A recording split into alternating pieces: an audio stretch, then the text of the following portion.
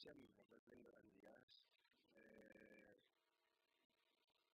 in December.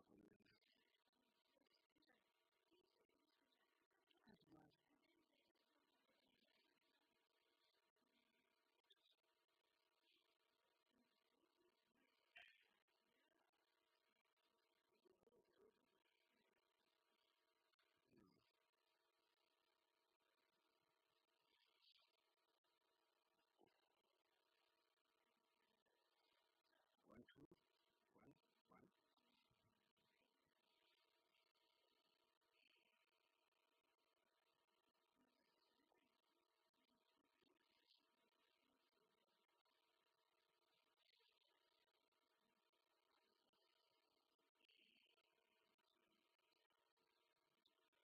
One, two, and two, and two, and two. I'm good. Yeah. One, two. Hello, hello, hello. Good morning. Good morning. Is the sound? Not that, oh, it's very soft. Okay. How's that? One, two, three, 9, 10, 11. Something there, nothing. Oh, lovely. Good morning, colleagues. Hey, thank you for coming on time. Our request is that we are still just waiting for some family members to arrive. So please bear with us. We'll start slightly later and as they arrive. And one important announcement is that may we please just use that entrance and exit on our right hand side for today and leave the space. Thank you. Okay.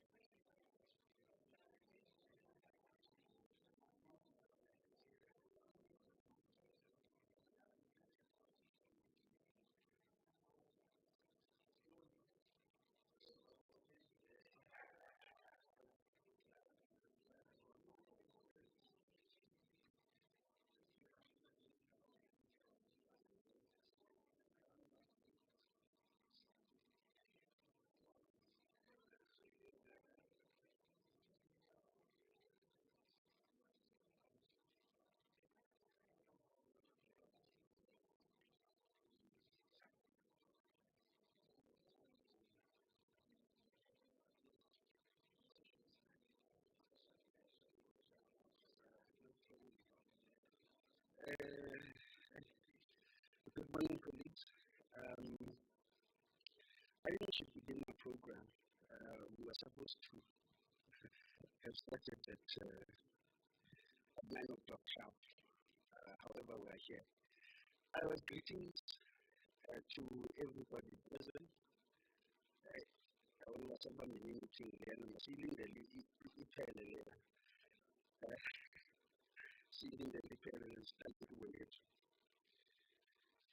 greeting colleagues. My name is Bongandalo Mahala from the Eastern Cape Provincial Arts and Cultural Council. And the task that I've been given today is perhaps to firstly recap and reflect on the 10 hours that we spent yesterday in 10 minutes. So, yeah, we had a quite fruitful day. I don't know where is Manu for being still outside. Okay. Because I really wanted to thank Stephanie. In fact, Mr. Zonge, we are seeing that the Jola plan is monopolized by the ECDC because both the investment and promotion unit. In Nigeria, Mr. Zonge and Ujola, who was starting in Metro. So I really wanted to thank them firstly, for coordinating, ensuring that this third installment of the Eastern Cape Expo happens. So perhaps I would thank you, ma'am.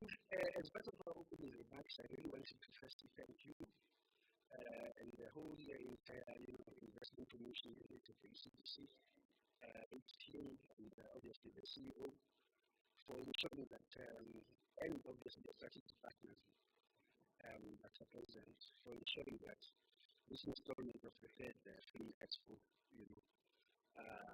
happens. I know that you've been recently in the space, but with what you've managed to achieve, the quality, the presenters and the entities, and the sector players, that are present. So we wanted to just give you a round of applause in saying thank you to the ECDC in appreciation. As I was saying, colleagues,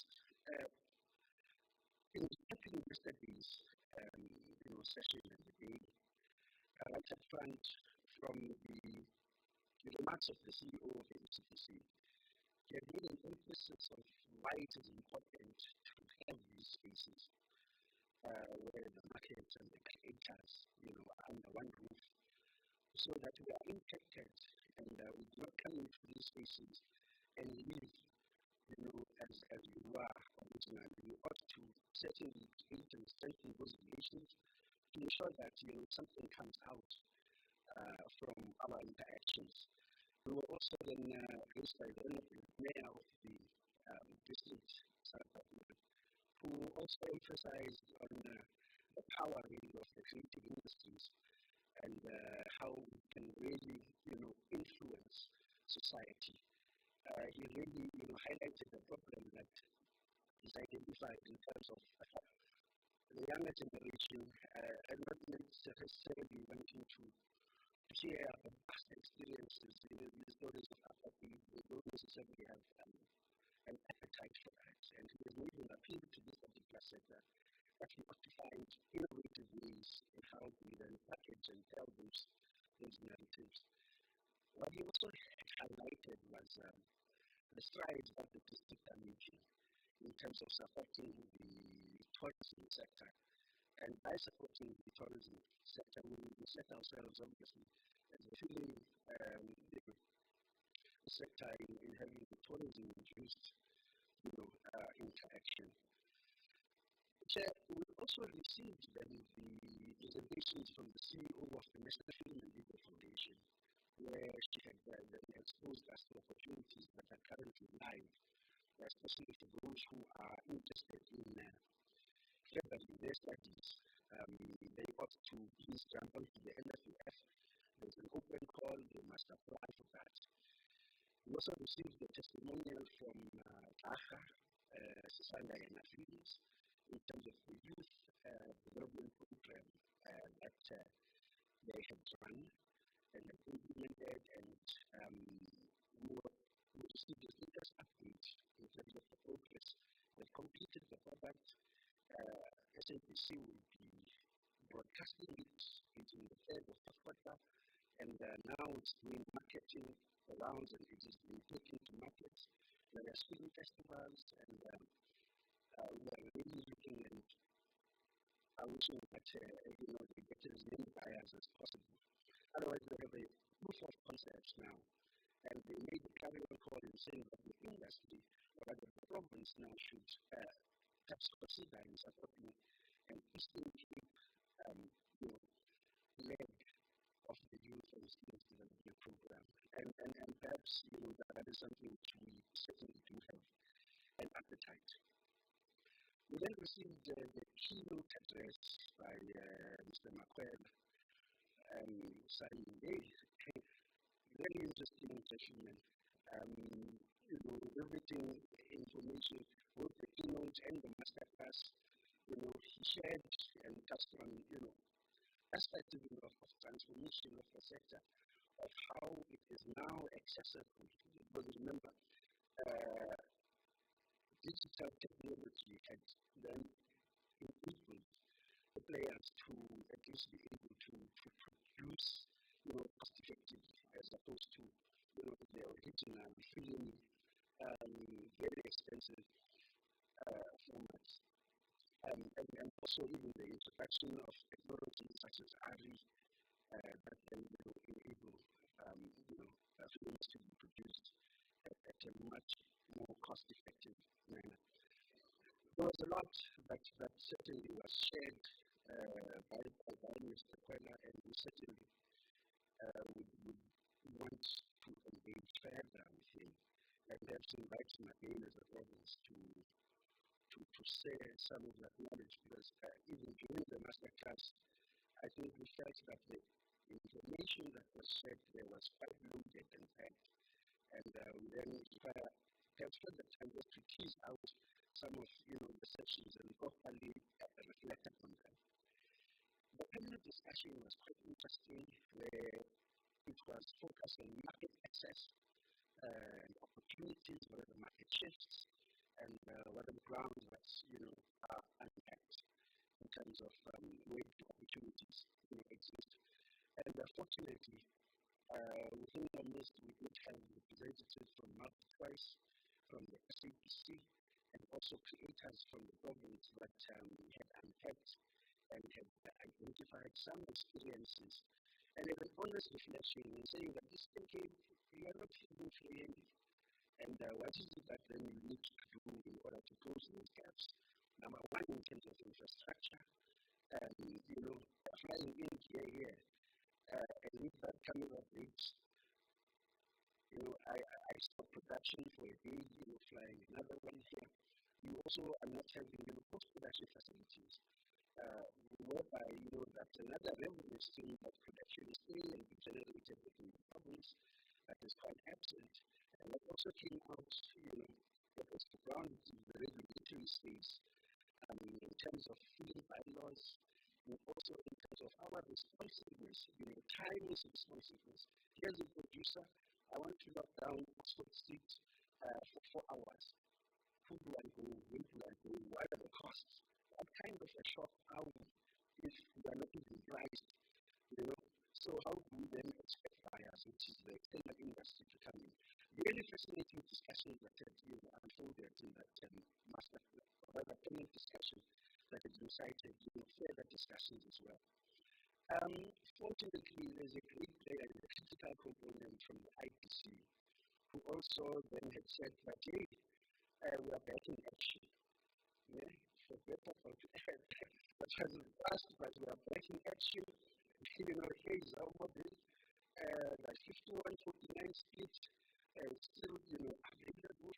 But a big picture is to say that we've opened up the space of the HIC and we're appealing to the youth by saying we have a special pocket for you for there that you can exploit, and certainly the requirements are not perhaps as stringent and as the same as those more experienced producers.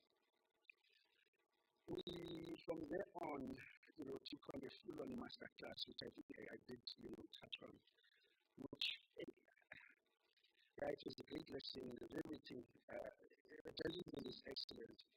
I think really when we debrief for this particular, expo, we need to see how we can take some of those conversations further and further interactions. Be it on the market, be it on, the actual story, theories. There were expressions even yesterday that, hey, this is more for science now. I wonder what's our creativity, it does plug in, and, there was just honest discussions, with the emotions aside. This is a business. Yeah. Treat yourselves as business people, and you were really given the blueprint, the hack, of the industries with all of those thinkers, Potter, five theories, and.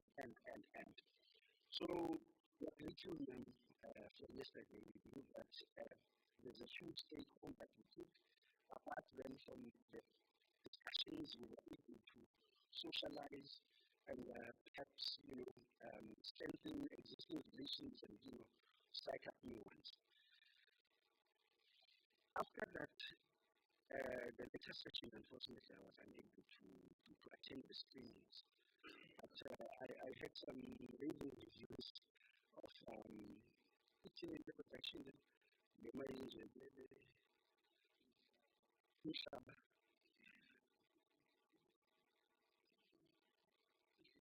Since Mushaba, I don't put yourself present. That's you, man. Okay, you need to talk. I didn't see anything that people are talking about you and positively, and we really appreciate that. Because that's the space. But without wasting any further time, that was just a recap from yesterday. Otherwise, I think we should then move on to the next line item, which is the panel discussion that will be on digital economy and opportunities for market access. And within our midst, we are grateful that Mr. Nati Buchaba from the SA Cultural Observatory is with us, and she will also facilitate the session. Ma'am, can you please come forward and take your space? Thank you. Okay, please, thank you. There's been a slight change in our program in terms of our facilitators, and the second panelist that I'm going to request is going to be Mr. Simon Kwela, sorry,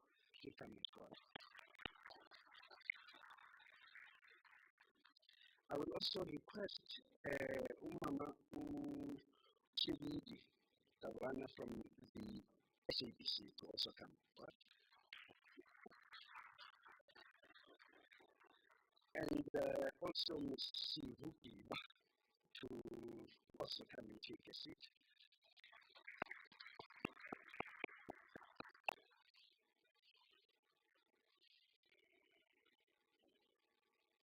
Okay. I believe that there was a jazz session yesterday, and people are quite fragile. It's Friday morning. Can we organize some water for our? Okay, I'll do that. Or perhaps head over to you, ma'am.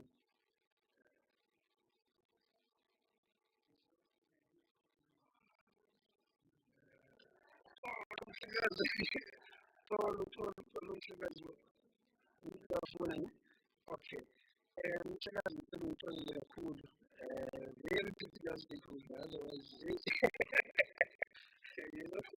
yeah. Please give me a round of applause if you book. Okay, lovely. Over to you, ma'am.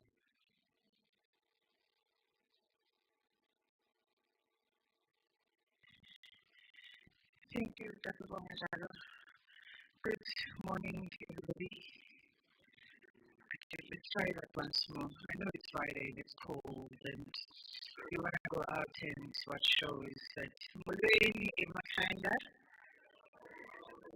welcome. Well, welcome to our panel. My name is Unati Muchaba. I'm the Executive Director at the South African Cultural Observatory in Gabeka, hosted at the Nelson Mandela University in partnership with Rose University here in Makanda and the University of KwaZulu-Natal. Just perhaps briefly to give you a bit of background about the South African Cultural Observatory, which is the organization that I head. It's an institution that has been tasked by government to map, value, and understand the economic contribution of the creative economy that we're here enjoying and discussing today and over the next 2 days, I think. What this sector contributes to the country's growth and development through employment, through trade, through GDP contribution. We have the pleasure of doing this work in order to inform policies that are aimed at supporting the industry. We identify strategic interventions which policymakers hopefully can, take into account and improve things. But today is not about tackle. Today is about us having a conversation about the digital economy and opportunities for market access. And this is something that's not just a priority, but it's very important for us to be able to unlock the growth potential as it has been identified through a number of research that has been conducted not just by us, but various other players in the country. And maybe before I get into introducing and talking, asking the questions to the sector, so to my favorite panelists, I think it's important that we all are reminded, for lack of a better word, about the increasing recognition that the sector continues to attract, not just for its cultural and intrinsic value that it has, but also the economic contribution that the sector has. In terms of employment, as I mentioned earlier on, in terms of, how it addresses issues of poverty. And I think over the last few years, perhaps over the last 10 years or so, there's been some interesting changes or trends that we've picked up that are affecting this industry. And in particular, what the digital economy has brought to the creative economy. And we recently concluded a study earlier this year, which was led by Professor James Noble here, who's one of the leading cultural economists that we have in this country, that looked at the CCI trends. And the aims of this report, if I may quote, was to identify and discuss important international economic trends of the cultural and creative industries over the last decade. It was also to assess the importance of the identified trends in South Africa, in the South African society context, and also to discuss the potential challenges and opportunities for the South African creative industries in light of these trends. So today we're honored to have experts today with us who are going to help us unpack and understand what's happening in the digital economy in South Africa and what opportunities are there for creators within the sector. And so over the next 45 minutes, we will have this discussion looking at what's happening, and we'll look at what creatives can, or how creatives can prepare themselves to access these markets, both locally and outside of the country's borders. So it's my pleasure to introduce you today. On my right, I have Mr. Tebogo Matlawa from MultiChoice, and next to him, I have Ms. Zivu Diba from Sivubuhle in East London. And next to Sivu, we have Osis Tilidi Davana, who is the acting head of SABC Content Video Entertainment.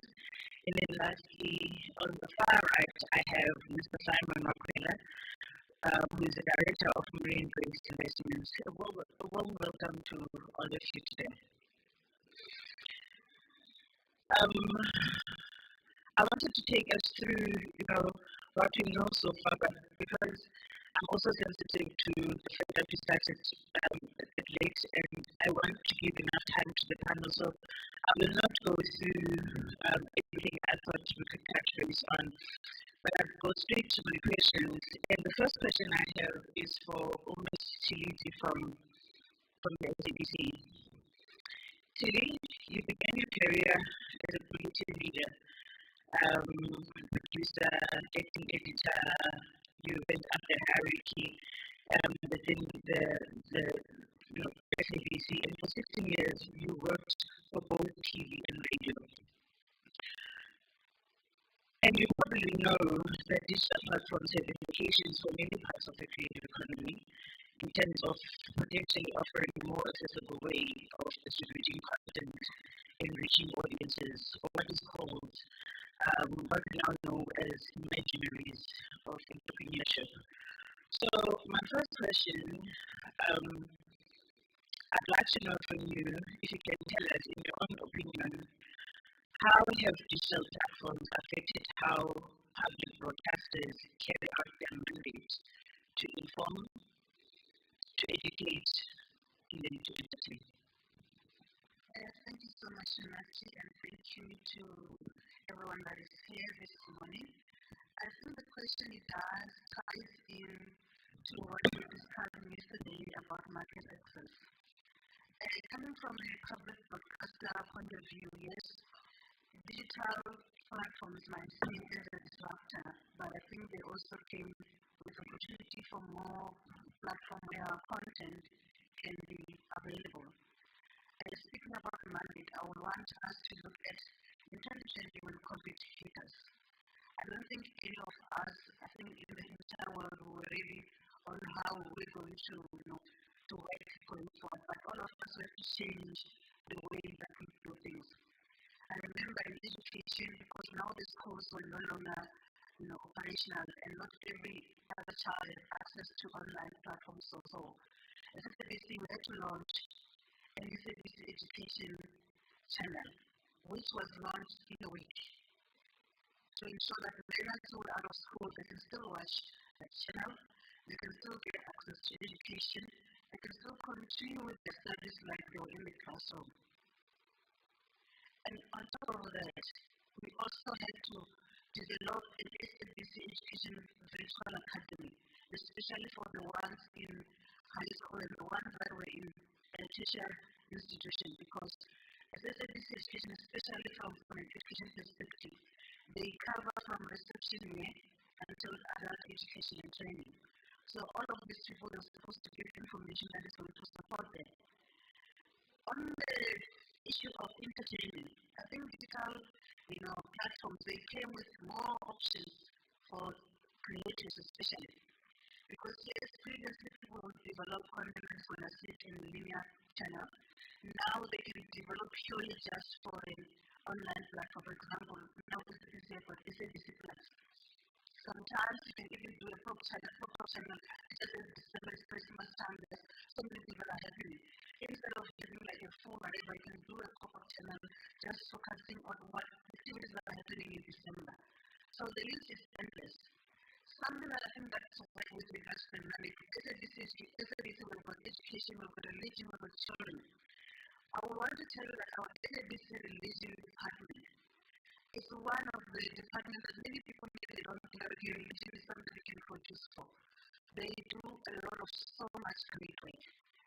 They are, I think, within SABC, looking at different genres. If we talk about a department that do a lot of webinars, I think they come, it is the one department that does it very well.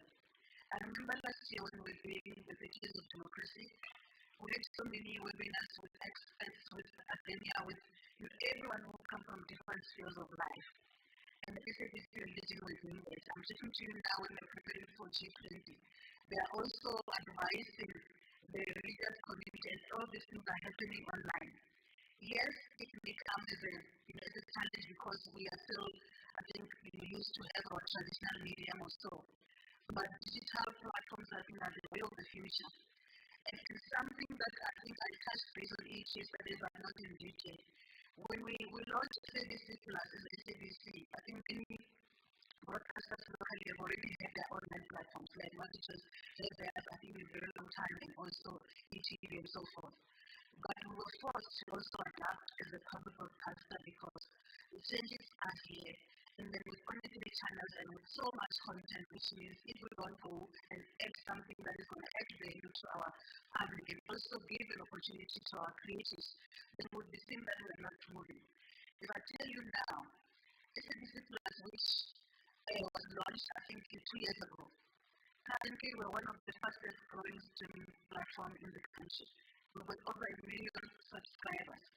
And we're still free. We haven't started monetizing the platform. We're busy building how can we monetize and have those SABC originals where people, those who want to kind of content, then they can go and pay a certain amount of that. We're not going to do that without consulting our people because we know as a public broadcaster, not everybody has got access to data, so we also need to also look at that.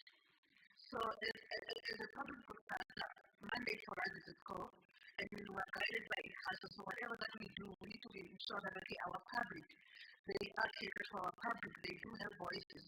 So yes, to many they will think that digital platforms I think is a disruption or has upset the market or so. Yes, it did in a way, but also I think where we are going now, we are talking about AI. I was in a session last month where we were talking about we've got content that yesterday somebody was talking about dubbing. That is in Zulu or in English or Hindi or whatever. How do we make it, I think, accessible to other people who want to watch it? Now, with the lack of AI, that can be done. Even with subtitling, you can do that, but as long as we do it in a way that it doesn't dilute, I think, the originality of that particular language. And also, because as a country, and I don't know maybe in other countries, I might not be aware, currently we don't have any policies and regulations that regulate the AI and also digital platforms, which I think is something that needs to be focused on. So I would like to believe that as SABC, because we are mandated to ensure that our public, they do get this content to entertain them, to educate them, to inform them. And now we're also talking about inspiring, because most of the stories that we tell, people when they watch them, they are inspired, they change their behaviors, they become different people before they watch that particular program. We also talk about the issue of credibility, the issue of integrity. We cannot be seen as showcasing whatever kind of content without respecting our audiences, because whatever that we are doing, we need to be representing what they are all about. And what I've learned about South Africans, they love to see themselves in the content that we put on the screens. So, which means whatever that we put here, there's a lot of things that are happening on digital platforms. And I was saying to someone, I think even the likes of TikTok and whatever, they know that there is power within our content. I'll give an example with me, and many people have done a lot of skits using that content that was sitting on SABC One. Many people have done a lot of whatever using that, so it does show that the content is good, which means we cannot say, okay, it's only supposed to be available on linear. We also need to move in with times to say there is an opportunity for us to be on digital platforms and still continue to deliver on our money. Thank you.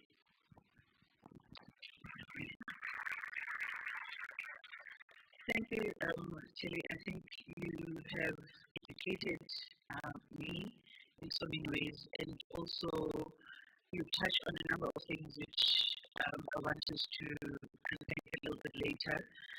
The issue of AI and regulation, but I'll get back to that. I want to come to you, Ebucho, as somebody who has been who's got experience in shaping local media landscape, and somebody who is proficient in identifying and capitalizing on development opportunities with multi-choice. I'd like you to please share with us and it also touches on something that Sistine talked about, that of representing audiences. What kind of content are audiences looking for today? How do we ensure that creators have enough knowledge on how they could also access, the markets that they targeting? So it's the issue of the content and access. Thanks. Good morning, everyone, and thank you for the question. So, South Africa is a very hyper-local market. I think Chilizi alluded to it. South Africans want themselves reflected back to themselves on screen. Where we take a slightly a mandate with SABC is that our sole purpose is to entertain. And like I say, any good piece of entertainment content will teach you something. If something doesn't teach you something, it inherently won't be good content. So, as much as education is not a strict mandate for us with ICASA, but we believe that when you watch our content, you need to gain something out of it.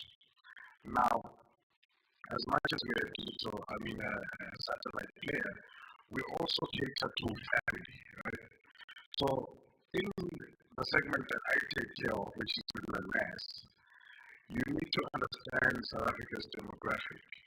Now, not every, but 90% of the households have 3 generations sitting around a couch and watching a television. So when we make content, we take that into account. So that piece of content has to resonate with Gogo, with Mama, and the child, because that's the average South African household that gathers around to watch a television show. So, meaning we can't put content that will repulse Gogo because she's going to change the channel to watch something that's comfortable for grandchild, who she may be taking care of. And this goes all the way into late crime. So we cater to that. Told in our local languages is vitally important to us. That's why the Magic does not do any English language content. We actually don't have a show in English. A character may speak a phrase of English here and there, but we don't do English language shows because we do all our shows strictly in the vernacular languages. I spoke about entertaining. In this economy, things are tough, and people pay us. I always like to tell people when I speak that no one pays us to depress them. I wouldn't pay anyone to depress me. So the type of content we put out has to have that value. And sometimes people tell us it's an important message and it needs to get out. And I say I agree with you, it's an important message, but it's going to make people tune out of our thing. And I think it's one of the big problems that we just as I speak about our film industry, specifically the cinema making world, because they don't make enough entertaining content to get people into cinemas, right? No pet projects and things like that. And they don't generate revenue. No one is going to catch a taxi to PE now. Excuse me. Hey, you are long for life. Pay for popcorn drinks to come back to rest. They will go there to watch something that's entertaining. So that's something important to look at. So that's who we are. And we look for relevant because we don't do niche, we do mass. Niche worlds don't work. We look for mass communal worlds, and there are many of those. There are many mass communal worlds that are existing. It's not just the taxi world. We've done the taxi world, guys. Please do not submit us another taxi world show. We've done it by we have. So there's a lot of mass communal worlds that we're looking at. And we're about to start one now that's shooting. It's very village based. It's going to start at the end of this month. Have they announced it yet? I think they're announcing it today. It's called Homecoming. I'm not sure the press release, but I think they're announcing it today. So that's another show that comes out. Now, in terms of access, I think for the creators, I want to highlight the importance of using digital as a platform to start your work, to have access to. The truth of the matter is broadcasters have high stringent technical qualities for work to be put on screen. It's a fact, it's the systems, it's how they play out. It requires a very high level of technical astuteness to be able to broadcast on the SABC or with us. But digital doesn't have that. So its importance all it is that it allows someone who's crafting their skill, who's harnessing something to put out content to get consumed and potentially get monetized, because YouTube gives you the opportunity to get monetized. There's a quantum or a text here of a TV station, and I didn't know about it, Mahadi or something like that TV. And they've created a YouTube page where I went to check it out, where they shoot movies and they put them out there. There's nothing better than starting, and they've taken the step to start and create a YouTube page and monetize it as they hone their skills to be one day they can be on a broadcaster, or maybe not even on a broadcaster. But what it has allowed the digital is access. I can go, the gentleman there with his phone running, he could go, well, he can monetize us. But he could go and shoot something with his phone and monetize it. That's access. Kids in the local community of Makanda can shoot something, put it on Facebook, put it on YouTube. That's access. And that's the important, that is what the digital has allowed, it has dropped the threshold to entry. Because the barrier to entry is high at a broadcaster. And I don't see it going down soon. But digital has closed the gap into that. So I think that's the importance of digital access in the economy, and just a brief overview of kind of the content we're looking for. Thank you. Thank you. Maybe a follow-up question to you before I move on to my next speaker. As I understand it, MultiChoice used to distribute content, right? And now commissions, you commission your own content for digital platforms. That's correct. And how does that change the role of MultiChoice? Yeah, I think it's almost it's a first screen or a new screen that has come into place, because the second screen is the phone, so I refer to it here as the first screen. So it has allowed us to put, and I want to put a big disclaimer on this, some risky content on the digital platforms, because it's not a three-generation household watching. Most streaming content is, we have what we call communal viewing, which is what I spoke about the people gather around the screen, and then we have individualistic viewing, which shows that you want to consume by yourself. Because of the subject matter, because of what's there, you want to consume it by yourself. So digital allows for more individualized viewing rather than communal viewing. And some of these topics don't have to be risque in any sense of the word, because there are certain topics, let's say divorce. There's like a show with a divorce happening. Can you imagine watching that storyline and the divorce happening? Like, it's uncomfortable. So the subject matter is not always risque. It's just something that's easier to consume by yourself. And digital allows you the phone, your blanket, your tablet, and you watch alone. So there's a difference, and in the US and everyone else market does it very well. So there's a big difference between communal viewing, which is your classic players, CBS, PBS, and then you've got HBO, which does not make communal viewing type of content. It's content that those individuals would mainly stream on by themselves in that sense. So what the extension has done is that we're able to make more individualistic style type of content, which you know you're watching your own, rather than on a communal viewing on Zanzi Magic, where we know we need to cater to three generations at once.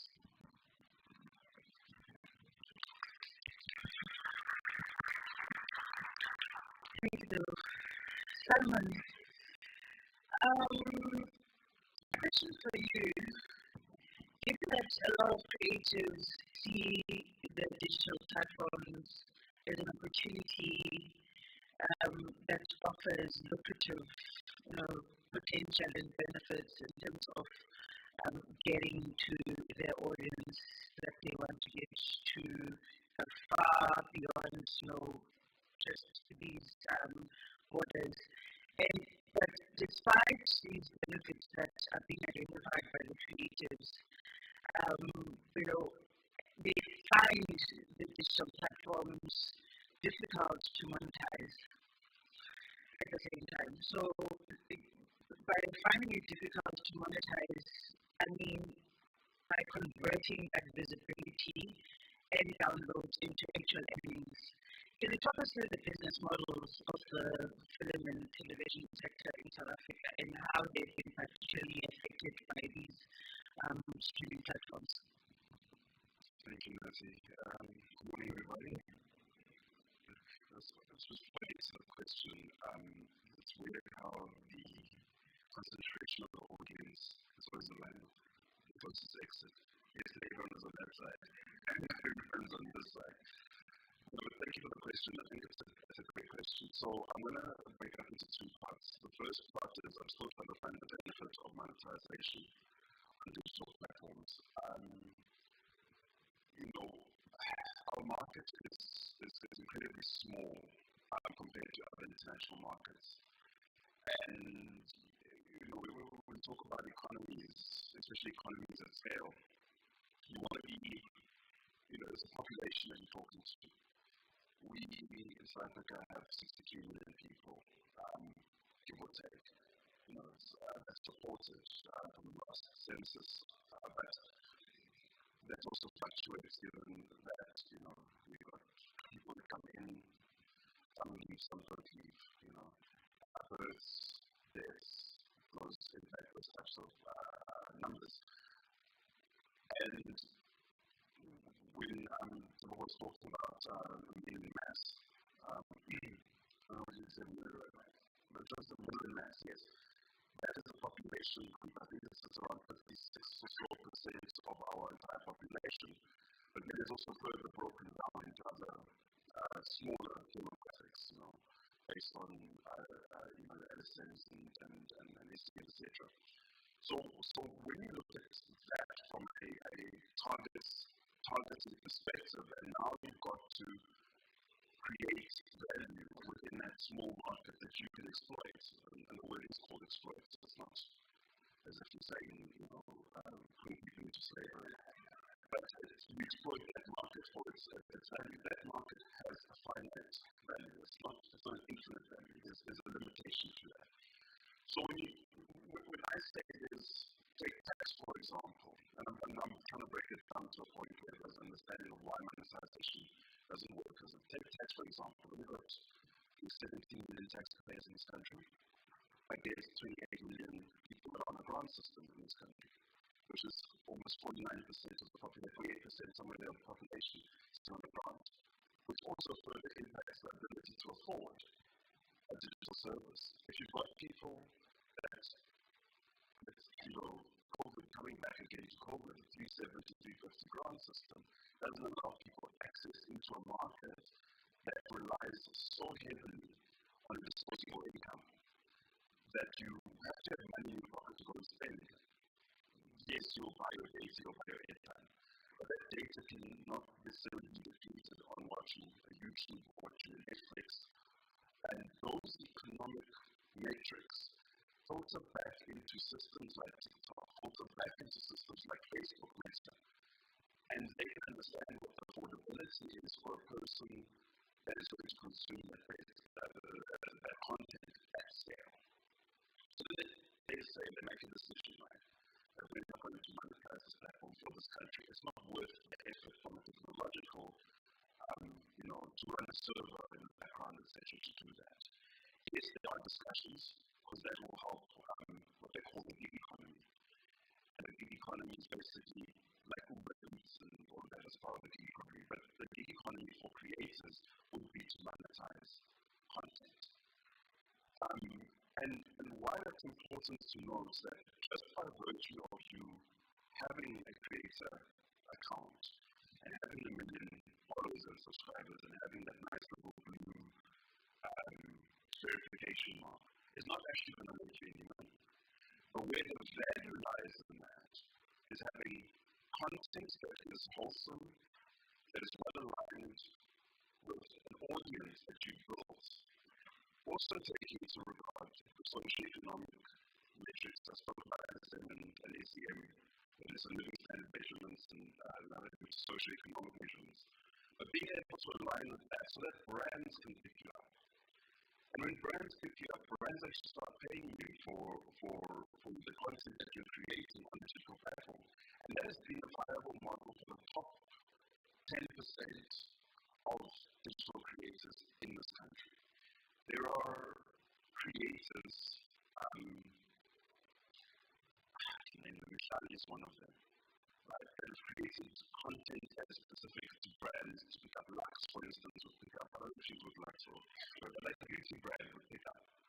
And a beauty brand will pay a lot of money because if you're carrying 1 million eyeballs on your platform, you can sell products to potentially 10% of that market because there's also algorithms and reach and conversion ratios, etc. That they will be able to identify what the cost of each eyeball is, and then you can convert that into a revenue stream for yourself. So beyond the platform monetization, which has its own barriers to entry into the specific economy, just to reflect on the South African metrics that I gave you of 63 million roughly.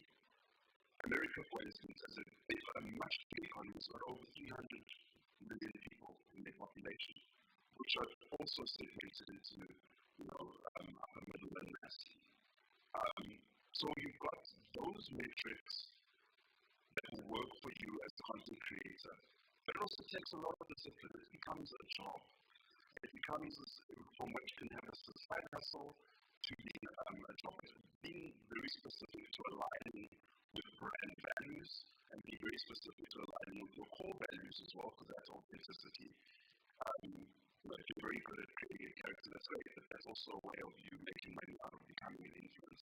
I don't recommend it for everybody though, because you can be influenced for the rest of your life and you make a state out of it, but people will like the content. And that's called vanity metrics as opposed to value metrics, which is actually driving revenue down. And then, I don't know if I remember what the second part of the question was, so maybe you want to give me a point?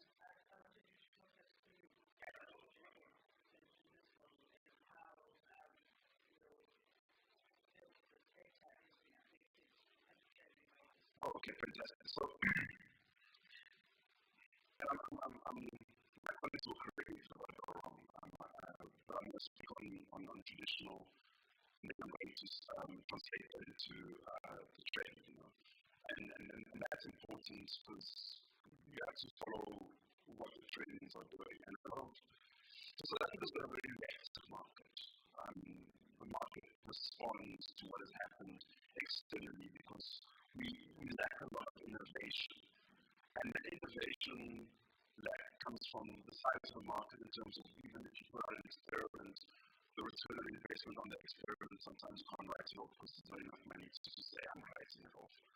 I think only very few players in this market have a way of writing off millions of rands because something did not work and you tried it and then write it off on the balance sheet. So we don't have that liberty to do that scale.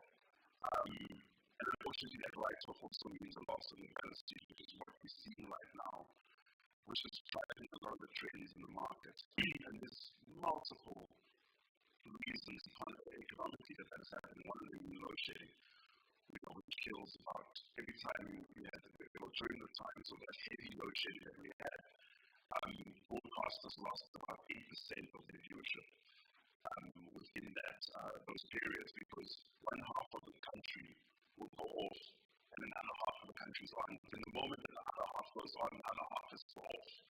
And then there's something called attrition over that period where the half that you lost is not going to come back and watch television again after that. Because if it happens at 8 o'clock, by the time the lights come on, it's already 10 o'clock and I'm just going to sleep and kids go to bed, it's dark, it's cold, a whole lot of things happen. So that loss of viewership ended up driving a lot of the advertisers now to social media. And that's where the push and rise in influencer marketing became a massive threat to the broadcasting market. And the reason why that is so important to note is because broadcasters themselves are driven by ad revenue to sell, because the key component of a broadcaster is selling airtime.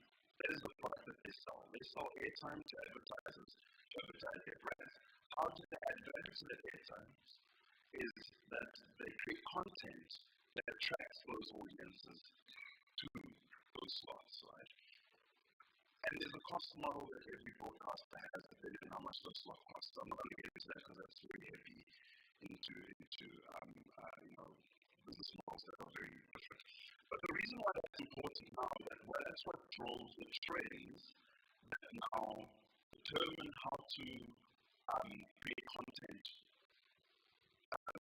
for channels and for platforms.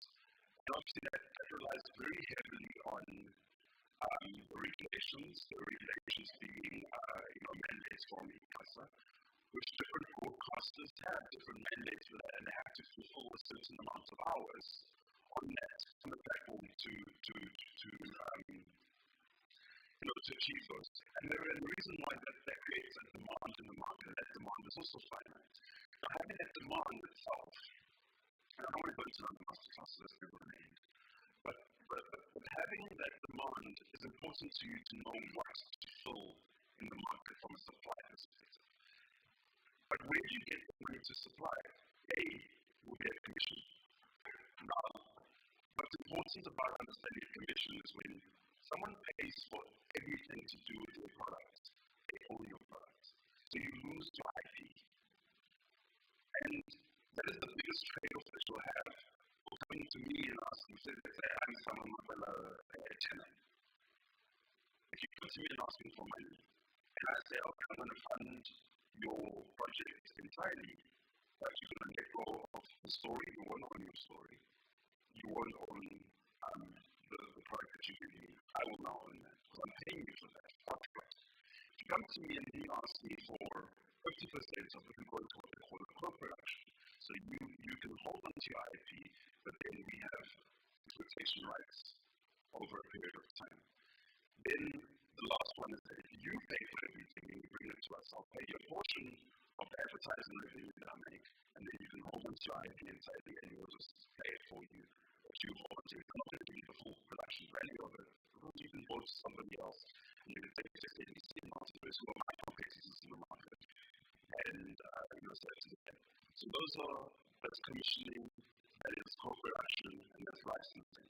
On the other hand, you have a sponsored program where I can bring you an idea, you bring me an idea, so I'm on the channel, and then I will go to my sponsors, and my sponsors will put nice little pictures and brand logos into it, and then that becomes a sponsored production in partnership with another brand. That's another model. But you still don't own your IP at that point. I also own your IP. But then you have what they call an advertiser funded program, that I go to the brand myself, ask them for money. Then you come to someone like a channel, and I say you pay me for the airtime, and you get to put your brand and however we structure that over time, whatever, onto my channel. but you still hold on to IP. What you can do after that, you realize on next time, you still have to pay my time because the brand is still going until 7 close to my eyeballs. So why is it important to know that? The reason being that when that happens, it is now shifted to the advertisers and now moved to social media, a lot of them. They still have some money to spend on media, but it doesn't necessarily drive all their sales. There's still a lot of sales that can be driven just by being an influencer or, on media, etc. So you can come back now and say, I want to spend this much money of your marketing budget so that you can expose yourself to as many people on the channel. Unfortunately, because we're in a downward trend in the market, audience numbers are reducing for a number of factors. One of them is attention, because creators have created this glossy feel of quick scrolling and doom scrolling and content over the last 5 seconds and much idea and so many things happening. But if it's quick, what is it called? It's a source content. That you want to watch something, a news bulletin is no longer a 2-minute segment. Now it's like a quick news update from someone lying in a bed saying, I've got breaking news for you. And that's what has changed the medium of news. It's created huge problems with misinformation, etc. But there's another thing for the day. But that's where people's attention spans are going to. So I don't want to labor this question for too long, but understanding how the monetization works and then how different business models of creating content and the business model of a broadcaster that actually lead to the quick higher view of that. Thank you, Simon. I think we've sort of have a sense or an understanding now of how much the role of multi-choice in the digital economy. We've learned from Simon now on the business acumen. And all of these things, Sivu, and I'm coming to you now, speak to the kind of skills we should have, or that creators should have, or to be ready to benefit from all that has been discussed here. And as somebody who has a responsibility at Sivubuhle Media, partly to train and capacitate creators on the necessary skills, and not just the creators, but also institutions as well. Can you kindly take us through the kind of digital skills that you train the sector with? And also, added to that, what, in your view, do creators need to know in terms of contracts, in terms of copyright issues, and perhaps to a certain degree, the business acumen? I remember when we were talking earlier, you shared with me that some of the people that come to you, they do not necessarily understand how to run businesses, but they just have the talent to produce, to create, but not have the administrative skills to run, and manage a lot of the business venture. So if you can take us through what skills, what digital skills do you train them to prepare them to benefit, for. Thank you. Thank you so much for that, and good morning to everyone.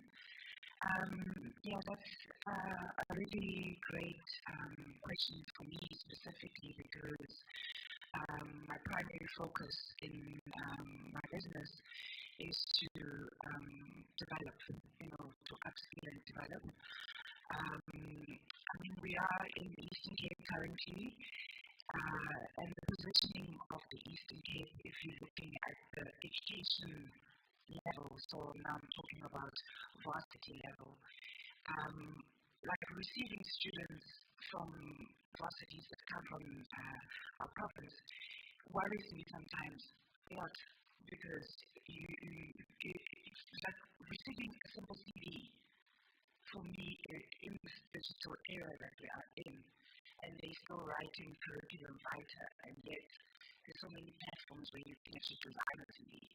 If that's the biggest way for me. So I simplify the programs to start off with how you present yourself, because that is what actually gives you the opportunity to take the next step into the journey or your career. So starting off by just how your profile looks, like how your CV looks, your profile, your social media platforms. I think most like youth that I've had to deal with, you look at what they post on their social media, forgetting that actually there's so many people watching, even when when they go for interviews for jobs or whatever. Chances are the bot will actually go and look into the social media platform. So my programs are usually geared around the simplicity of how you present yourself, and also what digital platforms are available that they can tap into. There's like a whole pool of sort of platforms that even people can work from home. Even they can work for a company that's in the UK, but they'll be working in the Eastern Cape, So it's that kind of information over and above obviously the skills of technology, the type of technology that we have, editing skills, like what can you do with the editing softwares that are available online, where you don't actually have to spend so much think that you're spending so much money, or you have to wait to get all these extravagant equipment, but yet you have softwares that are online that you can download and use them to actually build a good quality content that you need to build on. And so the skills are very important in a way that you've got a variety of different sort of like AI generated softwares that people can use to create a sort of type of genre of content that they can actually promote themselves to be unique. I like to make an example of a guy that's quite interesting in the content creation or authentic. I mean, he's done a lot of like music videos and things like that. But the interesting thing that he's created is that he created a certain type of niche content that he started uploading on YouTube. And because he's using YouTube and a certain sort of genre of software that he uses, he's now actually got such a huge following and he's making money out of that content. He's not really focusing on broadcasting platform, but he's focusing a lot on the sort of like the not low end, because YouTube is quite high, but it's not a broadcasting level where everyone's constantly rushing to, but it's actually a platform that is highly recommended. They've even got competitions for filmmakers that he actually even won, which is such a big thing because now it's upgraded his profile. So for me, that's like what I try to constantly impart onto the youth, that when you look at content and you're watching stuff on television, that's well and good. And I know that majority of aspiring filmmakers, they all want to rush to create that specific type of content that they already see on TV, Netflix, on MultiChoice, on all these different platforms, Showmax and everything. But what they miss is the fact that getting to those platforms, you need to take it step by step. You need to understand the small value chains that you can find from creating a particular type of niche content to build yourself towards it. So that you don't actually get to a point where you give up because now you think, oh my God, our content will never get into Netflix, it will never get into MultiChoice, it will never get into Showmax. You don't know, yes, you don't know that, but you can build yourself a certain type of content towards working on getting onto those platforms. So we don't have to rush to like, oh, I want my phone to be on Showmax. We can actually create content to put it out on YouTube. We have softwares like Frame.io. Those platforms are really actually quite good because they can keep your quality control. They can do quality control for the content that you're actually doing, and it gives you also a standard ratio of how to actually create value for the content that you're creating, but at the same time, you have an audience that you actually, it's not an audience, an ordinary audience of what you have on broadcasting channels, but it's an audience that's also coming from an international platform that people are using Frame.io in that regard. So those are the kind of soft skills that I try to teach the youth, that create a step-by-step profile for yourself that will actually be strong enough for you to attract somebody. For example, with the brands, you can easily attract the brand by just the way that you align your profiling, and that goes from your social medias all the way to the kind of content that you create. And then you asked about the business kind of formalities that one needs to have. For me, it's very important that as a creative, it's all well and good to be creative. We are creatives, we're born with the creative side of things, but I think the most important value out of being a creative is understanding how to formalize yourself. Even the way your tone, the things that you say, your business documents are very important, because each and every platform, whether you're applying for funding, whether you're applying for a program, whether you want to get into anything, you have to have certain types of documents. And that's what kind of kills people from getting to the next level, because they don't understand what compliance means or what documentation is needed. Even when you look on the portals that are available in multiple platforms, whether you're applying for funding or you're applying to get your content into a broadcasting platform, you still need documents. You need your registration documents, you need your SARS, you need the list is endless, your PEE, everything that they ask for, you definitely need. And as much as your registration documents, somebody was like, okay, now I've registered. But CIPC, that online platform, there's so much that you can even do there. For example, back in the days, we used to mail ourselves, we used to be told, mail yourself your concept, because then in that way you're protecting your concept. If anybody is stealing your concept, you know that, no, actually I've mailed it. But because now things have moved, we're in a very fast, high digital era, CIPC has a very interesting way of how you can actually protect your trademark, your content, or anything that's a product or whatever that you have. It's right there. You can register, trademark your content, and protect your IP, because in that way you don't have to say somebody is storing my content or whatever the case may be. So the business skill is one of the biggest foundations, because then it defines you from how you actually then move forward in your journey. It defines how you position yourself, even in the work environment.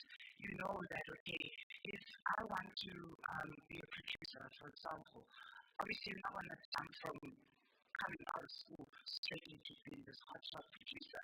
This step by step, you've got to build your profile. You've got to build your understanding as well of what this industry is all about, what it takes to be a producer, what are the documents that are needed, how to raise the funds, how to write the budgets, and all those type of things. So it's the same with being an independent filmmaker, like we like to call ourselves. We're independent filmmakers, but what does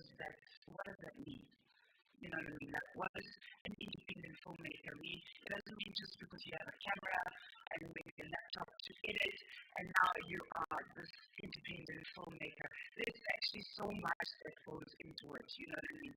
You are creating the story, but at the same time, what are the directions that you're going to take it towards, So that's where the business understanding has to come in, and that for me is one of the biggest skill and one of the greatest information that a person can actually acquire, so that they're able to actually move forward, make the money that they want, understand what platforms are available, and plug in.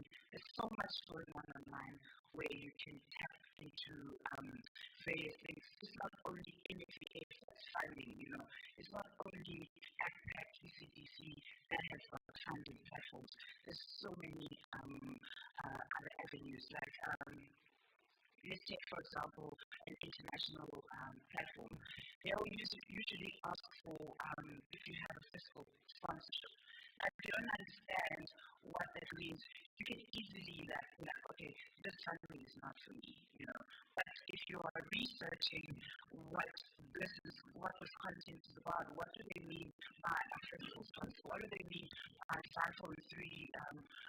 Then you know that, okay, it's an integral that gears around making sure that if you are a business, they can handle this business administration for you, and this funding platform needs this particular kind of sort of partnership that you need to create. So it's that kind of information that I feel is important, as much as people might overlook it, but it's actually the greatest skill to have.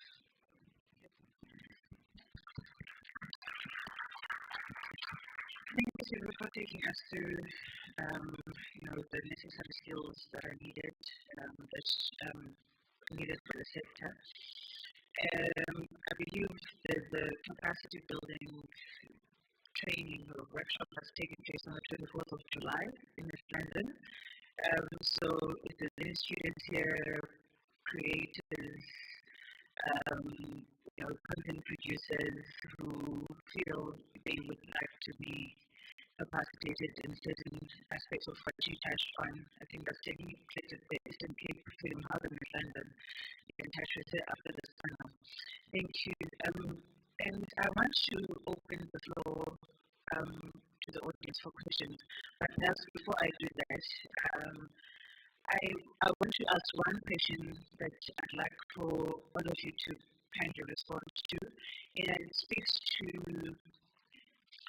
the National Arts Festival where we are right now. If you recall, in 2020 we all went into a hard lockdown due to the COVID-19 pandemic, and everything had to stop immediately. Government put lockdown restrictions, and this is a sector that was greatly affected by those restrictions, because this is an industry that thrives on proximity. So what that meant, we couldn't come to Makanda back here, and in 2021, as a result, the team had to think very quickly and migrate, the program to digital platforms, so people could still enjoy and consume what would have been, but from the comfort of their home. And the experience wasn't great, but I think one of the pros was that people who wouldn't ordinarily have been able to come to Makanda for one or two other reasons were able then to buy tickets online and view shows that they wanted to view, etc., etc. However, there were also a lot of cons to this, because then it meant that the tourism industry was affected. People of Makanda who know for sure at least once a year we're going to have an influx of visitors coming in, and business is going to thrive, hospitality industry, etc., etc. But that didn't happen. And for 2 years, the National Arts Festival continued on the virtual platform. I think it was in 2022 that then they went back to the current format, and it wasn't an easy one, because then, I think the momentum, for lack of a better description, had gone down. the numbers had declined. I think they already started declining before the pandemic, but then I think that also added to it. If you recall, we were going through a recession, and this is an industry again that's in recession, that's in perpetuity generally. And I want to then ask a question to my panel. To what extent do digital platforms complement more than replace the live cultures or the cultural events that we get to consume? So that's my question, you've understood my question. To what extent are digital formats more complements rather than replacements for culture? And this is not just for the National Arts Festival, but I had to make that example because it's one of the the events that had to migrate and go back again. Thank you. In no particular order.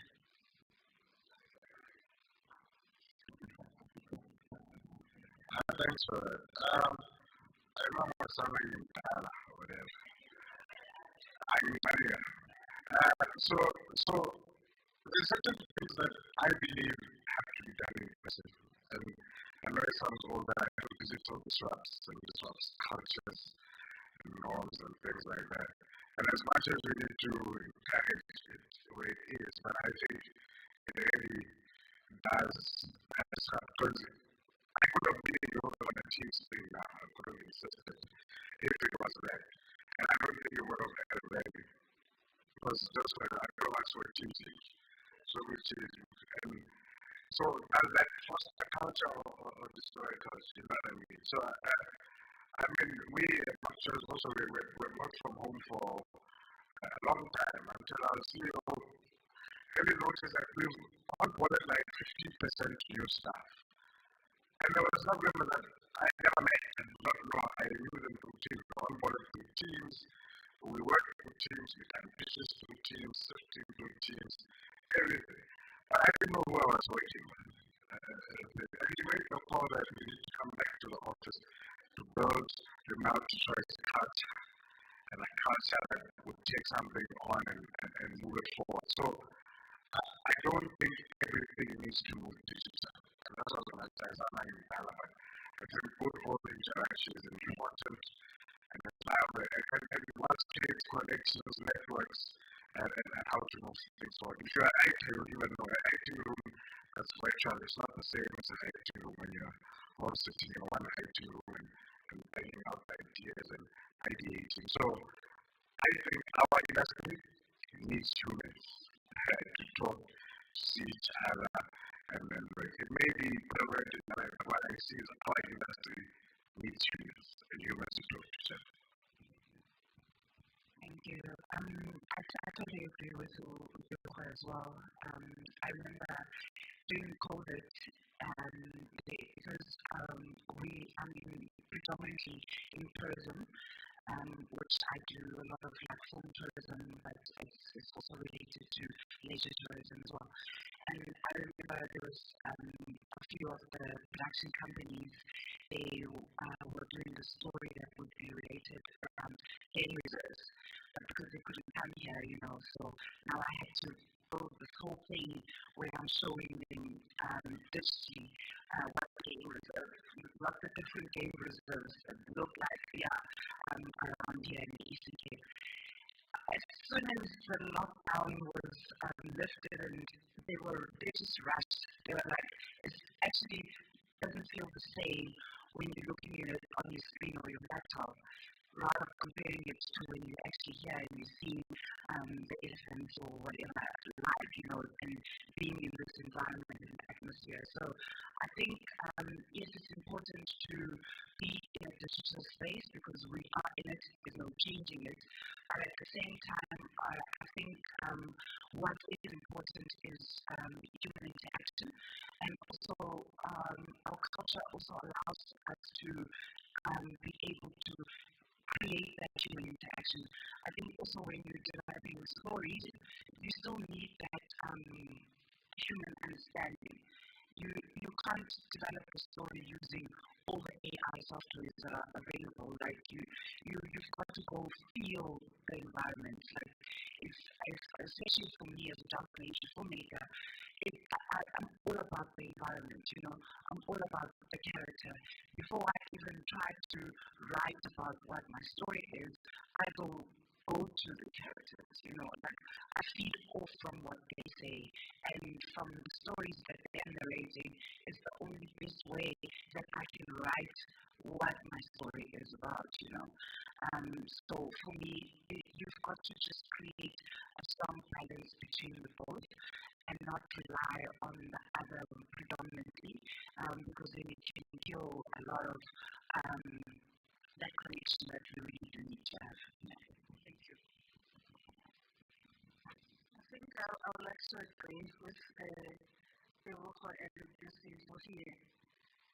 I'll just give an example with regards to, how we do pitching sessions. In the past, I think you'll come, we'll sit together in a boardroom, the producer will present their concept and there will be an interaction between the panel with the producer asking one-on-one. Now we're doing a pitching session on Teams. We give you 20 minutes.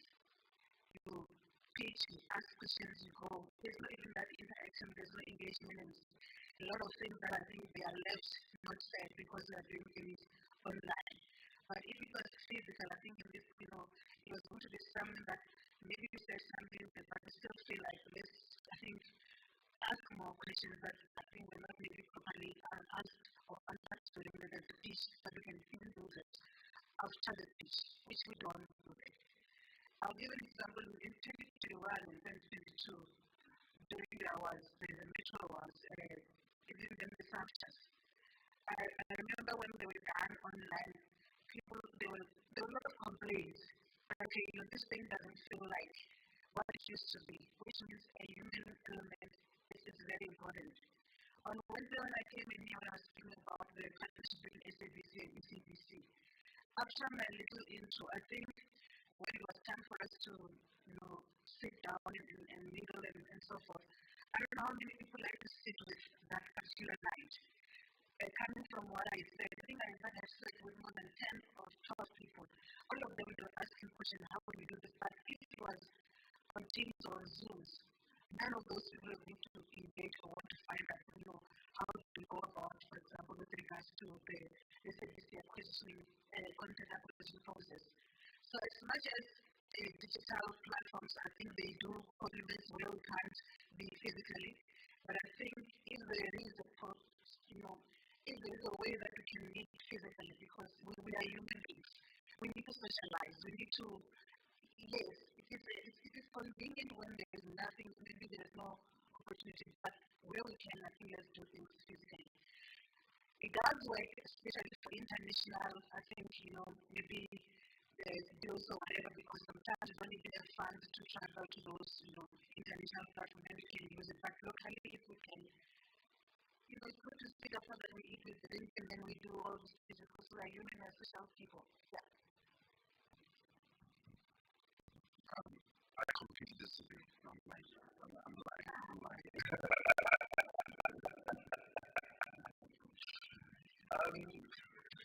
This is such a deep question to try and digest because, COVID was probably the most devastating period on many levels for a lot of people, besides the number of people that we lost during the concerts. And funny enough, this week was the anniversary of Matodi, his passing around COVID. And we're going to be haunted by that 1 year of literally economic collapse, complete economic collapse. Probably we'll recover only about 80% over the next 5 or 10 years. We're not going to ever recover entirely simply because of that statement that you made about eventual recession. This recession has been here, very low economic growth.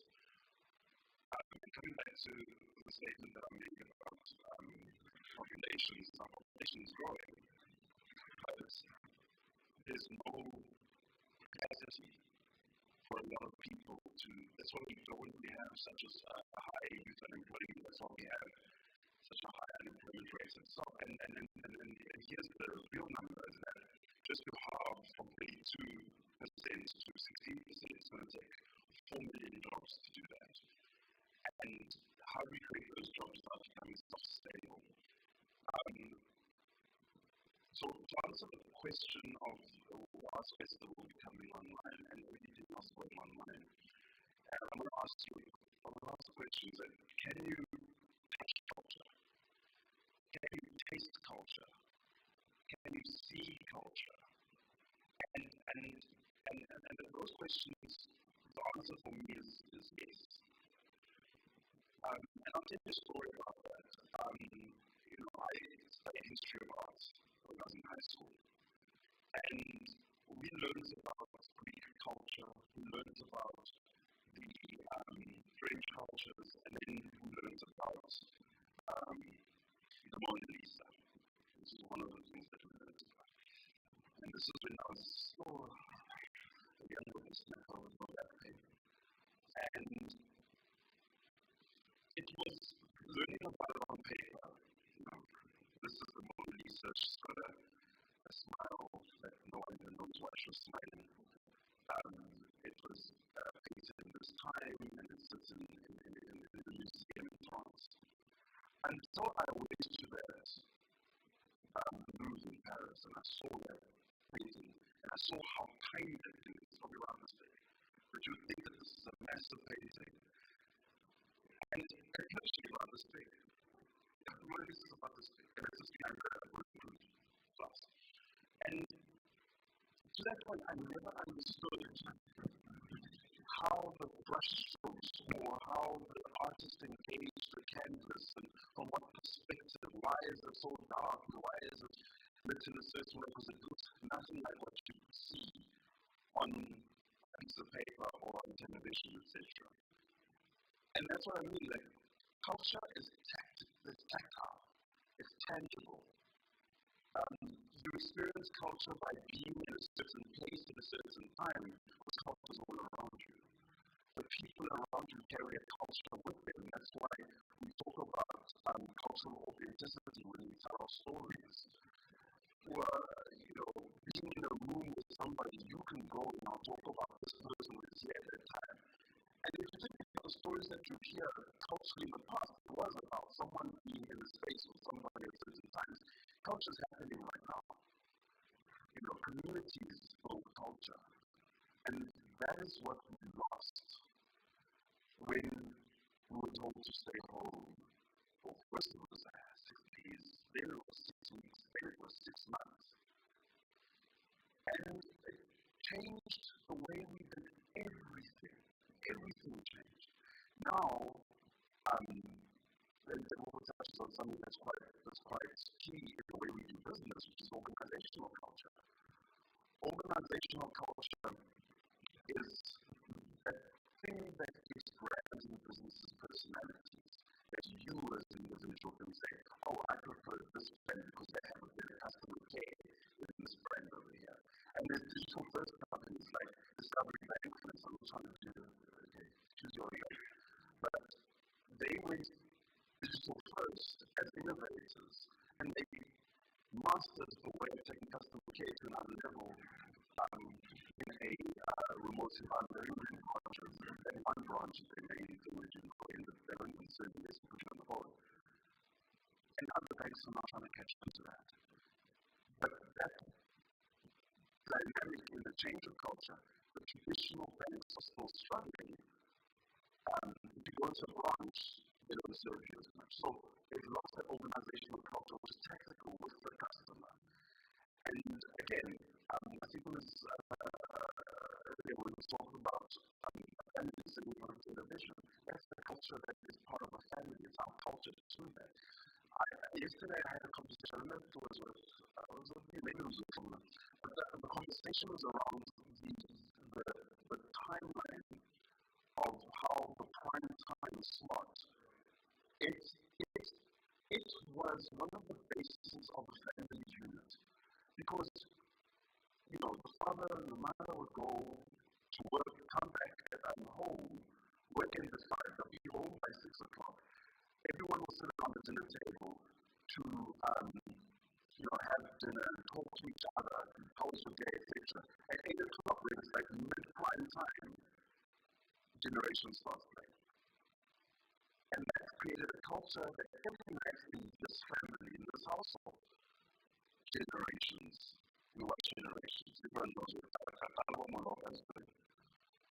And we had a culture around that was lost now, again, in translation.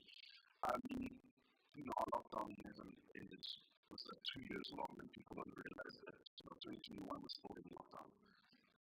And two things happened to me in that time, which were massive opportunities.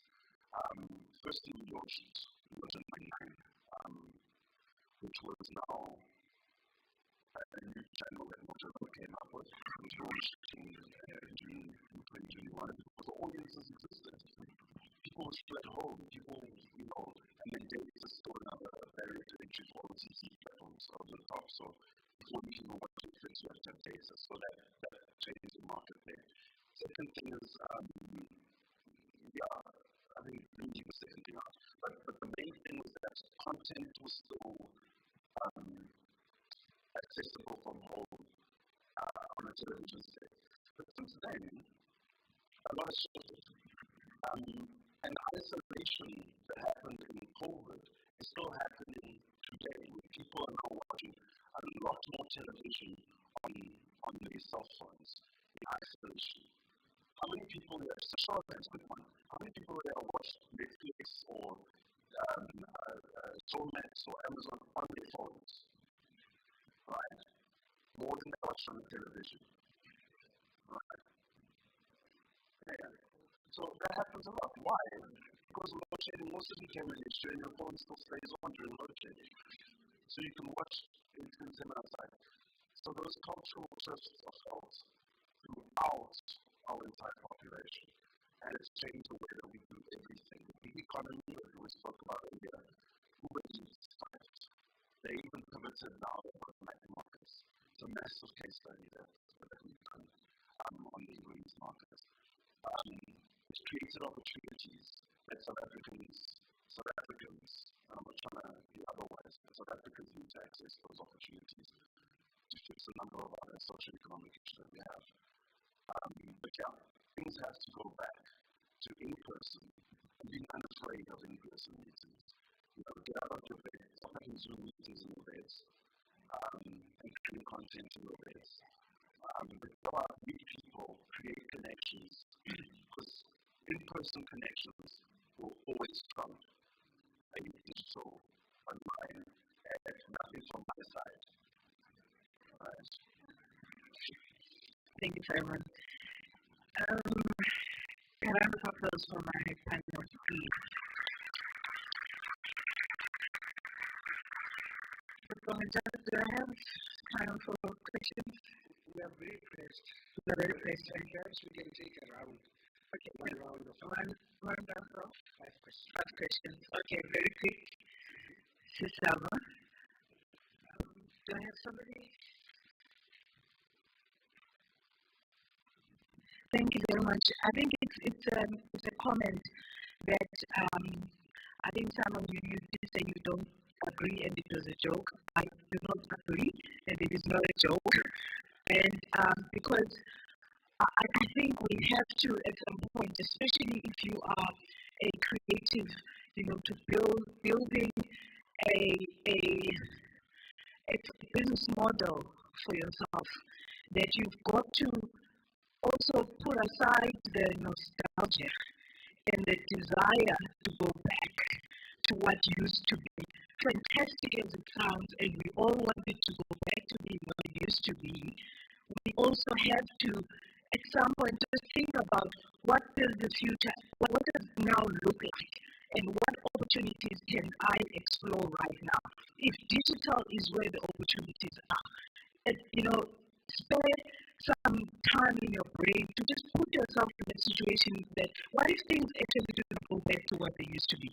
And what opportunities therefore can I take advantage of now? Because if you are also always thinking about, oh, I wish we could go back, you're not taking advantage of what could be now, especially being in a location that is almost, you can't be physically in Johannesburg and Cape Town and all that, but what you have is technology that can place you in front of people that you can't get there, you can't fly there, you can't bus there to actually have that human interaction. It is all nice and well, but your reality is that your quickest way into rooms and into people's eyeballs is through technology. So I would really just say, make room for exploring that.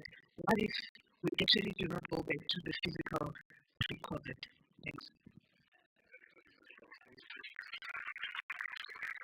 I don't think I'm going to be able to go upstairs. Was it like that? Okay. I think there was another hand there. All right. My name is Baba. Just a question. I want to know if as a content producer, you have a piece of content that's going to produce for television and it's live television, yes, live television, and what kind of documentation and material that you need to have in order for entry. I'm not sure if I'm phrasing it right. For pitching or getting the material to a broadcaster. I think that's what I want to say. Thank you. And Captain.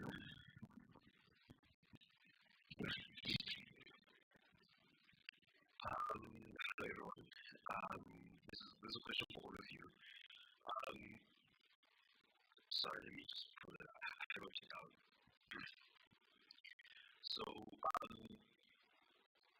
we'll say roughly about 6 years since 2019, there was a culture of using mobile devices to film content, right? Also making documentaries, short films, and all of that, just by the use of cellular devices. I guess the question to you is the use of all the mobile devices affecting is really a positive impact in terms of the film industry, and does it can market it well in terms of making it into maybe the broader stages, like making overseas, like making an impact, a positive impact in terms of the film industry. Yeah, that's my question. Thank you. What's the second last hand?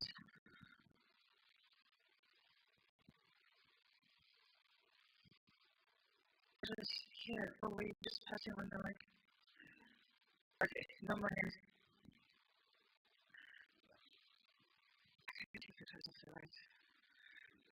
Okay. If we can quickly respond. Quickly, as I'm broadcasting.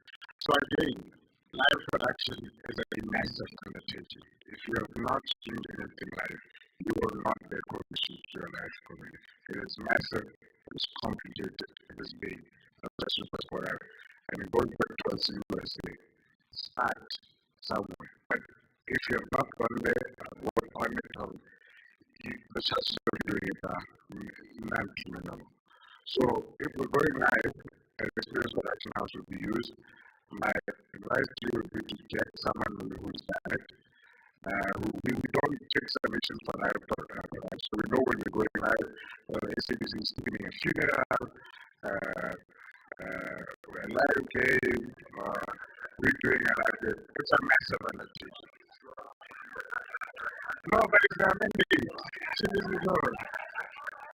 But we need to get into the president's funeral. She's aware.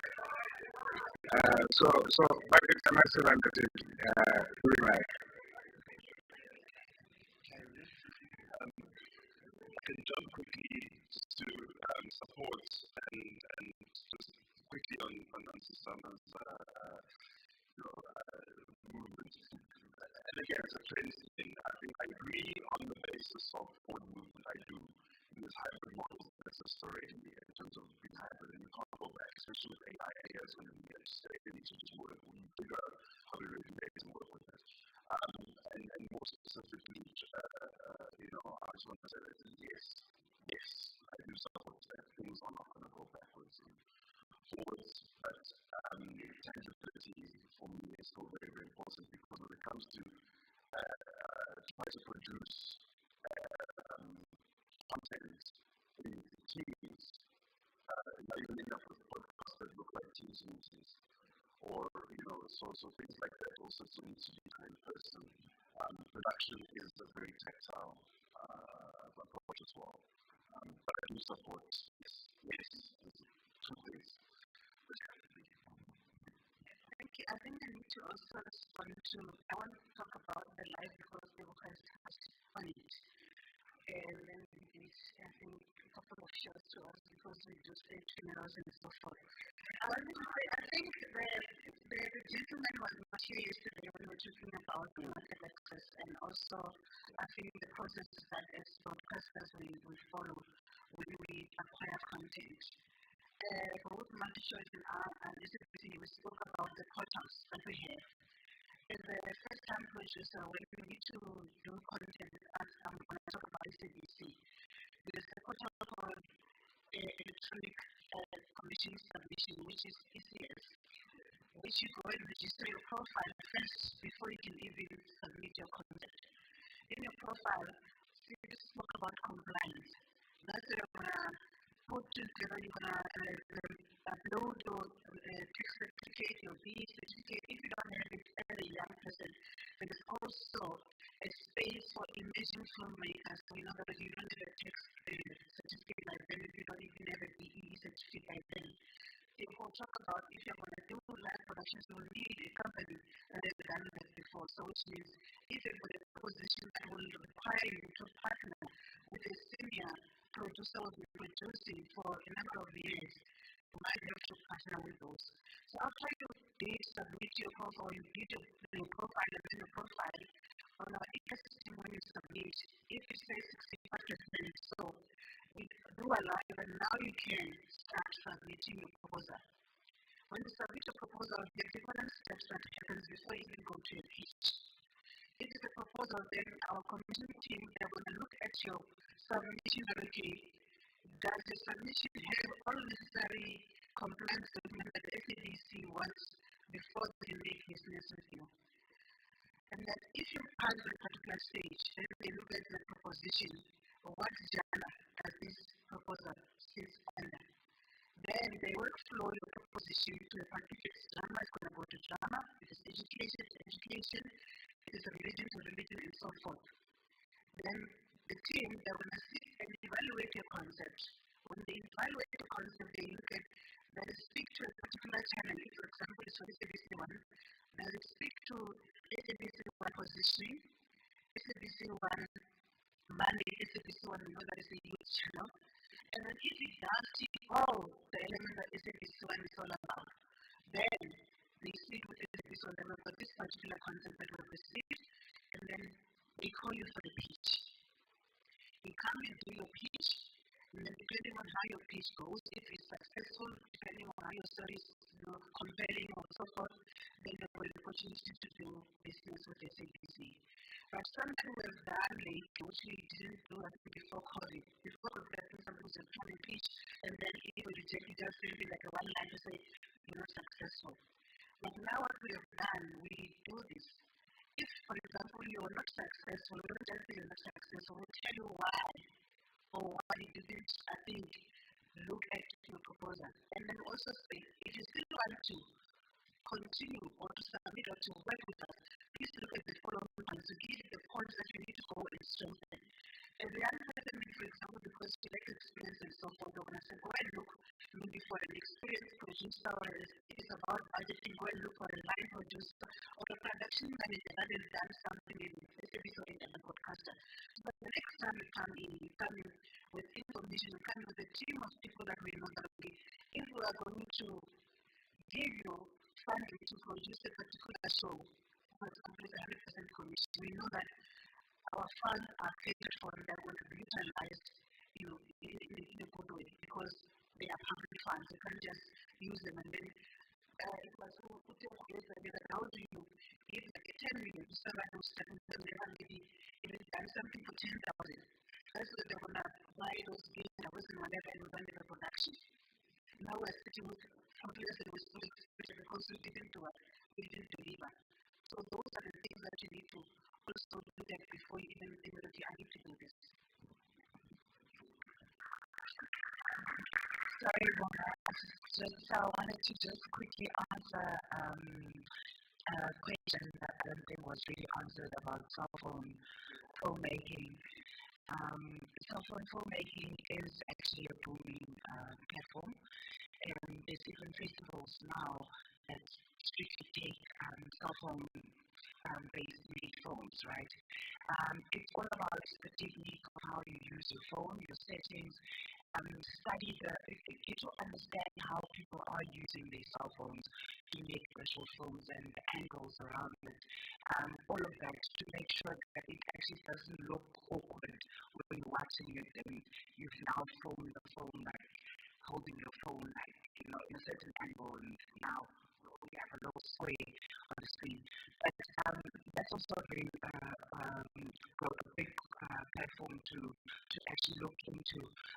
Like I say, that those are things where you can also start out as a filmmaker if you don't have equipment and all of that. You can use your cell phone to get your content going. You can use those festivals to actually see what the audience is actually going to say. So look into that if that's the direction you really would like to, if you're interested in that. Thank you, Alofi, and thank you for those questions. That has given me exactly 2.5 minutes, which means 30 seconds each. Well, 2 minutes, right? 30 seconds each for each of you. If you had to make a key recommendation to be included for the call to action G20 meeting in November, what would that recommendation be? 30 seconds.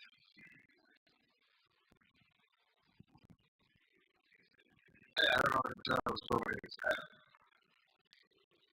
I think it's about education and accessibility to me. That would be my key recommendation. My recommendation would be all about sustainability in economies that we have. I think we need to grow a bit more, but strong on sustainability. Because I come from a broadcasting perspective, transmedia, that will be my recommendation because of the countries from all over. Content now travels. So if we can strengthen our transmedia, I think it's something that will work for us, especially with the likes of BRICS and other countries that will be here. Free trade across borders.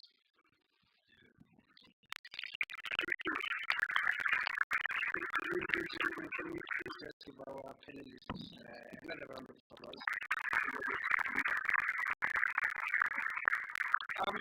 Thank you very much. We're going to break for 15 minutes for tea and scones at the foyer. And then thereafter, those who are going to be attending the masterclass for painters, we're going to be upstairs on the third floor. And then the 48-hour free challenge event is going to take over this particular venue for the next 5 hours. It's clearly right? Special especially just, but otherwise, thank you very much to the panelists. We can break for tea for 15 minutes. All right.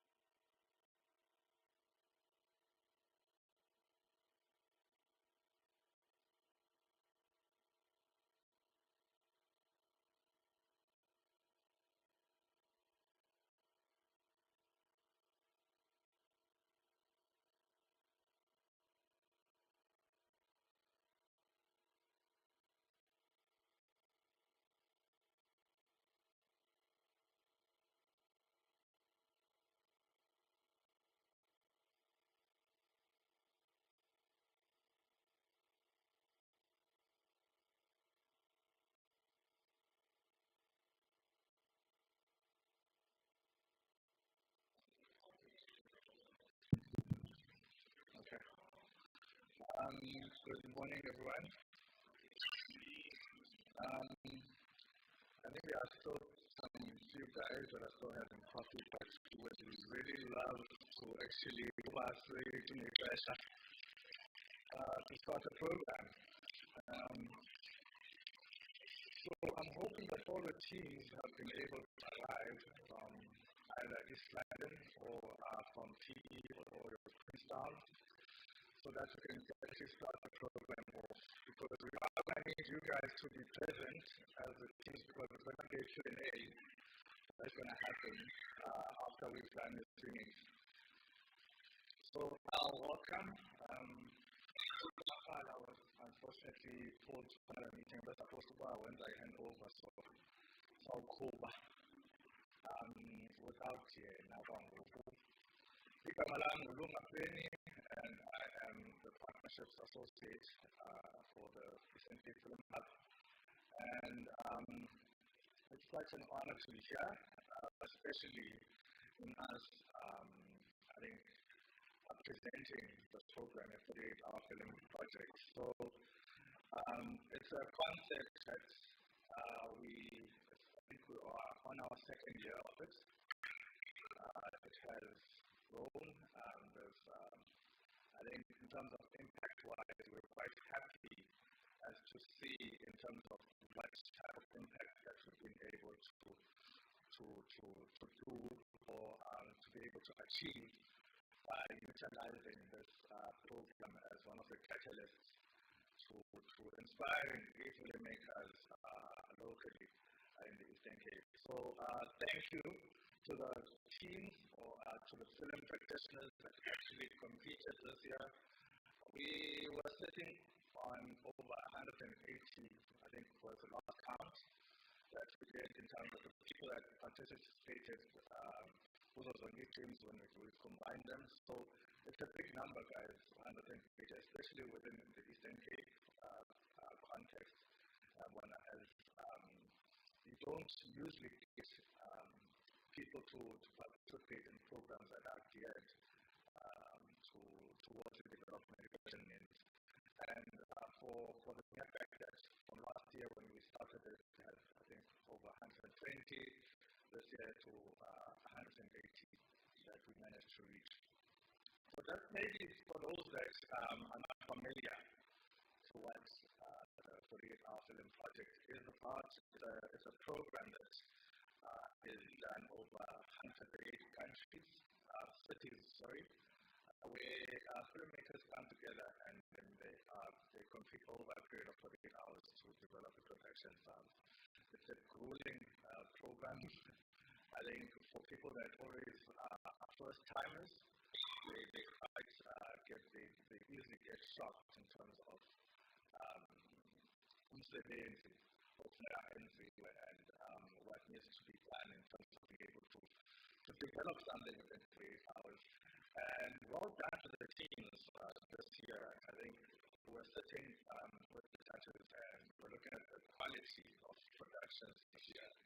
And we're very quite impressed. And we're hoping that we can grow in terms of being able to extend or even make some few productions out of the different short films that were produced. So this year we've partnered up and collaborated with ECPC, ISRAC, PACPAC, MINISA, and FBF, as well as the Department of Arts and Culture. And lastly, I think they also played quite a key role in supporting and giving us pre-training that we hosted at the Film Hub in preparation for the challenge. So as I said, the challenge itself, it's an international challenge, and I think the winners, when they get to go and showcase their productions in Seattle, it's such a big deal because you're now looking at over 1,000 people that usually together for the Federal program. So it's quite a big program, and I'm hoping that this year as well, we will be able to compete and maybe walk away with a few awards. So the first edition that we held was last year in November. We, as I said, we had a few, I think 13, 14 film teams, which invited industry experts. Last year we had Ufaros Mapofu, we had the likes of Kobe, who also came back again this year. We had Susana, as well as Wumi Masai, that were part of the judging panel there last year. So they did such a good job in terms of being able to mentor and support the guys. So it showed that the people that sometimes we invite, we do take it sometimes lightly when these guys spend their time coming down to these things, participating in these programs. That we take it lightly and we don't appreciate it enough to the point that umsebenzi lona that they impart on us, we need to be able to treasure it as well as grow within utilizing the very pieces of advice that they give to us. So this year is our second edition that we hosted, and we have held it on the 13th to the 15th of June, and we held it at the Recently Film Hub. There were teams that actually competed at the outside East London, which was a good thing. So we had guys from Queenstown that competed, we had guys from PP or Atalia coming back again for the second year. Guys from Gibbsburg again. So there were teams that were outside East London.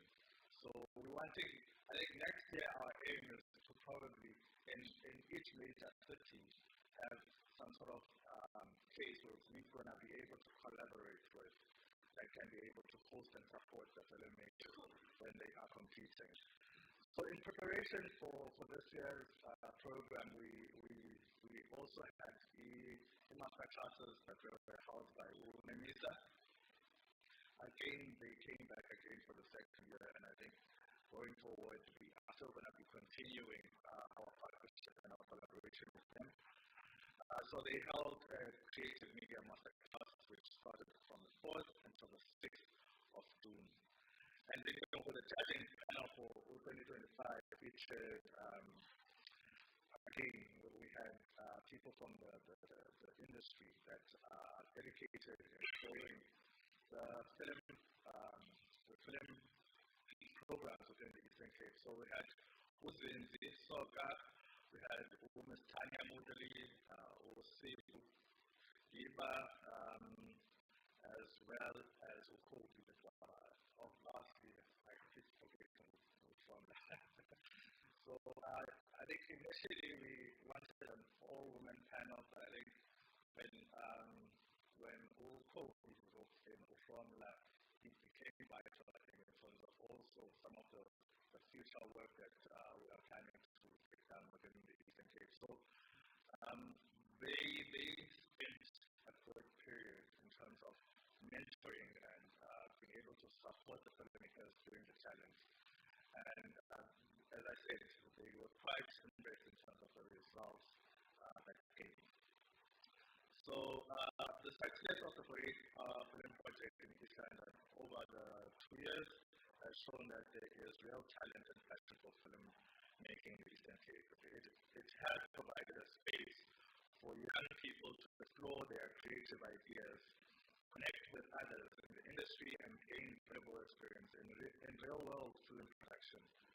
The event has also raised awareness of the importance of developing the local film sector, not just as a form of entertainment, but as a tool for job creation, storytelling, and cultural expression.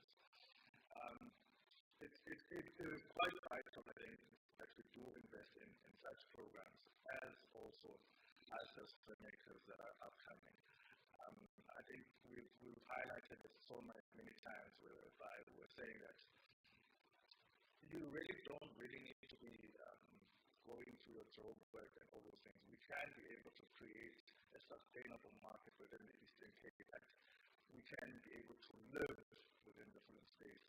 So it's all up to us as the practitioners that are laying the foundation I think, for future filmmakers that they can, in the next 4 or 5 years, be able to make, I think, a future right when they are actually investing in becoming part of the film sector.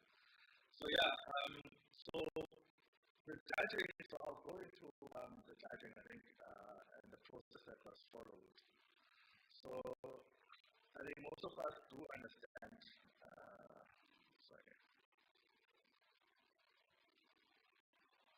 in terms of what had gone into creating the projects themselves. So, great question. Okay. So, so this year, in terms of the competition itself, we generally, in terms of being able to utilize, I think, if everyone was there, if the people that were there during our kickoff event, everyone is aware that we're actually working with a limited budget when we did this entire program. And with us working with such a limited budget, we then thought and we asked around, so okay, what would make sense as a prize giveaway for such a competition? And we sat down and we thought very hard about it, and then we're like, okay, why not just do like a major, like a big prize for the winners, and then we have subcategories. So last year, I think we tried to expand in terms of Imali and how we allocated it within the different prizes that were awarded. We still have prizes awarded again this year, but our main prize is 50,000 again this year for the winners. And then for the subcategories, I think we had to shrink it to 500 each for the different sections that we're going to be awarding in the evening. So the main aim for us awarding 50,000 is not for guys to just spend that money. We wanted to invest in actually making a production. So utilizing that 50,000 as your base funding. So meaning that I think if you're familiar with how to apply to your NFTS or your NACs, they always ask you, okay, how much are you bringing into the table with? So that 50,000 needs to be that 50,000 that you utilize as your foundation and utilize it as your core starting for funding. So yeah, so that's how we try to do it this year. So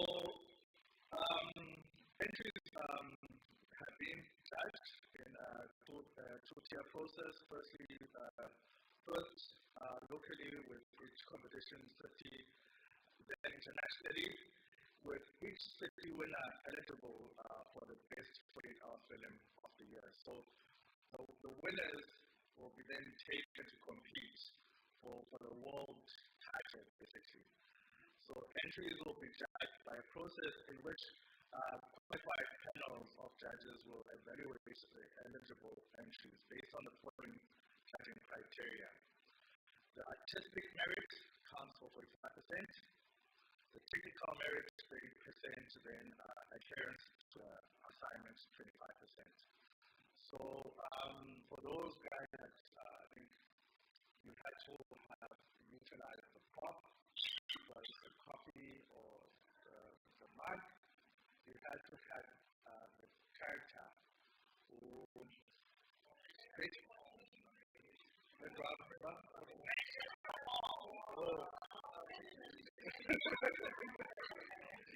And then you had to have a line. What was the line? Hey.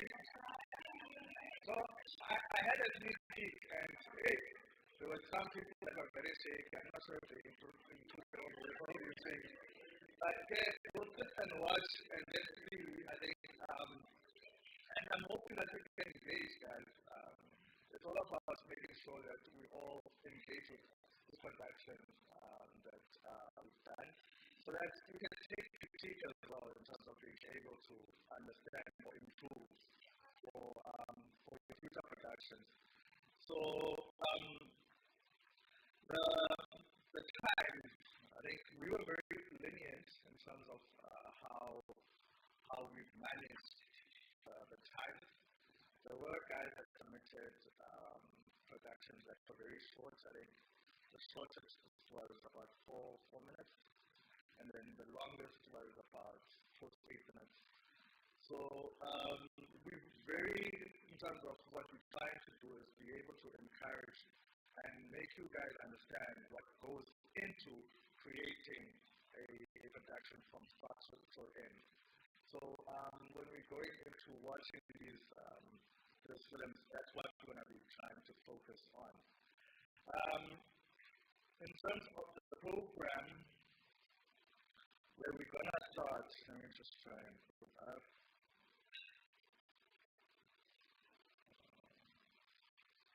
So we've divided it into categories. So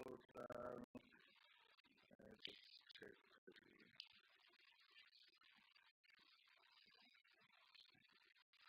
So there's different groups that we split them up into. So the first group is Group A, which we're going to start with USA Confidential. Then the second one is going to be Chasing Shadows. Third one is going to be Ipapu. Fourth is going to be Upsearch. And then the fifth one is going to be A Day in the Life of Characters. So that will be the first few groups, the first films that we're going to watch. And then once we watch the first one, we're going to have a Q&A with the production team as a still confidential. So after we've watched one, we're going to sit and do like a quick Q&A. The Q&A is not going to be more than 5 minutes, so we're going to try and just keep it straight to the point. As much as they say that we've got 5 hours, it's going to run quickly, guys. So let's try to get everyone's productions to be watched today, so that we are able to engage on the productions. So I'll hand over to the team so that they can start the first one. Thank you.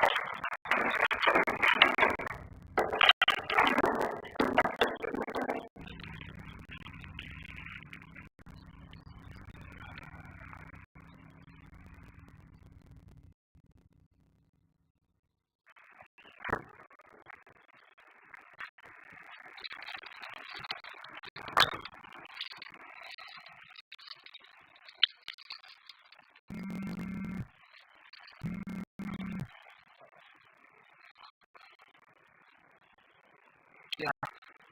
Has the order been delivered? Yes, sir. As instructed. Can I end the order? 250, 1 Russian at 17 current. No problem. I'm on it. Detective, but how long is it going to take? I don't feel safe here.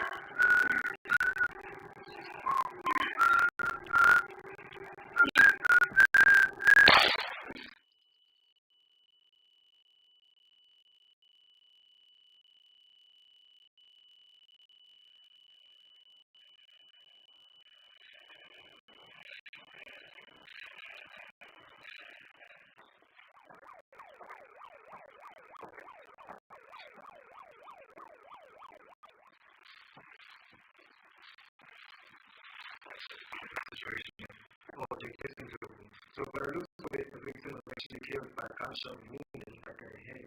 The victim is? Yes, we did actually check, and the victim's name is, so I was actually a self-taught author to write books. Interesting.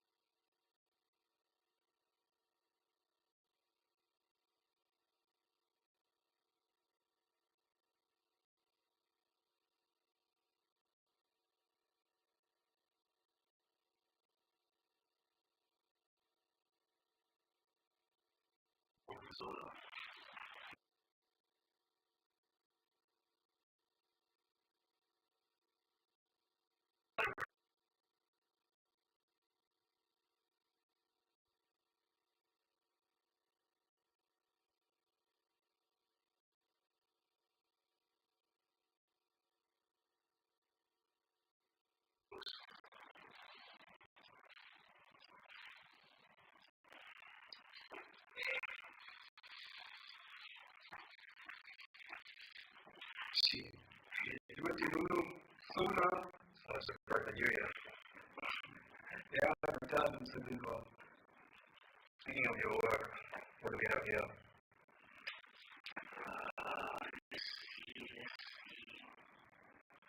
I think this was suicide. Suicide? Yeah. So she shot herself in the back of the head. Doesn't make sense to me. Yeah, things happen.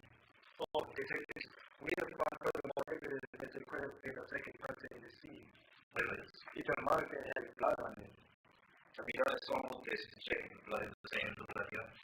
Yes, we did check it. These blood samples actually do not match at all. Wow, I have to take that into evidence. I'm the senior manager. Let me take this to the forensic.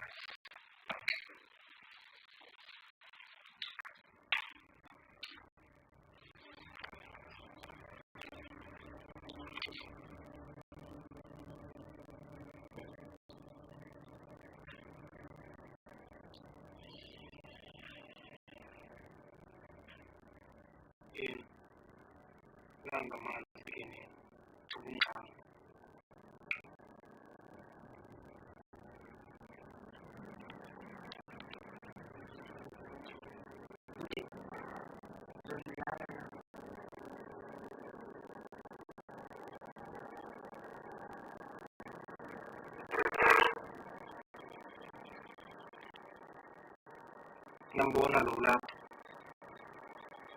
umninawo wami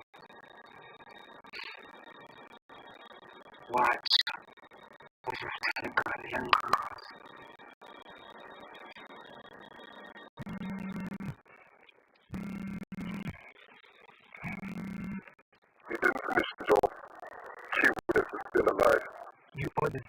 question, not 3. Well, we want you to finish the job. You've got 24 hours.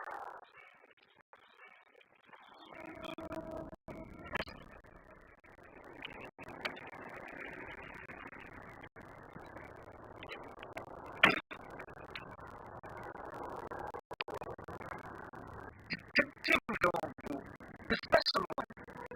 You came. It doesn't have to go like this. Just give the key up. You know, I could end this right here, right now. It's just the both of you. And say you're the one who kidnapped the kid.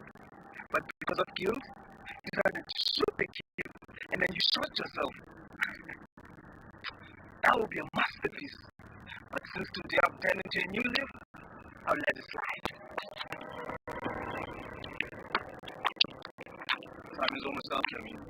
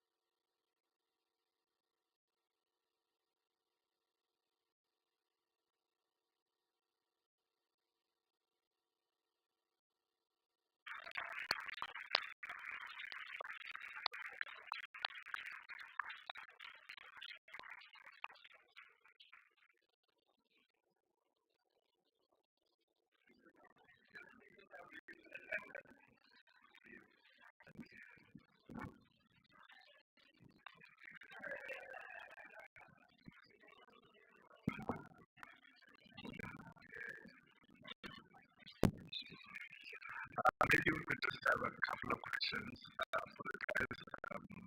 Again, well done. I think because although we had some technical difficulties, but I think in terms of the end product, it came out very well. We'll take a few questions from the team. For the team, anyone?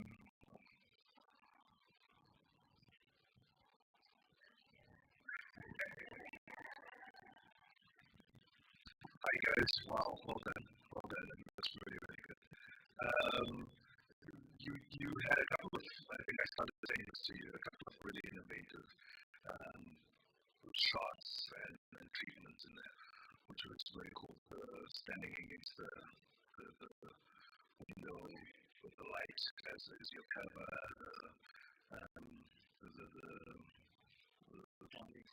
the drowning scene, and a few others. What was the inspiration?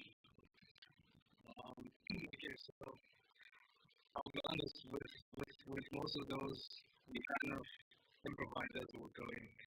Because initially, we were thinking, how do we make that shot more eerie? Because we didn't want to have, we had the idea of having a reveal shot as the person moves, but it was stale initially. And then we got a smoke machine in, and then we saw that, once we had the smoke machine, it gave us the actual feel, that had that mystery, because you could actually see the guy's face, and the whole point in that shot was that audience were trying to figure out who the ice is, right? And so that kind of helped with that, yeah. I think that there's a lot to learn. Sorry, I'm hogging because no one has put on their hands. One of the things I thought was very, very cool in it is that you guys are you are clear about what it is you want versus what's appearing on the screen. It's one of the things that are very difficult, especially when you're creating film, when you're telling narrative, is you have such a strong idea in your head and that you can't separate what's in your head from what's in front of you, right? And it's the ability to, I know what I want, this is not it yet. Do it again, put more smoke, grab a thing, add a filter. The scene is not looking like I want it to look. So, and you guys have done that a lot. I kept being reminded of Seven, you referencing a lot of that was the information actually. Okay. Well, that's why I asked at the beginning. Oh, so I was throwing you a ball. You were actually so he was the main mastermind there. So he was really responsible for that. Yeah. Okay. So yeah, there was a lot of that kind of theory. It felt very much like the old feature films. So well done. Well done.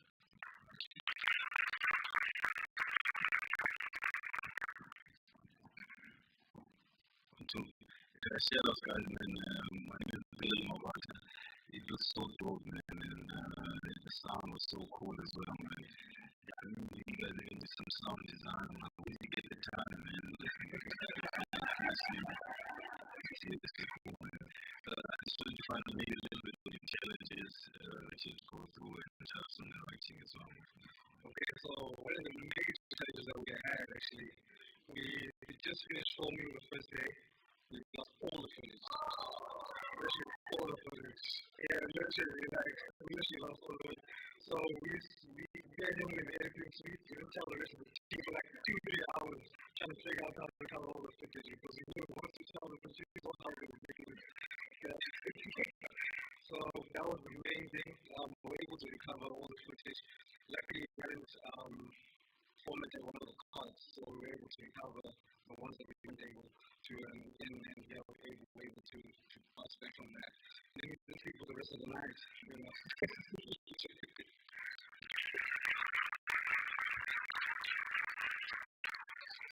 Nice, man. I'm proud of you guys. I wanted them to play on it. What are you guys proud of the most? We're proud of everything, man. We're finally able to firstly pull together, you know, different personalities in the group. I'll sleep, put that with time, like a melting pot, you know. So, like, that was like the main thing. We were able, when we were done submitting, it was so surreal because we just feel like having a conversation afterwards, we were actually able to do this story, you know. So, that's what we're proud of. We're finally able to put something that everyone likes, you know. Yeah, and the Charlie routine. Hi guys, my name is Janelle. I'm a citizen in Edward and it was so cool. It was so cool. Like, I love how you guys do it. Like, the cinematography, the genre, everything is just, it was excellent, guys. But here's what I want to know. What all of your guys' names are and what all you did in the film. And thank you so much. My name is Evan Kingley and I'm the producer.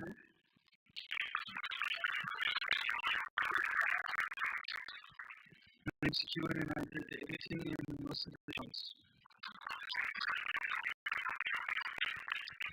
My name is DJ Lova, and I'm the team leader, the editor as well, and that is on the shots as well.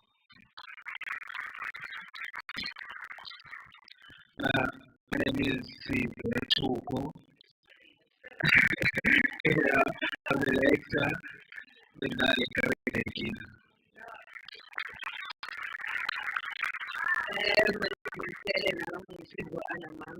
Also known as Amanda, special effects. The special effects makeup artist for the production was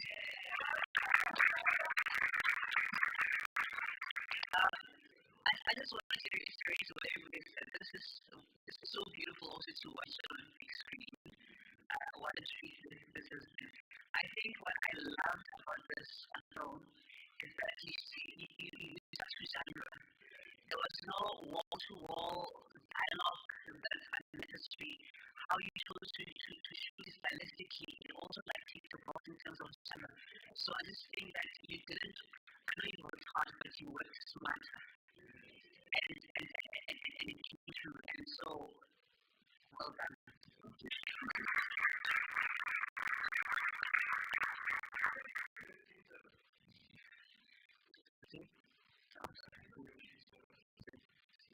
Oh, yes.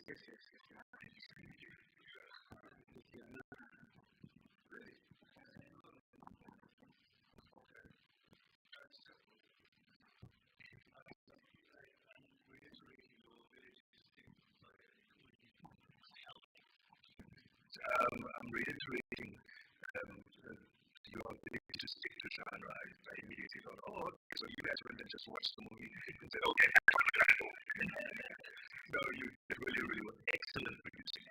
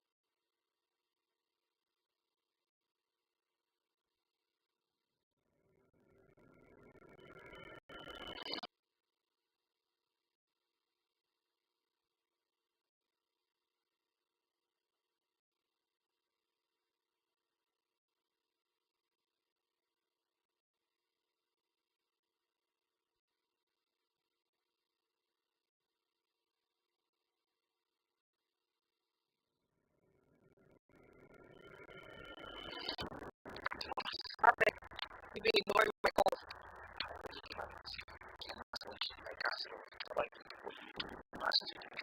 Jamal and I things are falling apart. Someone's looking around in our business.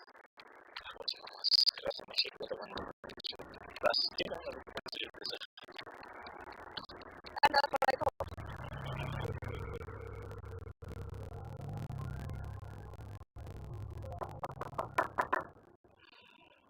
Kubani! Kubani!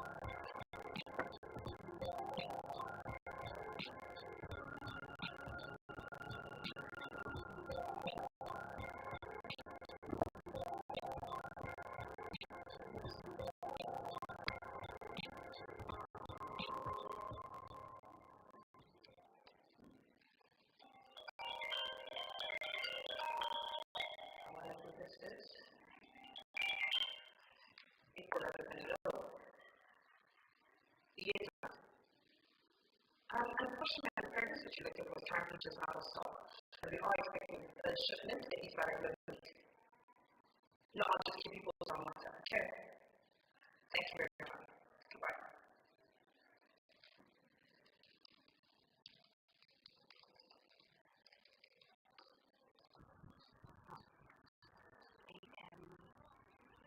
No, the buy me one.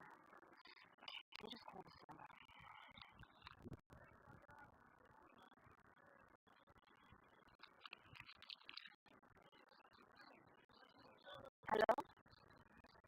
lona. And I know you speak to Precious Lamini, who shared the package and trust from Gomyang Wam. The balance was the last of what soon, kumela details the SMS and the televoku. Hello? Hello? Hey, are you feeling?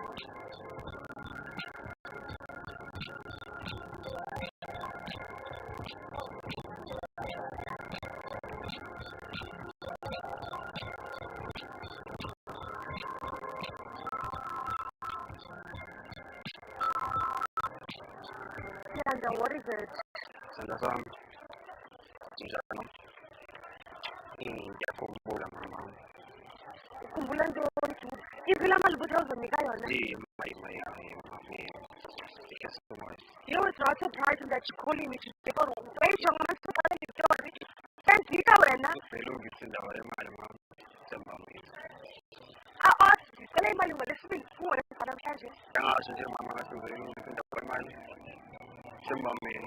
I don't have time for nonsense. Sarah, let's watch me. I will tell you what I need to be busy.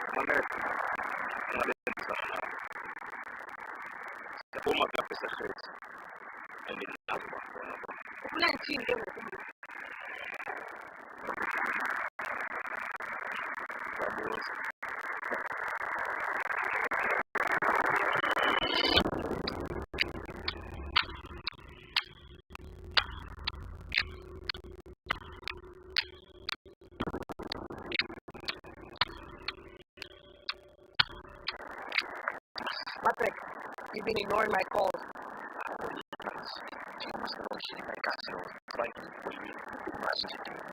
No, another calling them, your things are falling apart, so much to be rather than afterwards.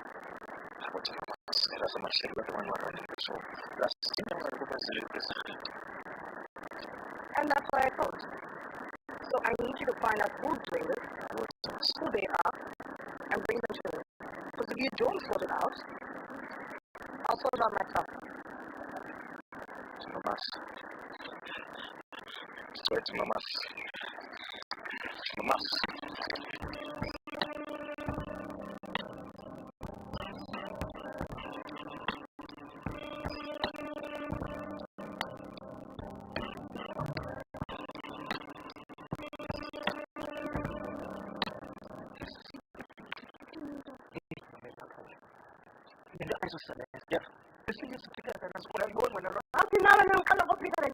We are so close to exposing what was late. 2 weeks, my God.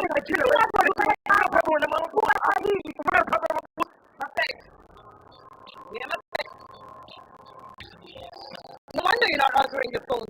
I told you to stop the sound. Where are you covering it? Now it's the problem. We have nothing. And you said, yeah, why is she here?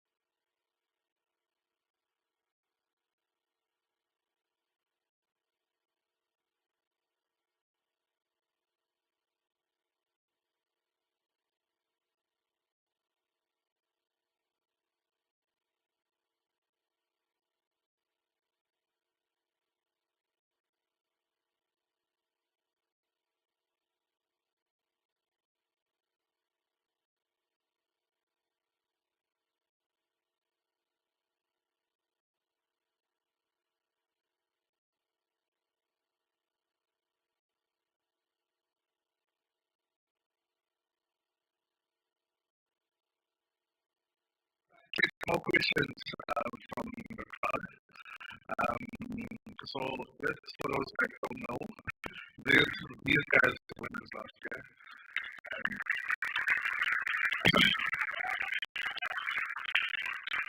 We had invited them back. I think the reason for us inviting them back at least this year was so that we can actually be able to gauge as to what they've done last year as well as see what they've been able to produce this year. And it's, I think it did show quite clearly in terms of the understanding of the assignment. But let's take some questions from the crowd.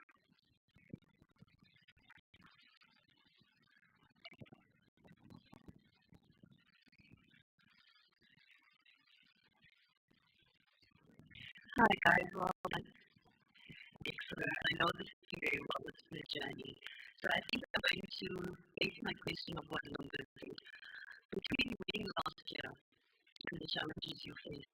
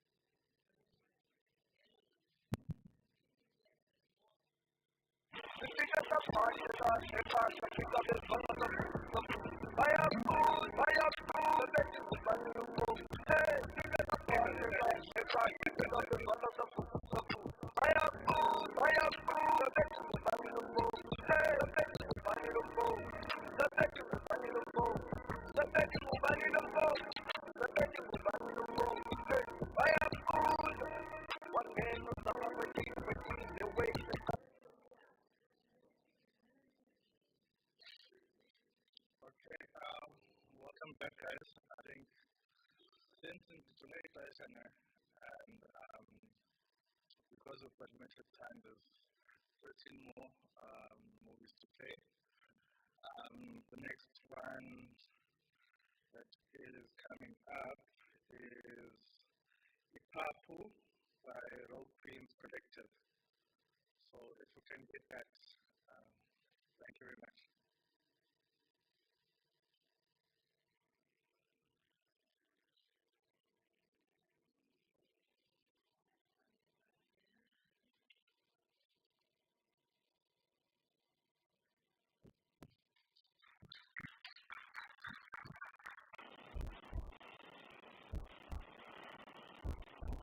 Yeah, my boy. Look at me.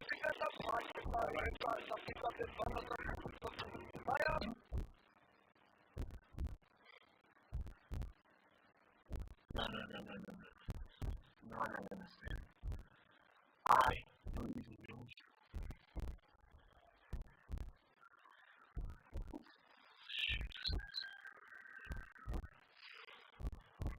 As for me, I will be whoever I want to be.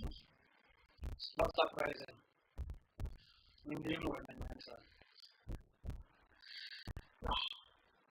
That's fucking bullshit.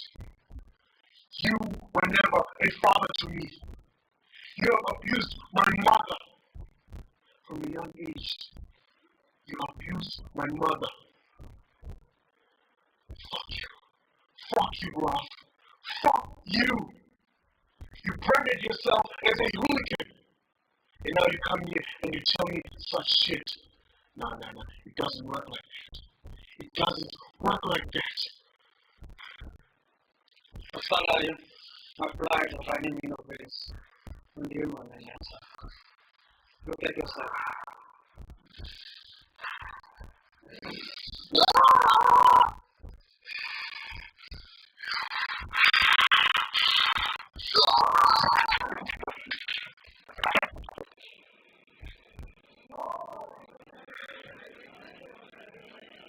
Good morning.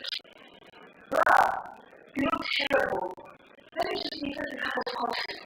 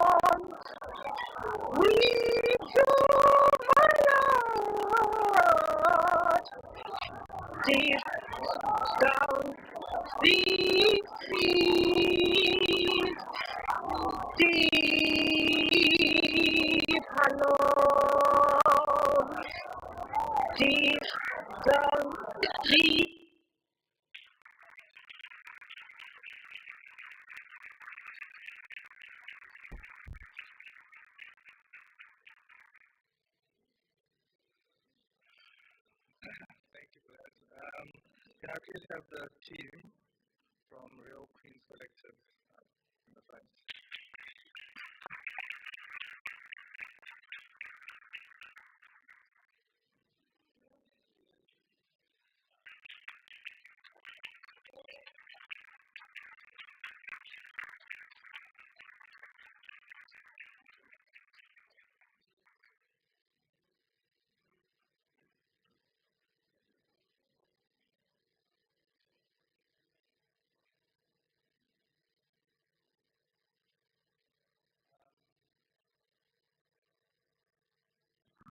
Thank you very much, guys.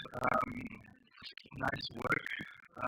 The first thing that you guys can I ask from you guys is to introduce yourselves, as well as just give a little bit of background in terms of what your genre was. And then I'll ask the team to just maybe pose a few questions in terms of what they just watched. Okay.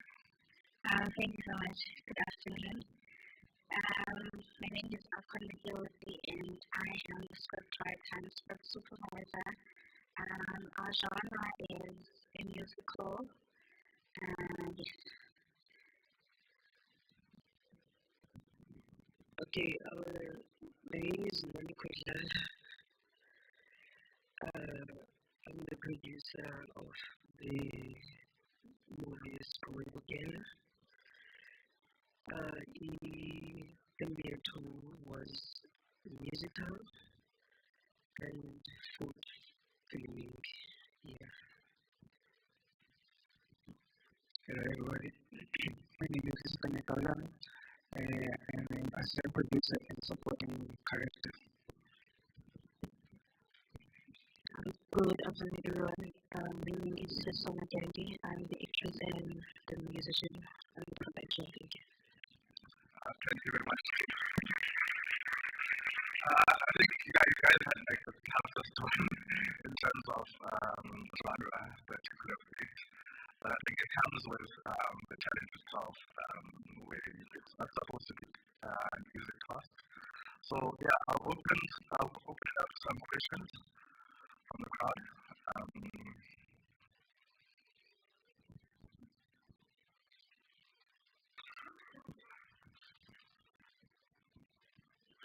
Good afternoon. The number was on the back. Was the boy dead or was he, what was happening? Overall figure question.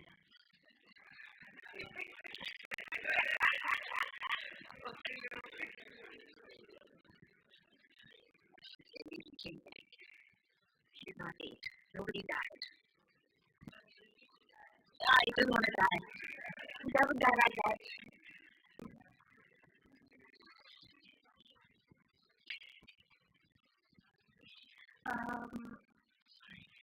Hello everyone. Just wanted to say well done to the crew for your film.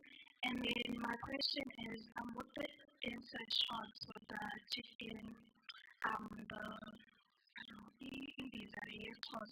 what was the intention behind you guys putting in those shots?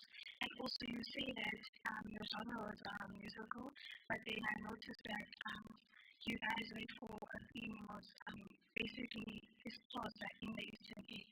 So like what are the intentions behind the shot and how did you guys incorporate it into your musical? Thank you so much for the question. It's a mouthful. The theme is a musical and a short film. So we went for two themes, right?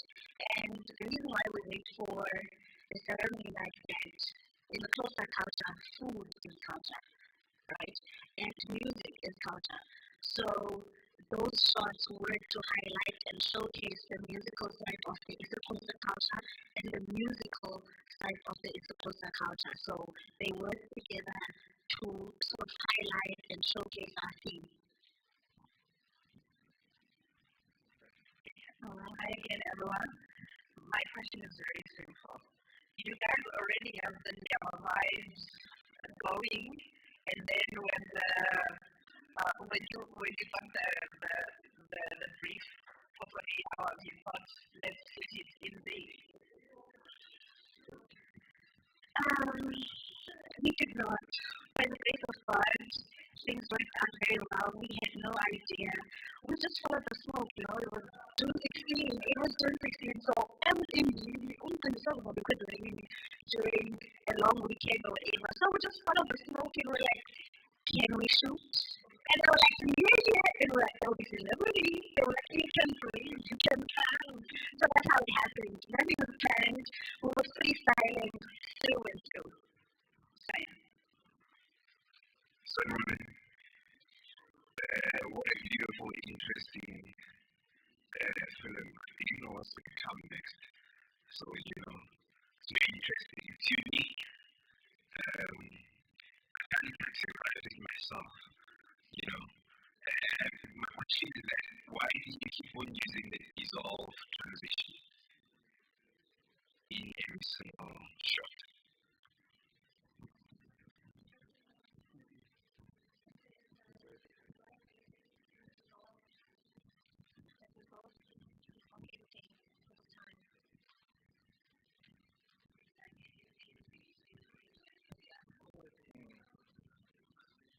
Oh, okay.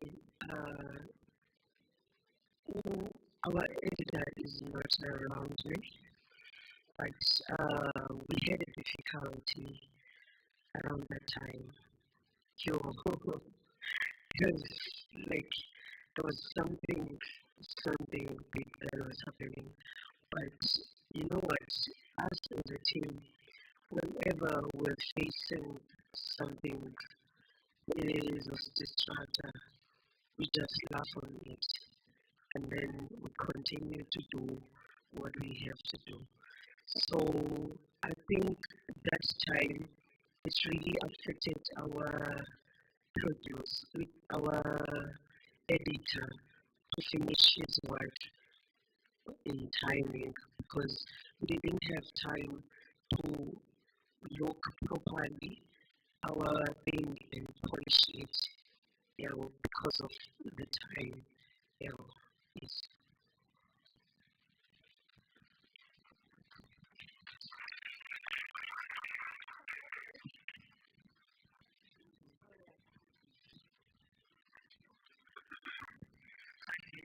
So I was very excited about your camera, right? Because I thought it was such a special opportunity, especially because you could set up and be like everybody say, I missed the musical part of it. I missed the musical part of it. I think you had a moment which at the end, she's singing the song. And even in that, so the song choice is so jarring, right? Because within continuous trust, I really such a special moment, and it being like it was a song that was like and also just maybe not necessarily to you, but also for the people of the room. In that setting, in that moment, when the camera is zooming in on the lady singing, it was Ukal, right? And it's like, I mean, I think the prostitute can stand on the side of the road with their uniform to get clients just for that moment. She could have just, even if it was cold, just like be in the Xhosa gear because it serves the scene. So, like, it's just that in that frame, there's so much that's kind of like distracting. And those things being taken care of, I don't know who the director is, if those things were taken care of, like that scene would have been much more impactful. So it's like small things like that that actually have a huge impact. But besides that, there was a song in the film, so you take the box to see musical. I would have loved to see it used to serve Sandra.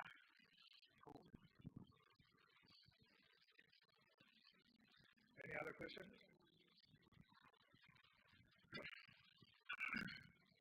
Hello, guys. Thank you so much for that wonderful note. So the good punches, man, that can take you very, very far. I was very excited on the world, man. We need to see our world more. I mean, shout outs for the exes, for village people being wild, like what? Instead of like people with exes. So just like shout outs, man. And yes, Kona Langoma, before the opera, beautiful, man. It's just kept ringing in my head. Also, agree with the brother. Film was super unique, super cool. You need to even tell the God in the the late one. You immediately, wow, my world now, it was really nice for me to see. So I was just saying, both, but I really loved, Sister's Note. But I just thought also that just weird and it's over there, all of a sudden, Oprah, what? Yeah, international local. So it's just such a also like, yeah, we're doing us, but yeah, who knows? People, Yeah. Do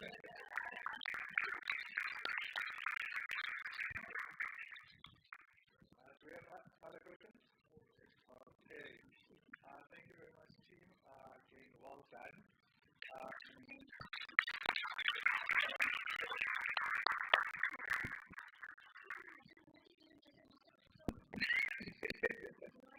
Okay.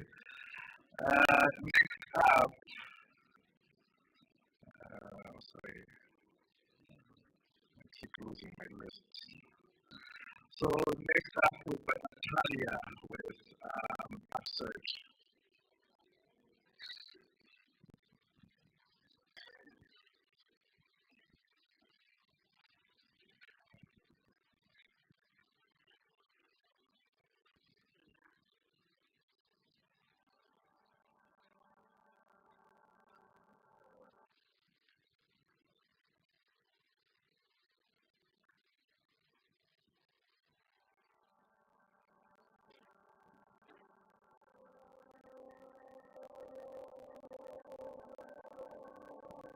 Slides, please.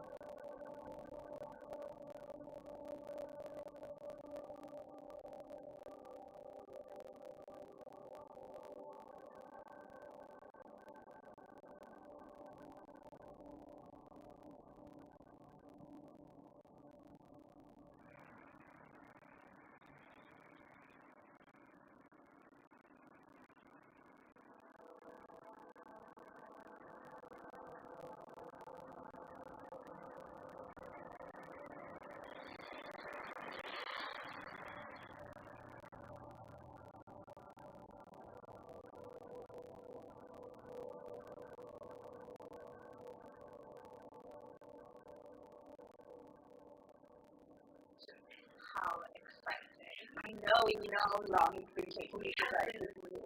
Yeah, so long. We cannot believe it. We haven't been, I don't know, I cannot, thank you so much, Christy. Absolutely.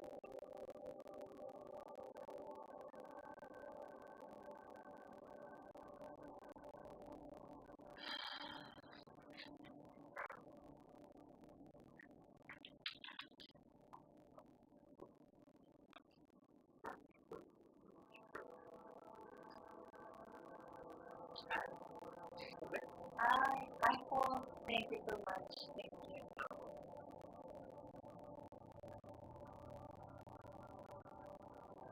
Today, we are sitting with the one and only Precious Community.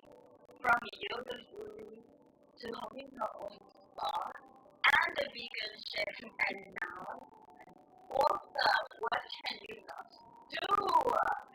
So, there's no matter now. And healing. What is it? Well, from a small age, I've always been interested in the natural way of life living, Like, for example, I would choose a cup of hot water with a lemon instead of drinking a cup of coffee in the morning. So, as you know, I've always been a writer, and in today's life, I just wanted to combine Western medicine with natural medicine, and that is my inspiration in writing this book. So you can get all the secrets to a natural way of living. I love it. What motivated you to write this book? And what motivated you to try natural living? Well, as I mentioned before, that I've always been fascinated about nature, and coming from a medical background, my family, like my whole family is full of doctors, and I've always been the one because I'm a writer. And herbal medicine and Western medicine together, are you okay?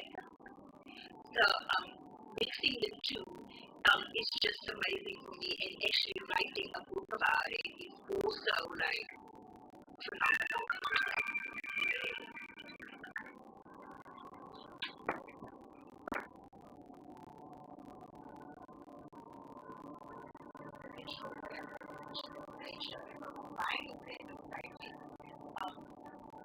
It's just gets me to I just do it. So that is what he means to me, loving life, loving everything. So you need to come with me right now. Can you please come with me right now? Come.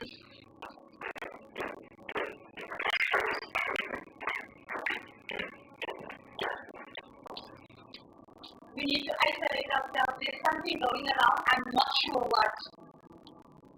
We'll find a cure. How? Listen, I've been doing some research, and I found out her symptoms is the same as a respiratory disease that is going around. So they've been having a allergical symptom. Like, where did you find this out? How do you know this? Are you a doctor? I'm a herbalist. It doesn't surprise me. Listen, we need to contact the hospital. Can somebody leave this place? We need to contact the hospital. Listen, can anyone leave?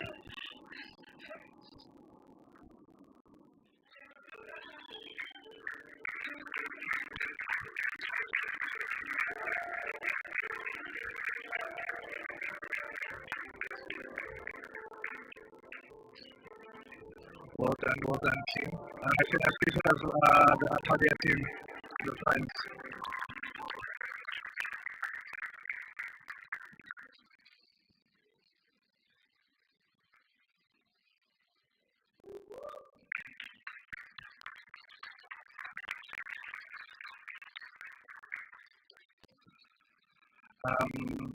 So you can please introduce yourself and then introduce the team. Just give us a little bit of a background in terms of what your Rwanda was, and then we'll start with the questions from the audience. Good afternoon. Firstly, thank you so much, Linda, for 10 hours. God, thanks God for giving us hell over the weekend. Our genre was medical / mockumentary. We were planning for horror, guys, and thriller. I wanted to run with a knife in the bush full of blood, and then it comes medical, and then the genre gave us sleepless nights. Imagine getting medical terms and you didn't sleep. My name is Alma Hendricks, and I was a team leader. And in our absence, she was the wardrobe and makeup artist, beautifully done, the look she created. In our absence as well is Johannes Bedboy, a cinematographer, he did everything as well. And also in our absence, our first AD, Sofetu Zamo, and right next to me is Steven. So guys, my name is Steven Mahau. I was the director and the barista.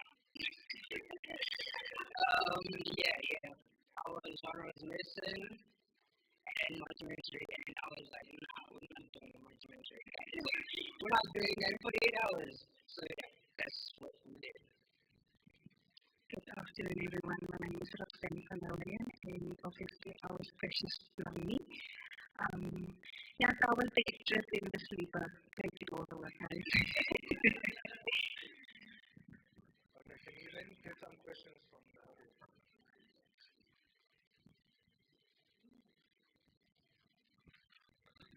Please don't judge us.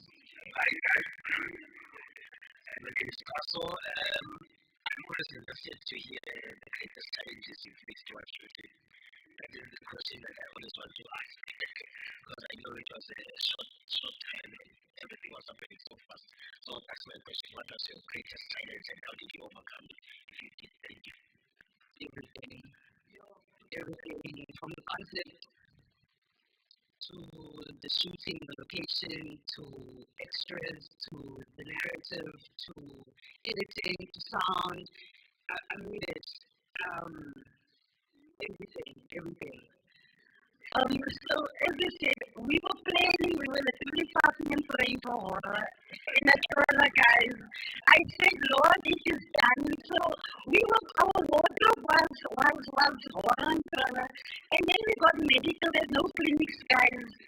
So our concept was upsurge, it is an outbreak of an epidemic before it happened. So there was no blood, there's no hospital, nothing. So we thought, okay, we have this location, which is a bookstore, good. Precious is an author, beautiful. What do we do with medical? What now? So we did a lockdown before a lockdown happened in order to complement the genre. The challenges, it was a lot. It was a lot, but I thank God that all of us are still here and not in jail. Nobody was bailed out on a Monday, but the love and the respect we still have for each other was definitely. But I said to Cole, I said, man, what happened with the genre? She was like, it's Friday the 13th. I was like, it was really the 13th. So everything was a challenge, but within the challenge, what challenged us most was what we learned from ourselves within the challenge. And I've grown a lot within the challenge as well. Leadership, knowing what is our boundaries, knowing how to make sure that everybody gets at the end a healthy human being. Because the competition, if you compete with yourself, so the whole competition was already a challenge in itself. But yeah. Basically, my team already see what the challenges were for us. But I would just like to add on to what they say. The challenges is actually a good thing. that's like the best part of everything, I would say. Because then is where we get to see who CCB is, you get to see Roxanne, what picks up then off, what picks his head off, what is my boundaries, what is family's boundaries, and in this is a team you get to actually know each other because we know each other. I know your name, I know you, but you don't get to know like the deep things. So for me, guys, when you face challenges on teamwork, I think that's the best part. That is the best part. And at the end of the day, you get the product done. Because, guys, if I tell you that I wanted to come home 5 o'clock in the morning, like they weren't going to be gracious because I wanted to pick up and leave. But yet I remained, and it's because of the challenges we face. So the challenges is the most beautiful part of the whole thing. And yet again, I just want to say thank you to the 48-hour challenge because, like, this is like a perfect start. I always say I used to work at ShopRite, and ShopRite made me strong for any industry. And I think the 48-hour challenge, I can compete with ShopRite guys because like you cannot stop. Like it's like what the girls got later now. So I think the 48-hour challenge is like a beautiful place to start your career, guys. Thank you so much. So I just have one. So I just had a question, just one comment. When you were saying earlier, Elmarie, about how you had a bookshop and then you were like, okay, stop. You know what I mean? I think just for the benefit of the room, the idea I think Kobe mentioned yesterday about like how Robert Rodriguez made Elmarie to was just like, I have a bus, I'll make a movie about a bus. So well done for some that. The challenge when I say well done, but it's well done on that. I'm just saying, this is what I have, this is what I'm going to do, and figuring it out. And you're saying about like how everything was a challenge, and then what did you get out of it? You said you didn't say what you get out of it. What you get out of it, I guess, is the film. Thank you. No, 100%. Like, it was what it was, and I'm glad that we were able to submit. So we didn't polish it. Like, there were so many things that can sit in this, that will sit shit on this year, you know what I mean? But like we did it, we put something in that you can watch and be like, oh, okay, I get that story, it looks good, stop. I also wanted to say the challenge was us wanting to be very perfect because we drove from PE to East London and we were shooting in PE, we shot in Port Albert and we shot in East London. So we had so many locations that we wanted to put in as well. And that alone was a challenge being wanting to make it very perfect. And finding out that, okay, but this is our best that we can do with what we're having in this moment and giving any level. Because our thought pattern was we need to give our best for the audience, we need to, and medical and all of that. But what we got out a different version of ourselves as creators, and we got out a product. And please, thank you. Amen. Can we go now? Go. It's not a question. It's a comment for some that I've observed. Firstly, thank you so much for the wonderful work that you have done within 48 hours. I know it was hectic and challenging. But what I wanted to advise you on is something because when you open the opening of the shot of the film, you see a shot with a click there. You understand it was a button because I don't know if it was intentional or you just shot it with a click there. So just imagine you want to license that to a broadcaster, already there's a brand exposure where clicks now they're getting a free time. So those are some of the things that when you do productions or when you do films, you need to observe because sometimes a beautiful story can be, messed up because you maybe you didn't take into consideration some of the things that needs to be taken care of before you even understand because it was a 48-hour and maybe when you're busy setting up, you didn't see that there was a click there. For me, I see and then I just see clicks there. And I'm like, okay. So those are the things that you need to look for, I think, for future productions. But I think with the time and what you're supposed to do, I think you improvise and then you came up with something. And maybe another second question with regards to your shots, there's a lot of movements with regards to your camera. I don't know if you're using a phone or what. So I think try to also do like some steady shows and whatever, because if you're going to produce something that is going to be consumed by a number of people on television, like we had yesterday and this morning, that people now have got a choice to where to watch, what to watch. And you want the people, the audience to watch the content. So also those technical issues, you need to also look at them. Your sound, your audio, before she ran upstairs to say, hey, it just fluctuated. So all those things you need to focus on them, because that's what makes television or film, I think, what it is. So you need to take a consideration of those little details. Thank you. Thank you so much, ma'am. We really appreciate your comment and your critical eye, because I noticed that I'm like, at that time we were just trying to get shots that we can add to the story for better understanding. So we, at that point, throughout the movie, throughout the shooting, we were aware of things like that. But then at that point, for those clips there in the beginning, that was kind of behind, and that was like all bad. Thank you very much for your comment and the songs and stuff. Yeah, thank you.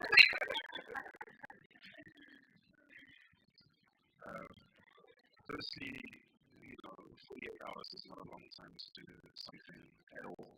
So congratulations on that. I've got a two-part question. So the first part is, I'm going to ask you, please can you talk us through your post-production process, your editing process, and how your shot selection,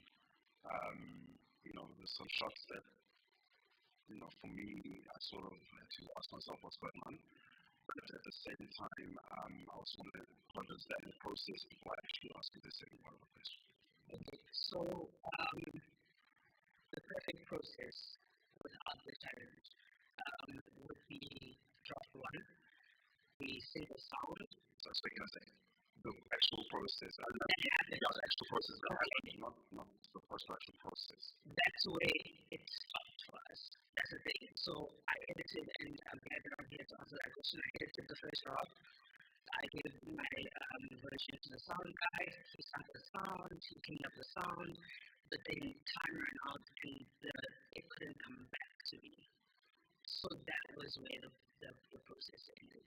So, for example, we still have like fair sound, it's not great. So he couldn't even finish his job. So then it really couldn't come back to me. It wasn't what was intended for the narrative for that medium to relay that narrative properly. Okay, that makes a lot of sense then, because we can see that the time constraint was what really led to some of the decisions that were made. So in essence, it's just the eye movements of the shots. There was one shot that just kind of went down, and then I was like, okay, wait, is it going to show me something? And, so I was questioning that. But if you say that you ran out of time to essentially complete it, then it does make sense. But all in all, the story was told, and congratulations for that and the time that you had. Thank you so much. Hi guys, we are well done for completing the project. I think actually what it's a comment that I'm about to make, but I'm glad someone actually raised some of the few points that I also wanted to raise within the talkie. I really liked the opening scene. You could tell that something was thought. There was a thought process that happened. Then it went into the main location. For me, that kind of really threw me off, because the opening was like, oh God, now I'm looking forward to what was going to happen, and then it just didn't take me through into the environment of the inside as much as how the opening sequences were all about, because then that's where I got confused, because then I thought after the opening now, maybe something similar from the opening scene was going to then carry on, so I think I'll leave it there on that comment. Watch out for things like that, where you really work hard on creating this amazing opening scene, and then the rest of it, I understand now as well with the time constraint, what happens. Yeah, thank you. Thank you. I just want to say I really appreciate that you appreciate the open extent because that's the one we did on the road and that's the one where we're like, we can't not do this because it's a beautiful beginning. But then just the constraints were what held us back because then we're supposed to have an establishing shot. And then like leading up to it is a bit jarring from that opening scene to the first. And thank you so much for the comments and thank you for the advices as well. I just wanted to say thank you to our technical team. All of the shots that you saw, like when it came to the shop, we wanted even the helicopter sounds. We wanted a heartbeat. We wanted to have a whole panic situation happening, and all of this couldn't because of the fatigue. Our heartbeat must come out within. Even when the phone was ringing, there was supposed to be a pop-up message that said urgent alert, evacuation, and all of those things we wanted the VFX, but the time wasn't time. And we were on the road as well. But thank you for understanding the story with what we were portraying. Thank you so much. We done now, yes?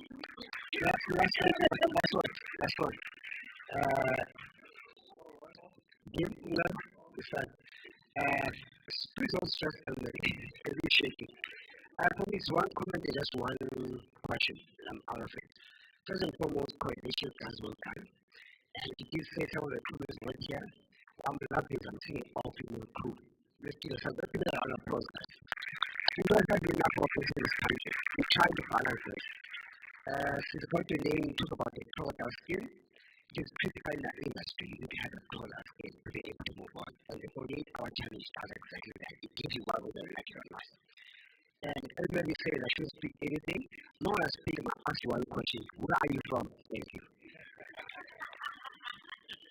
So I'm from Eugenics Career, also Panapose, Nelson Mandela Municipality, and so I told Tanesh, please don't keep us better in front of people, do this afterwards. Thank you so much.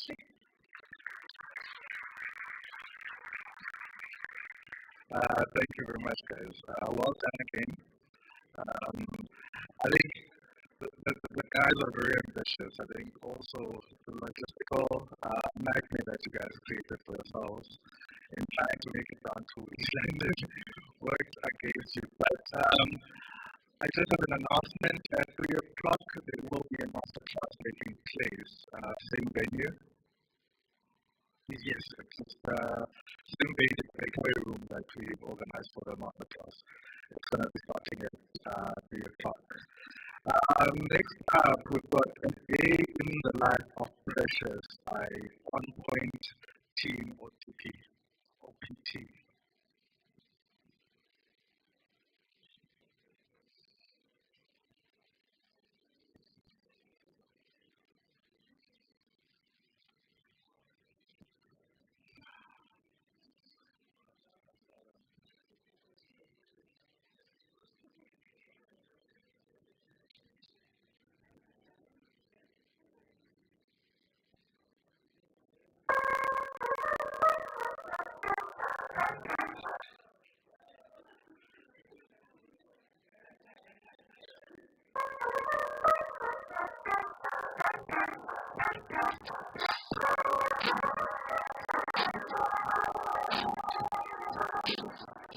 Live feed.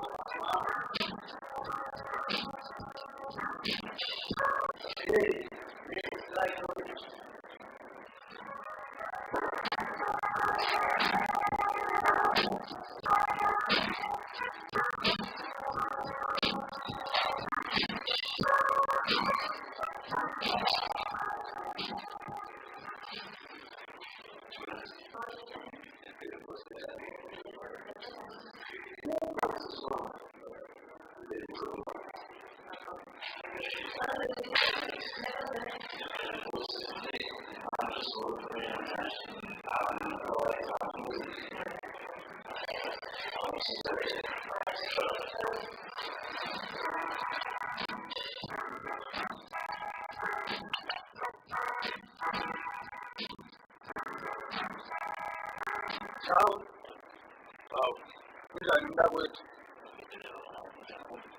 Akhondo matsha wenu. Into phambili mntakwethu ukhabe ewe mani ndiyabulela nawe uba uthe wangena namhlanje mntakwethu. Angomhlobo wam. Ndiyabulela ndiyabulela nkosi. Molweni, ndicela ukukholwa makhaya. I'm not surprised he's not here.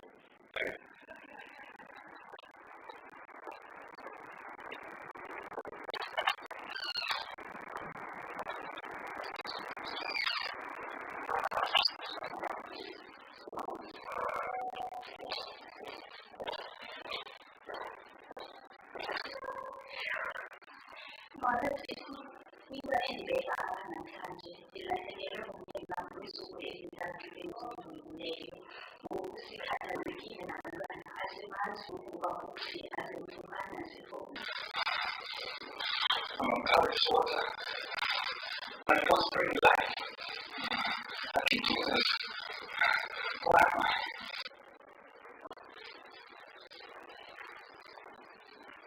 Hey, it's all right. Good. Hey, so we did not.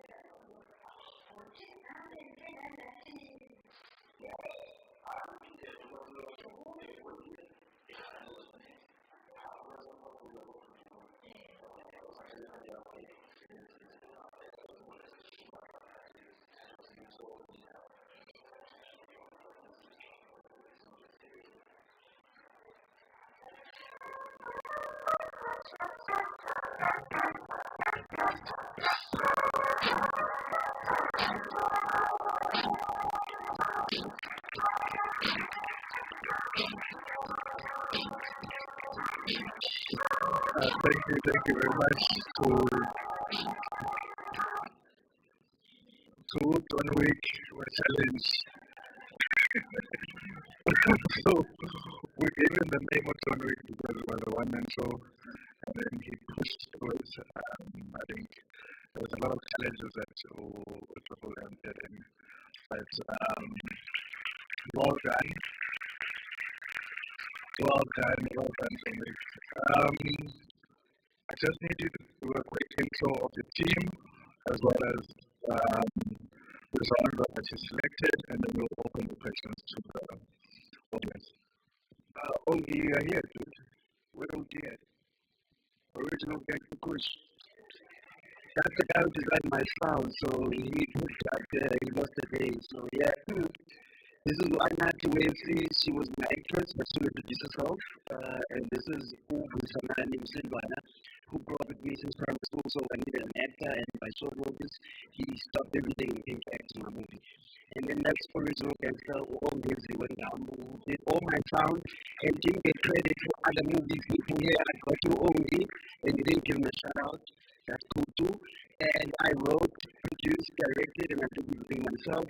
I lost it 4 times at the edit suite because the computer kept on dropping.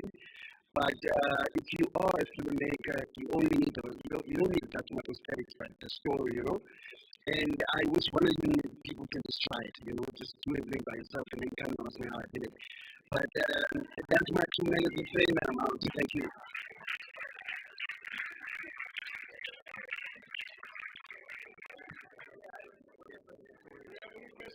Oh, it was a fantasy. That's why the music is like. Everybody's a superhero, but my main character, whose mission was not here, and the super skill or superpower was humanity. That's why she listens to the gossiping security.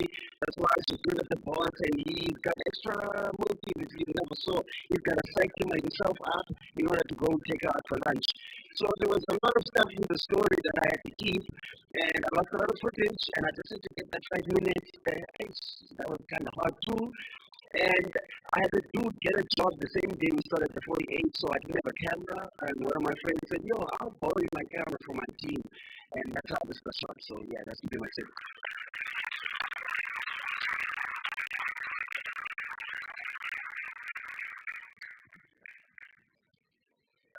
No, thank you.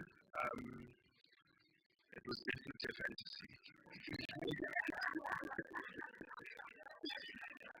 I mean that in a good way. I raised it to the best way possible. Okay, so I need to understand a number of things. You shot it, you directed it, you edited it. Who did your sound?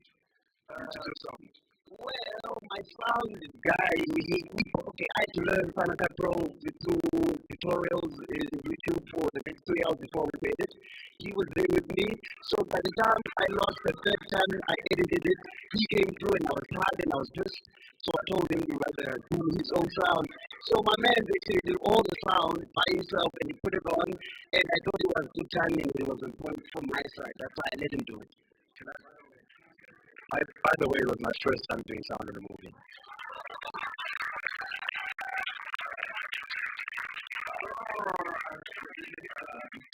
Good afternoon, everybody.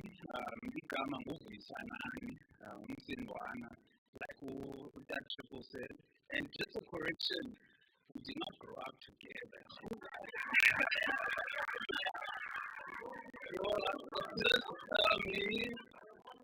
All that report, I've known him for a long time. He's a very talented gent, and I think he deserves a round of applause for the way this came together on the spot after he got dropped by you.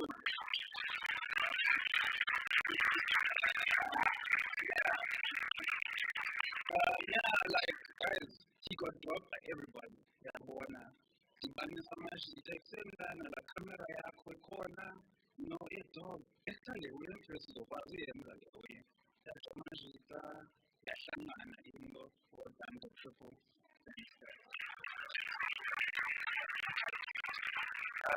No, also your support team, your support structure on the film. Behind the scenes is way more entertaining, I'm not gonna lie. But credits to picking up the ball where the ball was dropped. I think before I even get to asking one of the most specific questions, or actually getting your critique, I want to say that your confidence, right? All of your guys' confidence to sit there where I'm going to be honest and say half of, if not most audience is very confused about what's going on screen. But at the same time, your guys' confidence, keep going, keep pushing, and you'll get it right eventually. So that's the thumbs up I'm going to give you. What broke me, guys, when I was like, what's going on, was your framing. That's that's one thing. I know he's saying, as he's saying earlier, as it's a first time learning to do it, I'm sure learning on set. Just your framing, and one person is on Venus, the other one is on Mars. People's heads are cut off. Just eye levels. Okay. So I'm just saying, take that into account. I know it's the first, it might not make sense because you have to ask questions before you can just make assumptions. Just work on that as well. And then obviously, there's challenges with the sound, so I'm not even going to get into that. So, yeah. Well, thank you for that. To reiterate, I did put markings on the floor. It's just my actors were not that experienced with the floor markings. With camera work, I'm a production designer, so I'm art director by profession. FA Film Academy alumni, so now all of my day to like to be in front of the camera doing marking my product, which is making way the set is. That's what I do. And anyone who wants set will talk after this. You see the hard work. So that's what I came here for, not to be a cameraman. I've used my own camera with the city back in the days, but I didn't have the opportunity and the luxury to have a DOP. The one I had pulled out, so I could do it myself. So that's it, man. I'm out. Thank you.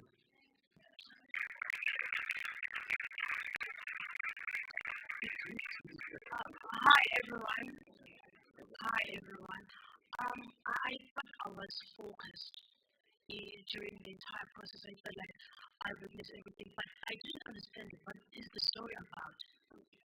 May you please explain it up a little bit? The title has it in the name. It's a day in the life of Precious. She's her superpower is being a human being. To have humanity, so she's listening to the gospel, she's doing all of that, but every single person you saw come across in that office, but maximum respect and kindness. With a smile on her face that I didn't even ask her to have. She was the actual person who actually acted proper and did everything. And in the other actors, they tried and they did very well, but she shined so much that when I was creating it was what the synopsis was, I was like, okay, Precious is doing wonderful, yeah. Good afternoon, guys, and obviously, well done for putting out the film. Honestly, I'm hearing everyone in the room talking about how they didn't understand the story. The only thing I did not understand was that I thought it was like a regular, drama film. So I didn't understand the fantasy aspect of it. But as far as the narrative aspect of it, you know what I mean, was solid. Day in the life of Precious, we get to see what Precious sees and does, and listening to people. All of these things you're saying, I got all of those things. I just didn't get the superpower of the humility that Precious has. But I thought that you nailed the whole thing. Your title, very on the nose, very spot on, you know exactly what's going on. I felt like I saw it like that. So I just want to say, maybe I was the target market. So somebody found it. So thank you so much. Thank you so much, Dominic. I will never do what you did, so I'll never ask you any questions about it.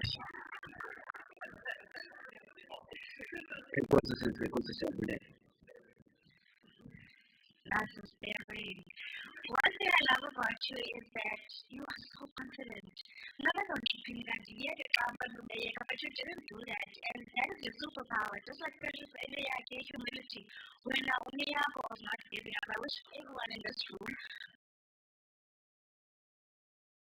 There is in place me, filmmakers, now are not going to give up. When you are funding, you can invent my phone,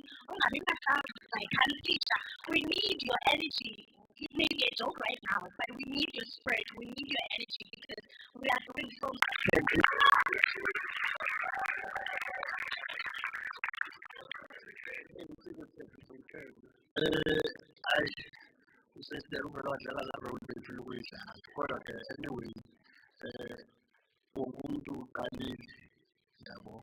What is important is to start. And if I'm working legend down, I need to say that I said to people who kind of relative in our good. Now, if I'm about to store the side, now it's in our West and the South. So, now, if I'm not going to fully use it means, but in the choice, data from here and ufunde uye phambili. And sometimes you must understand, I think this one is our sometimes when you have a plan, not everyone will understand your plan. Yeah. So it's very important to have a team. You have a team to these brothers. We have a so bad last. So build from here with these brothers. We have a lot.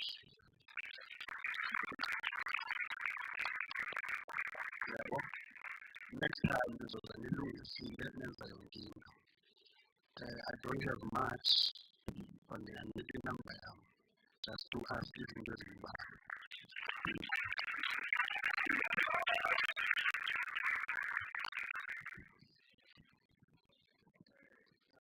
who's next? Sabule.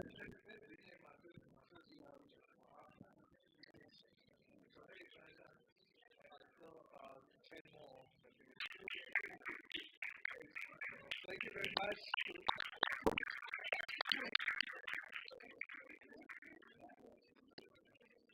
So next up, we are on to Group B.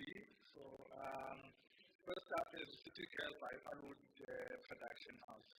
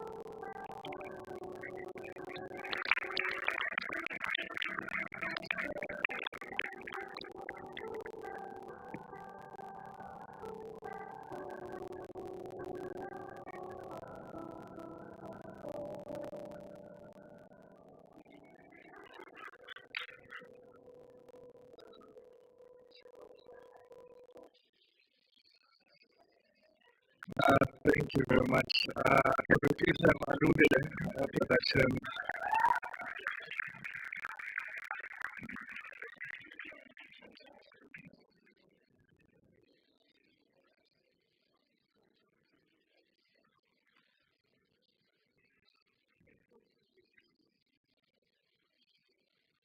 Well done again, team. So, as per usual, you're just gonna introduce yourself, introduce your team, and just give us a little background in terms of what genre you're shooting for, and then we can take questions quickly from the audience. Thank you so much, Linda, and good afternoon, everyone. My name is Nomkunda Mpani. Ngathi in the end awuthanda indlela abantu abakhuluma ngabadala guys. So igenre yethu fish out of water footfall, and then I was a director and a producer. Our DOP was Inga Makosoya and editor Jamil Zwakala, and the main lead is Odwa and Lomiko, our location manager. Thank you.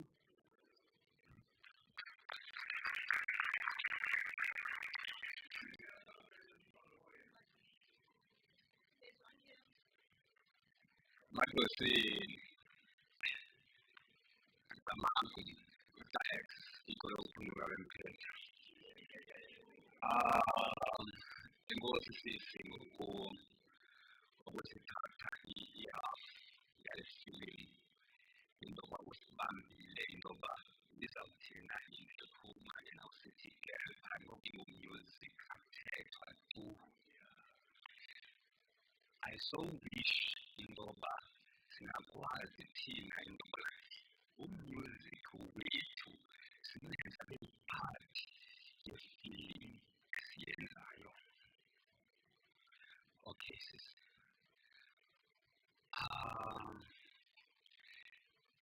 Ndiwumva emotional kakhulu bendiyithelwa ngosisilela last year, and now ingasiba bengiphazimazimba yokuna ndizenzele yam meeting ndiyayibulala loo nto leyo. Sisi mhle umsebenzi endiwubonayo mna uthathe ilocation yolibeka noba usenzeka noba kuphinda ususe east London. Ndicinga uba andikwazi ungathethi andiyithetha andikwazi ukuthetha because yalandela njengokufuna iziphasile yabo. So bengathethi kakhulu inkosi sisi amazwi. Thank you so much. Yeah, why are you emotional?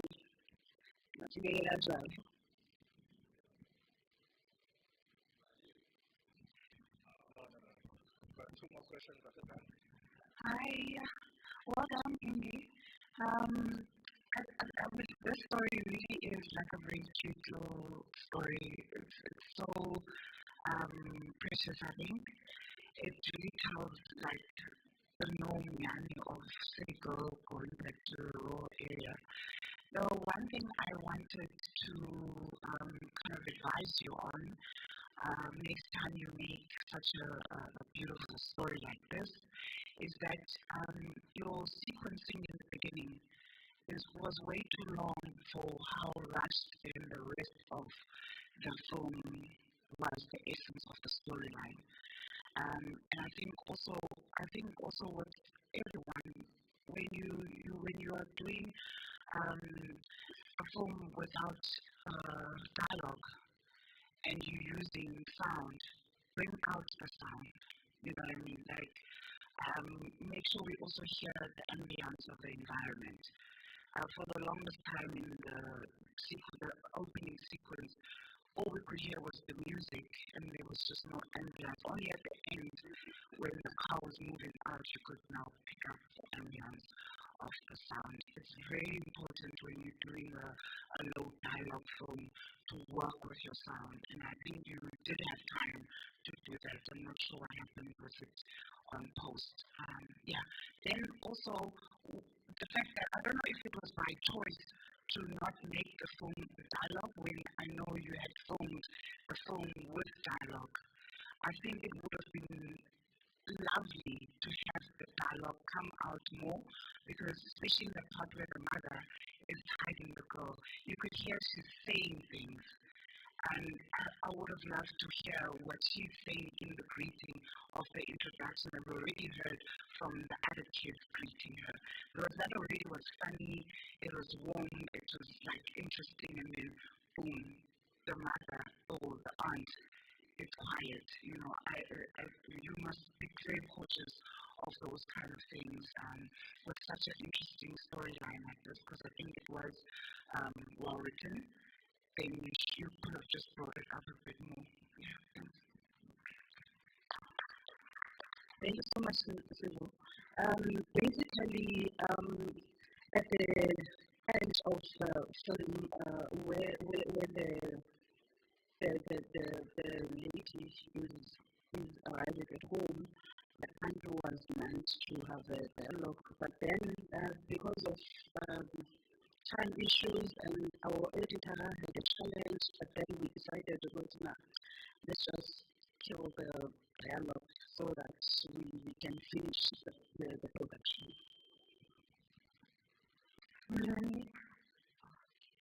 Congratulations, this one. For me, I enjoyed the absence of the dialogue, and the film was so emotional. As I was watching, I was reflecting because the life of an artist, you stay in one area maybe for 2 or 3 years, and then you move to another area, you leave all your memories in that space. So I could feel the energy, as she was, looking around the walls and going down the stairs and looking back again, because you are leaving everything, every person that you met within that short space of time. So also your song selection, oh God, I give you 100 laughs. It was so amazing. You helped us to travel. You made us to fit in our own words, like our own dialogue. So I appreciate that. And I always say the best artist, you have the best production, and then everything is excellent. You have done all that is the standard of production, but then the people or the audience are left with nothing. So for me, I always say the greatness is in what you leave in the people that are watching your film, and I receive that. I thank you. And lastly, the last part, I almost cried. When you move around,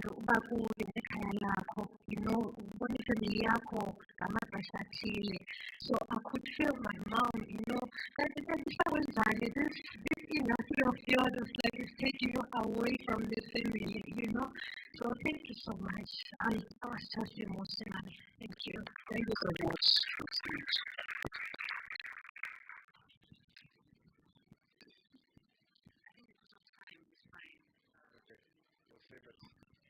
Okay, thank you very much, team. Well done again. Thank you so much.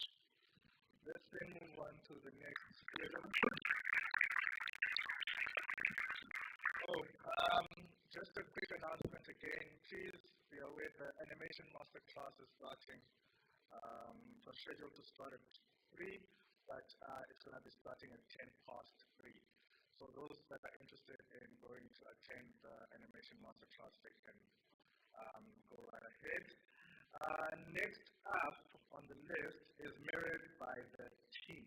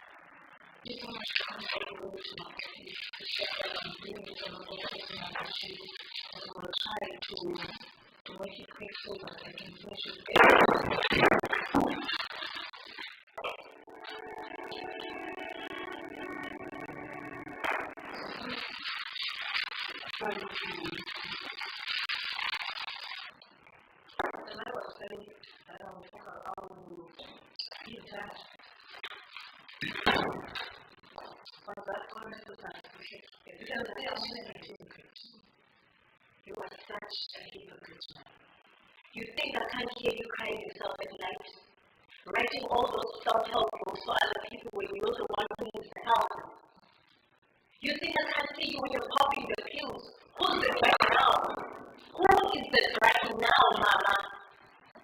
It is not surprising at all. Your consciousness is eating away energy. I'm so sorry about that. You know what you need to do. You really need to talk, get it together, precious. Fix your issue. In this era, we will not miss the publication deadline. Such a performance is so important. Yes, Tony. That witch mother of mine still doesn't want to talk to me about my dad. And I'm starting to think that there's more to it than what meets the eye. Till today, she hasn't told you, Tommy. I cannot believe this. I'm so sorry my family has to go through this. I think you should find answers yourself. I'm going to do that. I'm actually going to do that. Zintilo.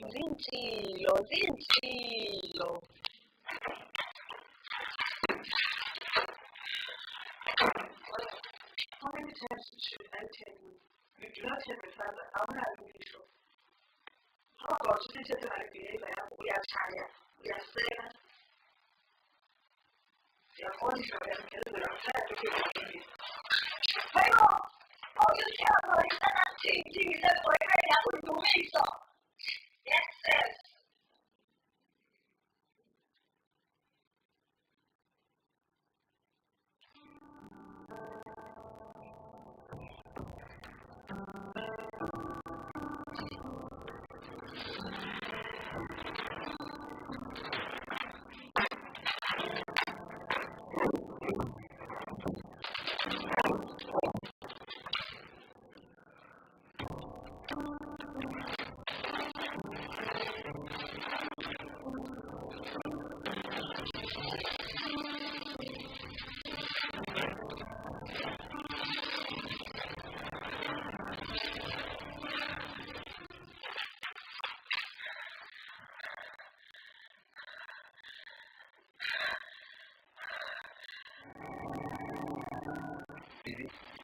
You have been extremely quiet the whole day today.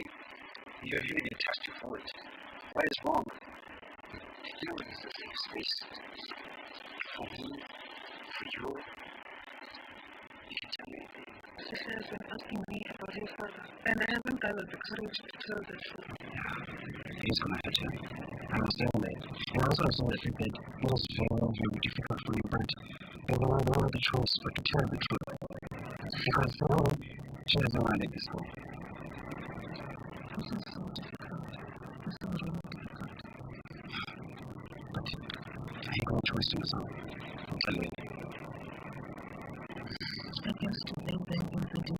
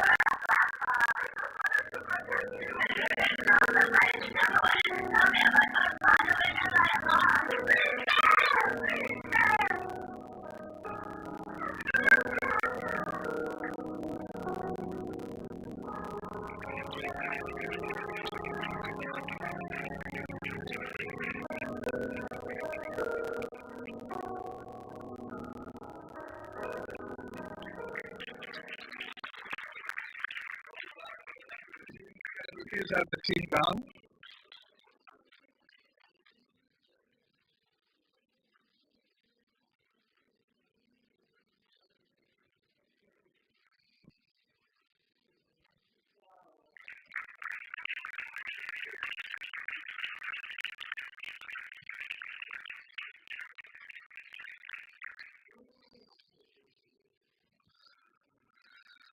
Well done again, team. Just quick intros as well as just quick brief intros. of what's on the spots, and then we'll open up for questions. Molweni nonke ibusiness yesibalulekile ngamanye amaxesha walungelela nokwe I was the casting director. Good afternoon, everyone. My name is Ontatiye Belafana, and I'm the producer. Our gender was in drama, so Tobiataki, I was the director. Hi everyone, my name is Asanga Zweli. I was responsible for makeup and workup. Thank you. Really known that if I'm along the water, I'm going to get video pictures.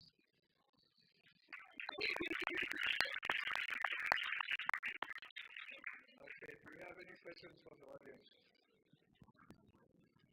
Hi everyone. I wanted to say that was a beautiful film.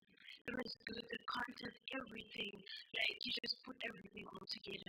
I'm worried about the shots that you had at the beginning. Your shots were shaky. I don't know whether if you were not using a tripod or something, but everything went all together. It was beautiful. But I'm worried about the shot, so I don't know if you were to explain about that. Thank you. Thank you so much. Yes, for the exterior shots, the tripod was not used, and those were the last decision shots. Yeah, by the way.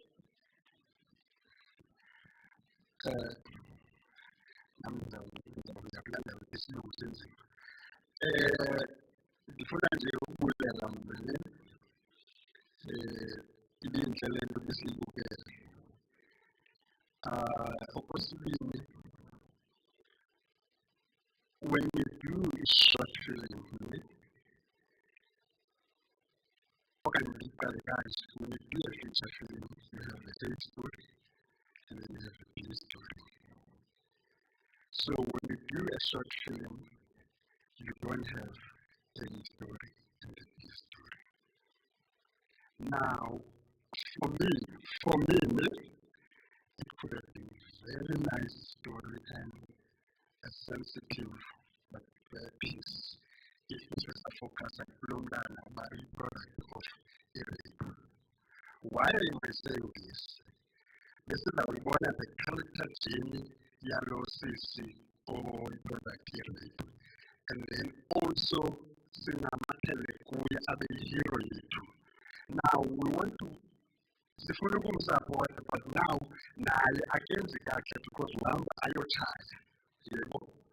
So now we're like, yebo, kanti lo muntu khona into ayenzayo. Yebo.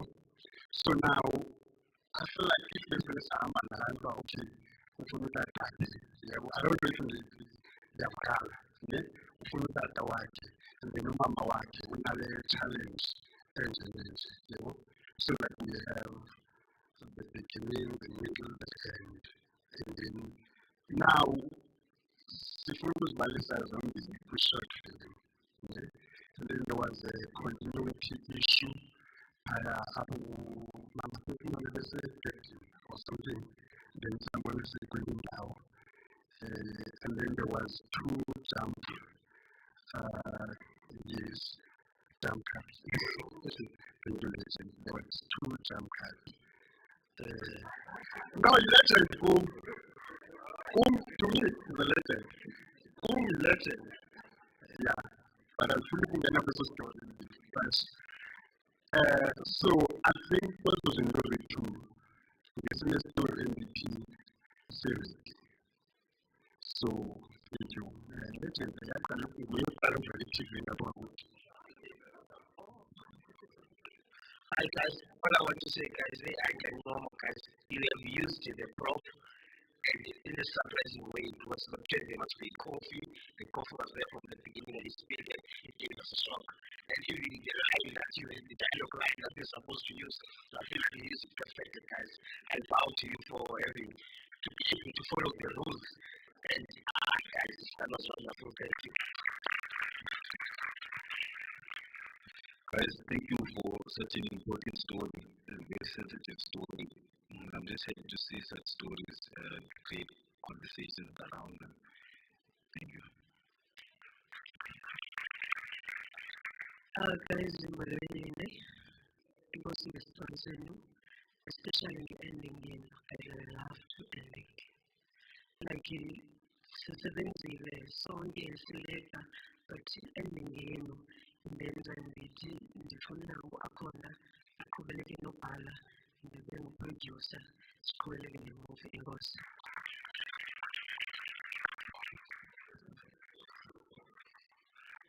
Thank you very much to the team. Just as a quick, I think, one fact to say about how I think there were over 25 of you guys in your team. 27 in the team, and this was a team that's also. So these are mostly the students at also. Okay. Hi guys, I wasn't in the session now, but I watched your film twice. And I think what you brought home, because when we met with you, you were struggling with story, remember? You said there was 27 of you and there were 27 opinions in the room. And you couldn't make a final decision about story. And I think your team proved something. We've heard a lot about today about I wanted this genre, I wanted this shot, with cinematographer, my DOP. An audience will forgive many things. They'll forgive bad lighting. They'll forgive bad shooting. The one thing they'll never forgive is a bad or lack of story. And I think the main thing that your team brought home to me is when all else failed, you honed in on your story, and that became your biggest strength. So well done. Okay, thank you very much, guys. Well done again. I think you guys did such great work. Okay.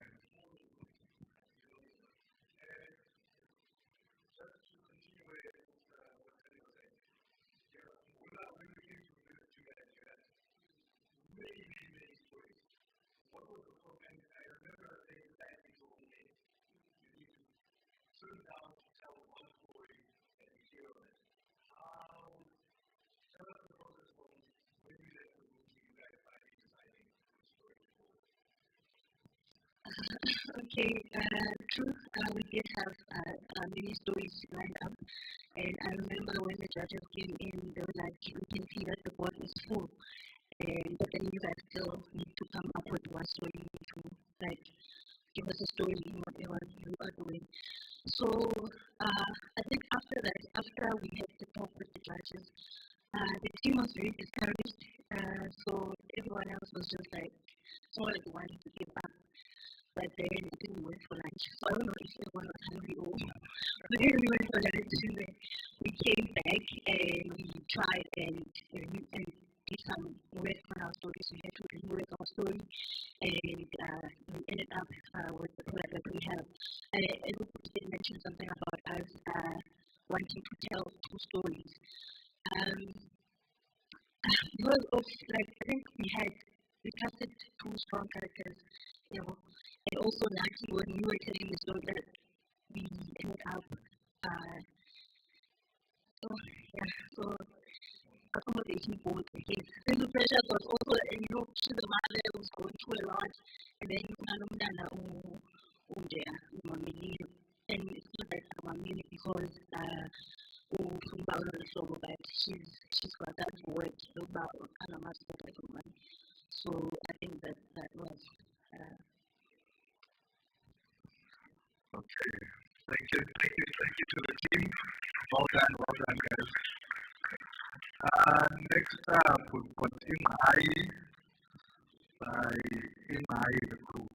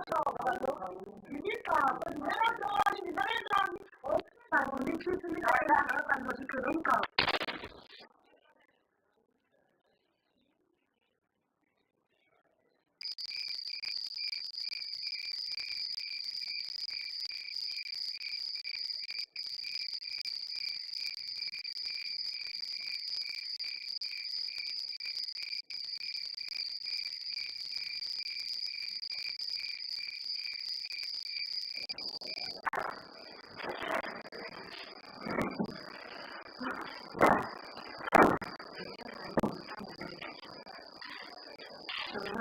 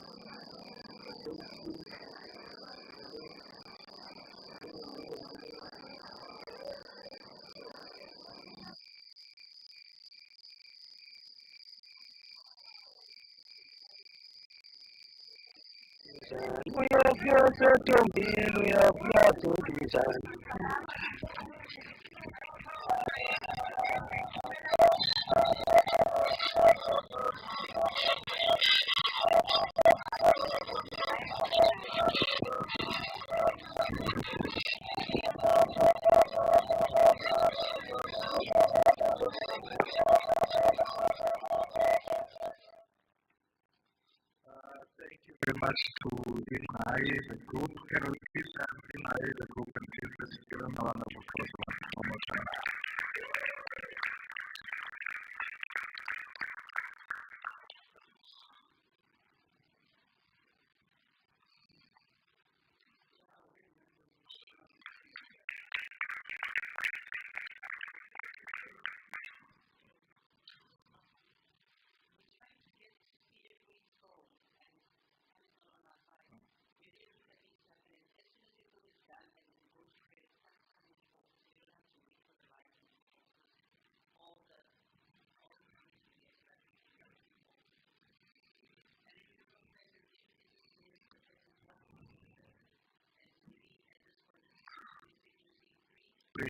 Three, that's fine. Okay. You just going to introduce yourself, the team, as well as the genre, and then we can head over to the questions.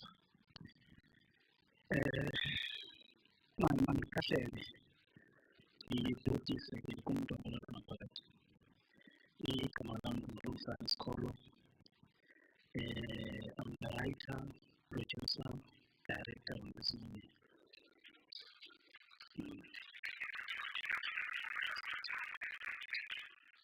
Mulini nonke lutithayo ngantantla ukubusi utonde lutokuntangati utsowetonke ame writer, content director, partner was the director.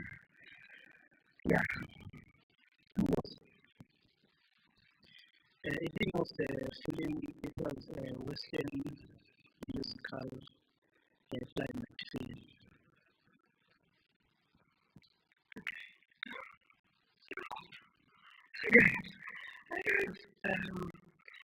First of all, I really like that film. And I really have a question. I just want to say, those actors were the best performers I've seen in all the films I've seen today. I literally know all of those people. I felt like I could have been I could have been in that thing. You know, it gave me such nostalgia. Like I live in that village. That mama is my mama, and all that stuff. And I just want to say, when it's time, can you talk to me, because that lady who played the mama, she deserves another shine, another round.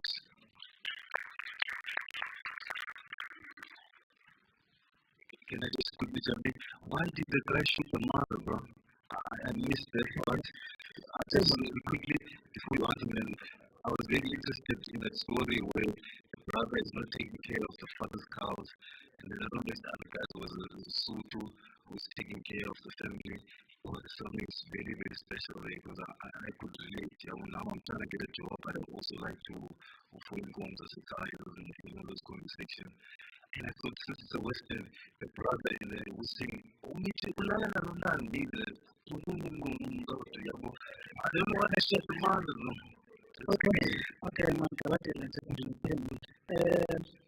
There's one problem. this is not a original film. So we try to do this last minute. We take those scenes as one and one at least, but totally eyes is on now. What happened here?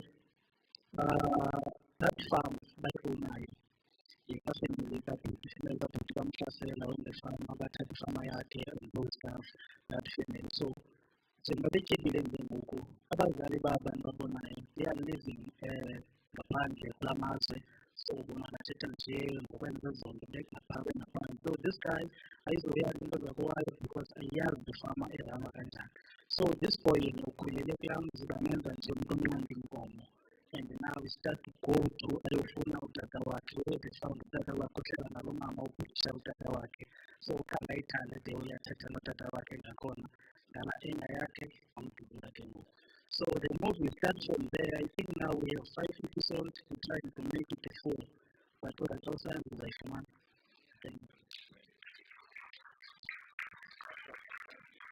I don't know if you were present at the introduction evening when the judges were asked about what they expect, and what I said was authenticity and honesty in your filmmaking, and I think this is one key that has brought it home. I obviously had a language barrier, so when I was viewing and judging, I had to ask somebody to sit in with me and translate, but the authenticity and the realness of your characters, your world, your stories, your themes, just the humanity that is unique to the space you come from. I was sitting there thinking that if you screen this internationally at a short film festival, they would forgive you everything. They would forgive the boom coming in, the shaky camera, the sound, all of it, because I felt like I was voyeuristically peeking in to a real world that I would not have access to as an outsider, but you gave me such purity of access, and I thank you for that.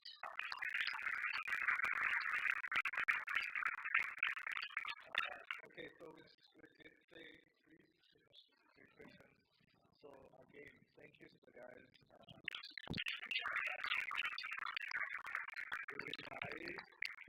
Next up is This Love by The Collective.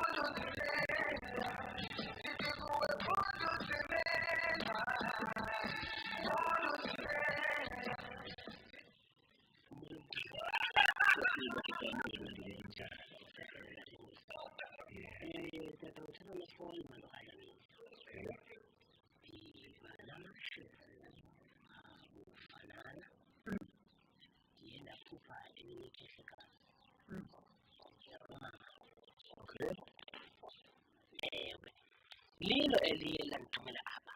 Oh, lithumethu lami lafumana kuwe. Ukuba lithe ubana manje ubana ndigoduka. Okay. Kodwa andiyazi ubana ngathi ndigoduka ndiyaphi. Okay. Mina ngibona ulahlekelwa zizinto. Ngibona uluzumsebenzi. Ngibona izinto zakho zingahlangani. Ngibona futhi ngisho nabantu besifazane singahlali kuwe. Njalo inyandilela. Ngabadlamini goduka simanisekile lo ndlela. Ugoduka uyaphi edlamini? Uyahamba ambokhangela uyise. Njani? Hayi kaloku le ndaza kumendlini ekadlamini. Andiyazi noyazi loo nto leyo. Yobana lakho kaloku.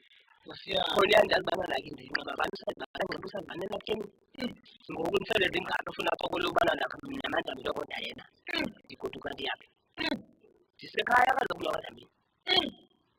Ndikhuliswe ngumadlamini. Nqembe kadlamini ubalwe. Ezi zinto aziloyisi kodwa kuyalungiswana. Umntu akami ngomlenze omnye uma ngemilenze emibili. Ithi ke ngoku le nto wena uyakhwalela mntakadlamini. Sinethulile loyise. Apha dlamini asithethi ngoyise ongakwenzanga kodwa sithetha ngabantu abalele ukuthula abaphilayo. Sithetha ngemibala. Le ifika ixuthe lifikayo kuwe uhlukumezekileyo. Yadiba ndini dlamini? Khandincedeke ubana mna ndikholwa kakhulu kweli cala leBhayibhile. Kungoku ubana ndifika ngewenza kanjani. Mntakadlamini, isiduko xa usazi isiduko sakulotatakho noba abasekho okanye selincowa kulotatakho akusekho bantu uhamba uyokwazi ukucela inkundla. Usazi isiduko cela inkundla kwenze kunyangeke. Kodwa uzazi ndingunyana kabani ngizalwa yintombi yasemathileni. Ngilapha ngeyeza okanye ngehlaba elithile. Yityisela zimbini ibumbi imhlophe uyochitha enkundleni uzichaza umbani igama uzalwa umbani. Kakade dlamini mfundini esintwini umntana wakuloyise ngendlela yomoya. Xa ndina indlela yomoya ngendlela yenziwe. Umntana uyabamba loyise yasekuneka ihlaba. Lithini ihlaba? Ungachama, ungalahlekelwa zizinto, ungagula, ungagxotha emisebenzini, ungangafumani imisebenzi, kungahlali imabhinqa kuwe. Iyathetha loo nto. Kakade isiko linomlomo liyathetha, linamehlo liyabona, lineendlebe liyava, linengqondo liyagcina, libambe ujongo, linenyawo liyava. Uyathobela dlamini.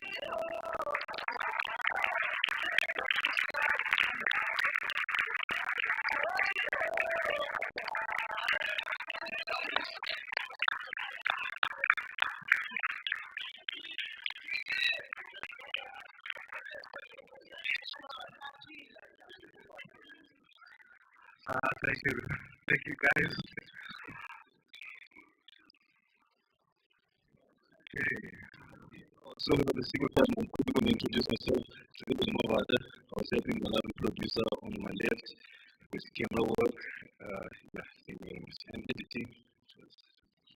Afternoon, everyone. My name is Maba. And the name of the group is actually Unkantifu, not the one I think we called another group. Yeah, that's about the correct one. Yes. So the name of the movie was Uvuko by Uvuko The Awakening by Unkantifu. I will just check in terms of what's going on with Who Is This Love. But let's maybe then continue in terms of you guys explaining which genre and finish the introductions before we go on to the questions. Okay. Alright, now give it igama lami lakuva sizobunguza bendele coordinate first. Molweni igama lami nguSikholiwe Shakmegenge bengaliphanga welele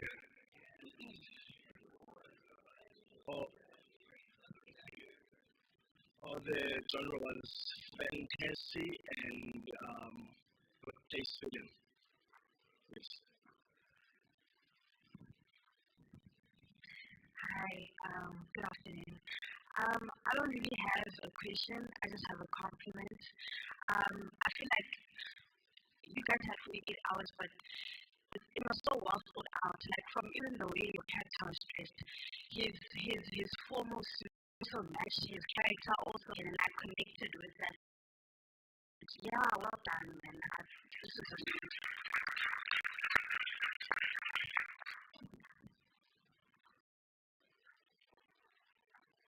We'll take one more question.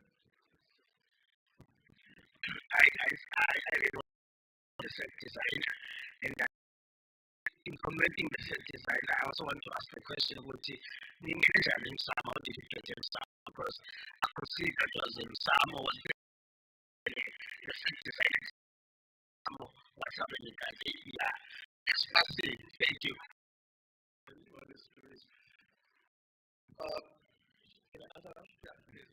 Basically, since we call it a person that we know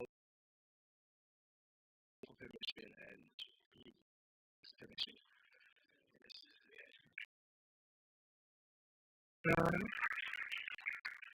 I understand that it was for the agents. I have to agree with the previous speaker in terms of the narrative. Yeah, it makes sense for a short piece of time. I saw the use of the drone shot.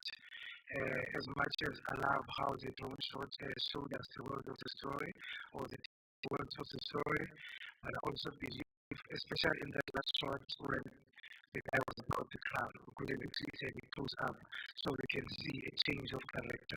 Because you see him on a wider view, which is to understand the crowd and everything, but meeting him or establishing the character in the beginning as comedic or lost, as that was believable and vivid, but we didn't see the change, so maybe that's a comment to the camera that maybe we could have got like a bit of a close up so we can see how the character changed from the beginning up until the end when they accepted the calling as music. Secondly, the genre, you said the genre was? Fantastic, and what taste film? Okay, that's a new genre. I didn't feel like, I don't know, it felt, from the narrative, it felt more like it's based on spirituality and rather than fantasy, because things are happening were real. We wrote off for real. I echo.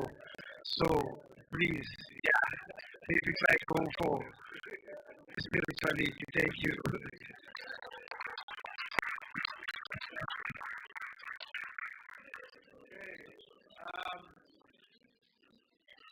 Next up.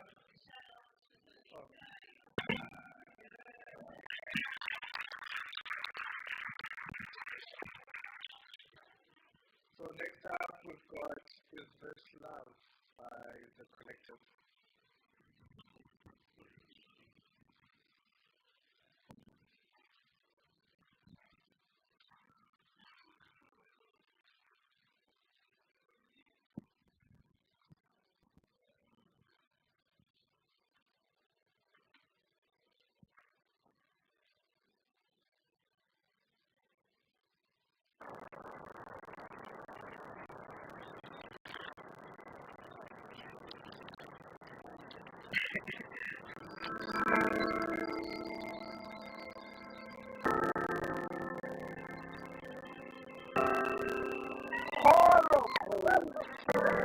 What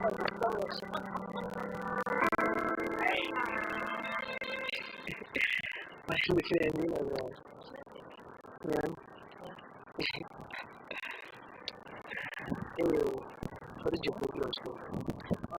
It was great. I love it actually. Yeah? I'm not surprised. It's really not a surprise. Right. You're intelligent, you're a superstar. And actually they want to know. We never talk about us. We have such beautiful lives. We never like anything about us.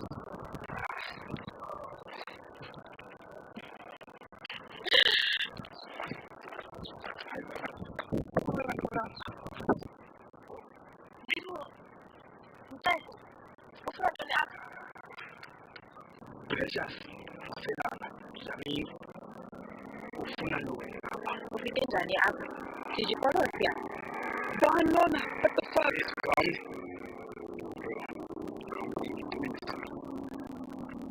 After all that I've done for you. I'm sorry.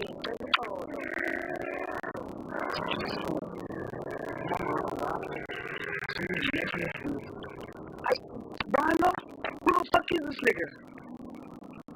What the fuck, bro? One nigga, somebody got. Yeah, God. Stop what you're doing. Stop it.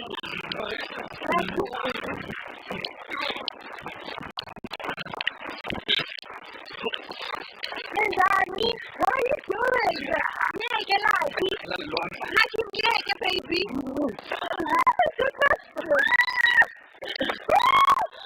Yeah, stop it.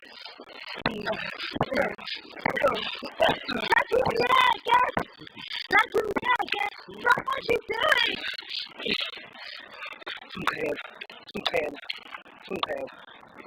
Yeah, okay. What's wrong?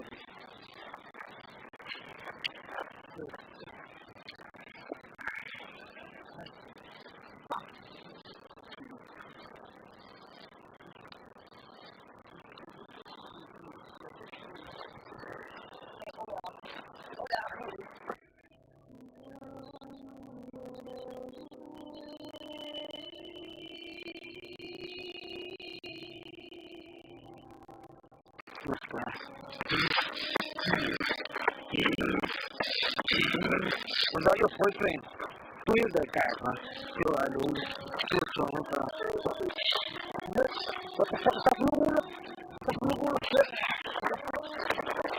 What is the soul, God?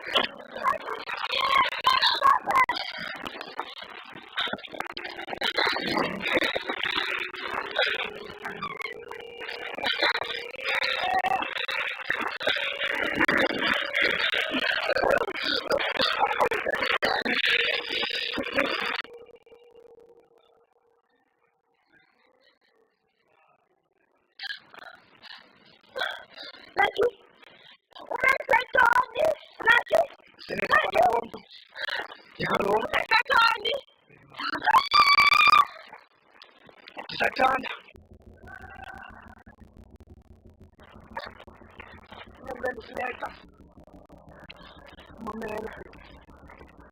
Leave me alone. Leave me alone. Yeah, leave me alone.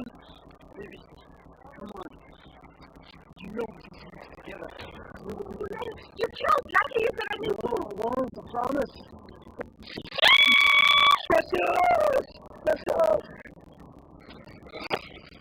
Precious!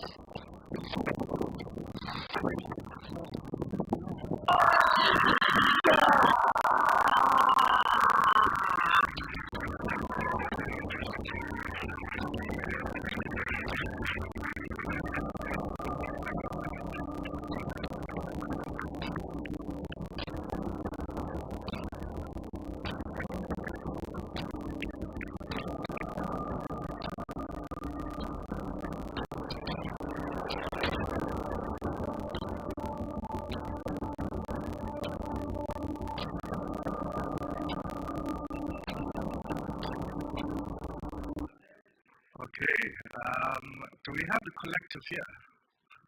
Okay, I think the But the genre was romance as well as martial arts. So that's why there was a lot of fighting and also the romance parts. But the guys are from Queenstown. They did excuse themselves today.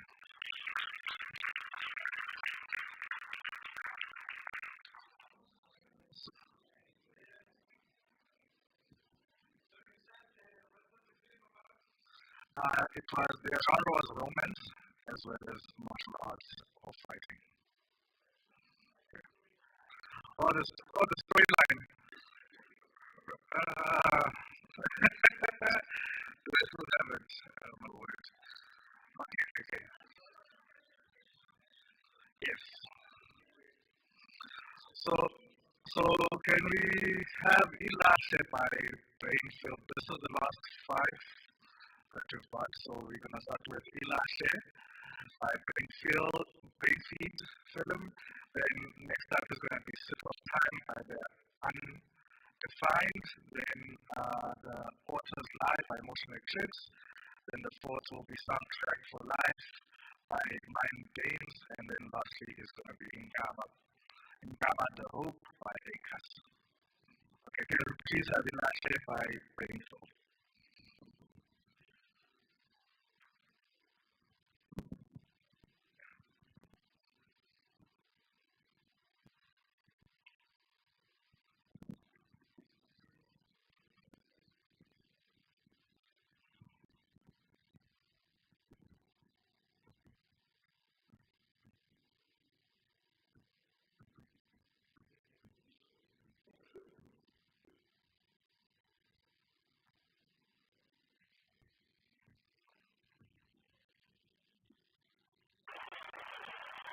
How are you?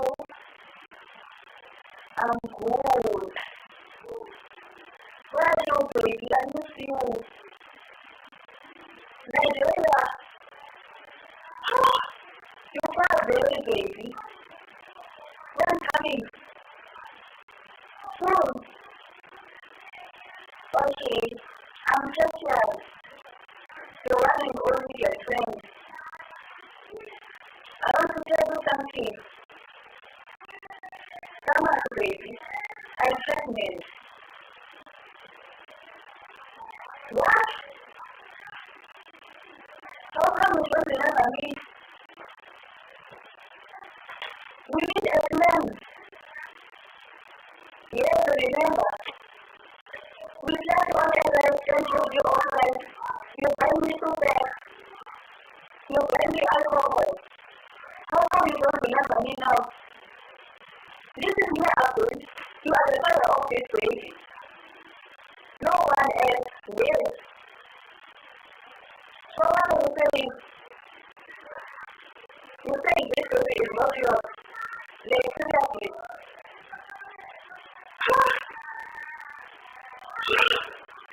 It's not surprising.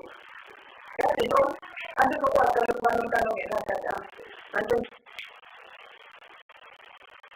Mama. Hi, baby. Unzani? Mama.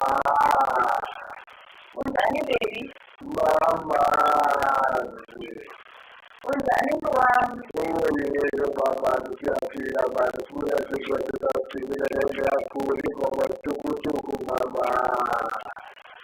Andakuzwe baby, uzambona wini? Mama, ngithokozisa ngomso mama. Hayi baby, kudala ngomso ngikuze ngoku. Ngiyinto wami. Yini mama, ngoku. Ewe. Mama, ngiyilapho mama. Nunca lo control, no es que yo la tengo que usar y además yo hago muchas de ellos en la mamá. Mamá, yo me acuerdo de la padre mamá y tu esposa, mamá. Yo estaba diciendo que tu ojo, tu cabello suave, y me acuerdo de mamá, una hora, la padre de tu ojo, mamá. No, it's not surprising. From conversation to coverage. Mama. Oh, you can go on the door and make it out. Mama. They weird that. They do Mama. Sorry, I can't wait to see you. Mama.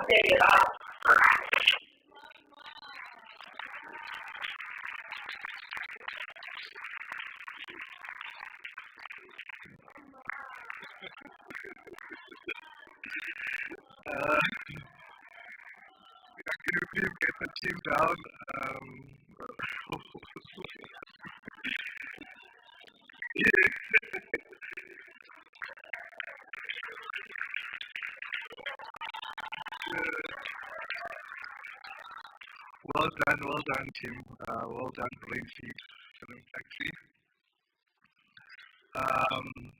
Just gonna introduce yourselves, then we're gonna take questions. Please let us know in terms of the genre, so that people do understand what genre you guys shot. Mama. Because now man know why I'm so against it. Then they don't mama. I'm Thandazo, umamkhanya wegogo. Ndingumama kasinawo effective. Ndinguproducer wefilm. Ifilm yethu ibisithi comedy in one room. So sadecide ke ngokudibanisa ubomi belali plus nobomi belokishi sidlale ngabo.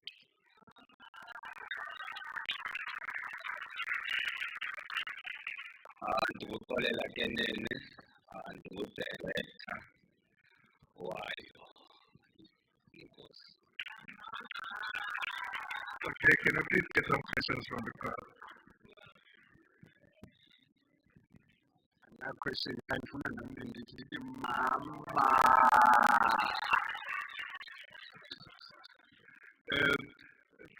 I think as Bonella, it landed. It totally landed. It was exactly fulfilled the assignment. Comedy in one room, song. Really well done, guys. Now, I had an interesting experience because, again, I was watching my kids are film students, and so I'm like, am I losing my mind? Or is this much funnier than it should be? Saphela sonke inzini. Yes, mama. Yes. And so my question is, the main point which we got stuck on was, if the camera quality was better, it wouldn't have been as good. What made it funny, man, that is shooting the Nokia 1990 Dondoni, and the Amon, and the cameraman got no mama, there's to I'll show them and get out of it. Which is amazing. It's amazing.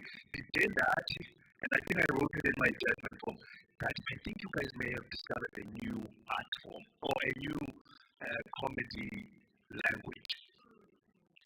I genuinely suspect that you may have discovered a new comedy language.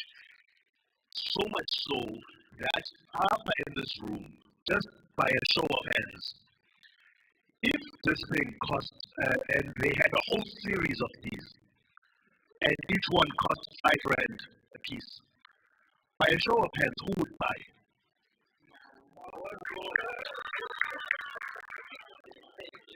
So Utanya, way back when we were giving notes just before we started, one of the things she said was, don't get hung up on the technology of it, on the technicalities. You remember that?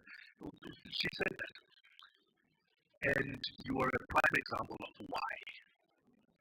Don't tell the story. And magic will happen. So, number one, congratulations. Number two, Umbuzo is, do you think if they need to take with a better camera, and you lit it nicely, and would it have been as funny? Kuhle creatives. This challenge yani camera. Okokuqala cameraman wethu. So ufumanisa into yoba ekho used for ushuta ii-films. So funeka kumane kuthiwa ithe camera, and then iquality yecamera ibingeyiyo leyana ibifuneka. So besingaloo challenge safunda uba if funeka itarget yethu siyazibasele kwicamera ngoku, and then siyazi ke ngoku siyefilm hub for uqiniseka into yoba ucameraman wethu uyile quality sifuna beyiyo. Otherwise i-vision ibikufundisa abantu ngelahle. Like sine-challenge ngoba abantwana bahambe belahla abantwana, abantu bahambe besipha abantwana kabanye abantu. In future la nge-affecta umntana because umntana unesiduko esingeso sakhe uzawuba nee-challenges apha ebomini kanti ngenxa yokuba ulilahle. So besifuna ukufundisa abantu ngoba mabaziphathe kakuhle abantu laba abangabafana mabangajuleli bavume kwathi umntana uyahlolwa umuntu ongumama makavumele umama akhe ayobona umntana akhe bazomhlola bingaba ngowalo mzinanyane lo mntana. Ukongeza kumama, I think enye ezezintona tatithandala ukuthi masinakwandishe noma isitori sikhona and then ivision ikhona. Ukongeza kule nto ayithethayo ulanduba umaqhinga intoba i-challenges ziyasheka kaloku lapha edicinga uba ndizawuthi maqhinga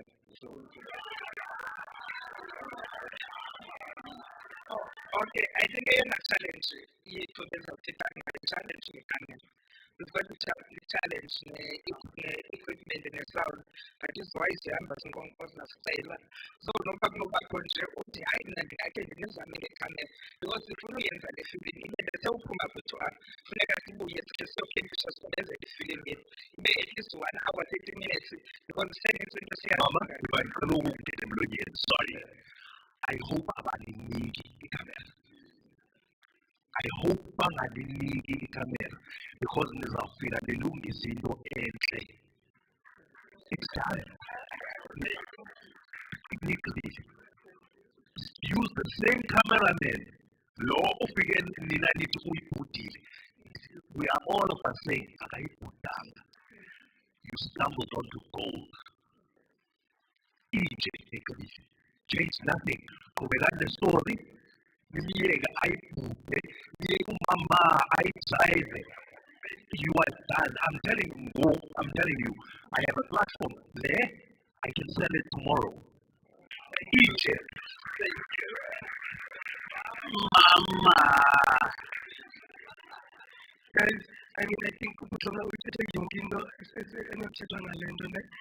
I just want to say, I want to commend the director and the performance because whatever camera you wanted, what you did get is a performance out of your actors. They were committed, you were there for them, you were making sure that you were doing the things. In terms of performance today, this is one of the best outside of everything like the comment and in terms of performance. Those people were committed, we believe them, they were those people. Come on, mama.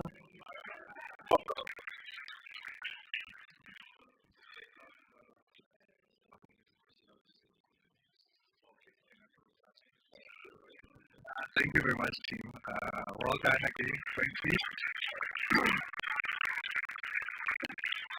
So, next up is Sip of Time by the Undefined.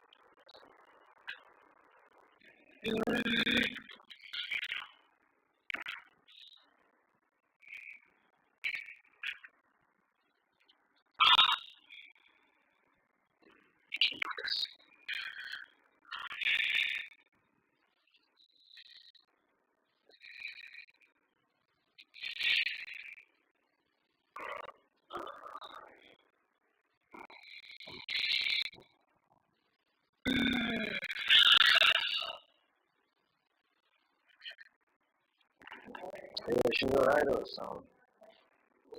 Yeah, she wrote a self-help book at her 20s. Not even Julius Malema became president that fast. Jeez, man. get out of my junk. How on the phone?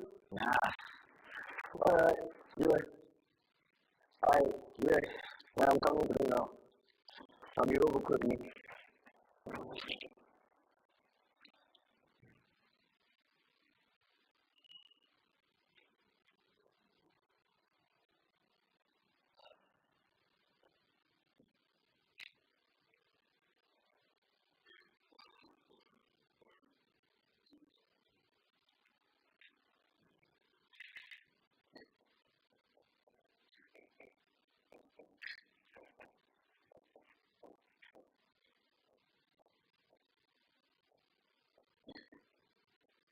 Hi Amanda, this is Precious Family speaking. I'm calling you with a once-in-a-lifetime offer of you getting the opportunity to be mentored by me as an author. I see how you follow all of my pages and how you can share all the work that I do. I would love to collaborate with you. Please get back to me. This is my way of saying thank you for your support. I can see how much you've been sharing my content and how you've been giving me so much love on all of my platforms. I hope to hear from you soon. Thank you. Bye.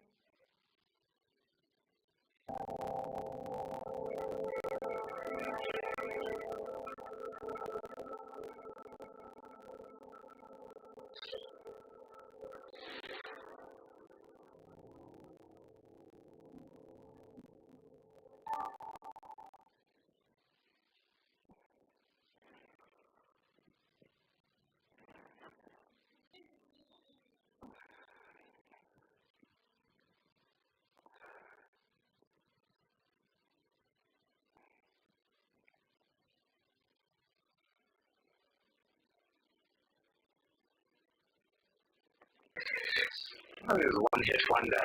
Julius Malema became president. It's just all writing a little social book. All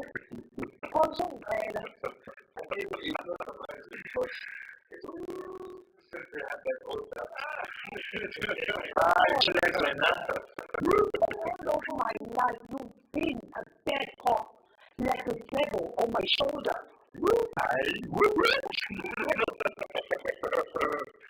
I will fucking get you.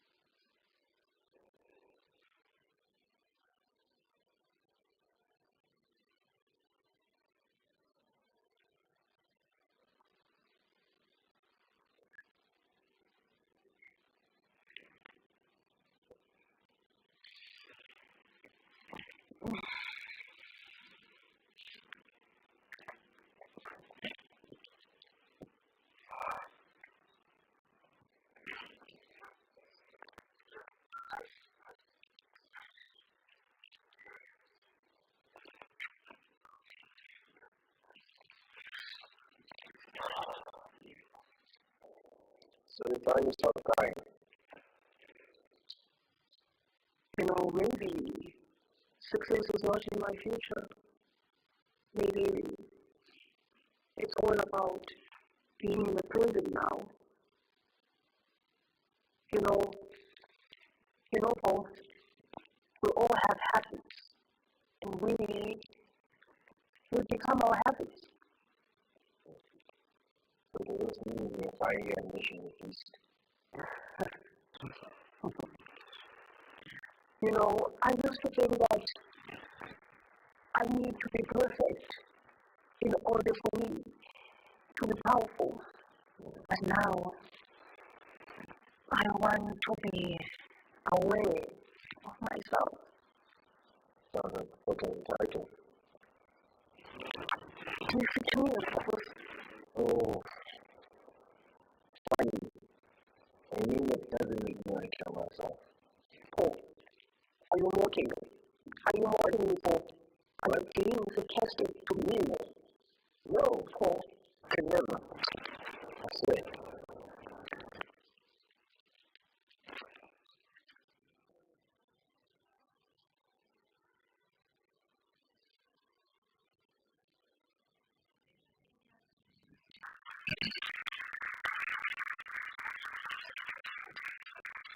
Well done to the undefined Wizard team.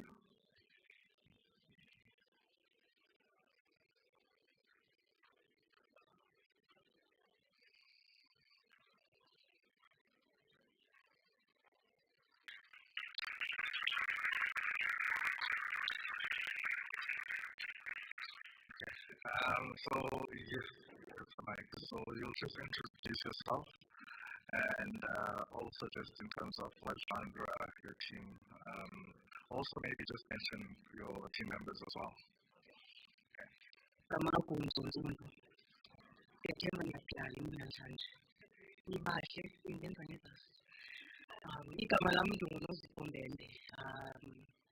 I was despairing. Itim yami ingekho namhlanje uAsamkele Gunuza, our director, uyaperforma namhlanje i-production yakhe isithi so I'm sure you're ngoku. And our first aid uMihle Jokwana, our editor and DOP Ian Donkers, our producer and production manager uSiyasanga Mageto. Yes. Genre yethu time travel and comedy. It was the author that is dealing with low self-esteem, umzimba wakhe, and nobomi bakhe father wakhe uyamncinci. She's not getting any support, so uxhomekeka ekuseni. Ezinye scenes asikwazi due to time, but yes, of course.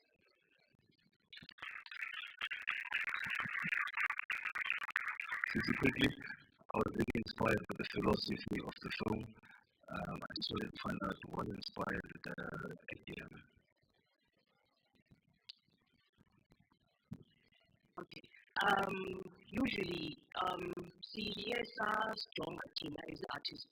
Which means as the artist, especially authors, they stress the writer's block. So, kamanye amaxesha uzipho balufuna ubuyela back, where it all started, so that you can make better choices. Amanda didn't make better choices, but she was trying, and they finish up by ukuphathwa kakubi kubhada wakhe. Yes, of course. Well done on doing the film. I just loved something that you did very well, or your team did very well in the film.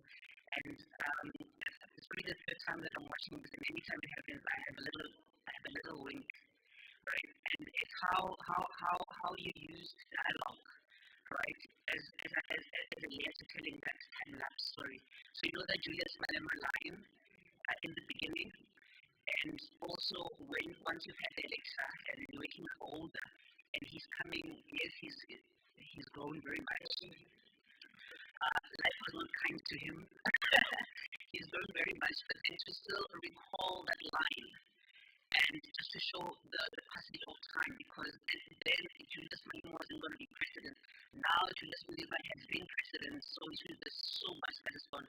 And I love that because it's such a powerful and economical way of telling story without like a long-winded dialogue that explains unnecessary things. So I really love that, and I just wanted to shout it out.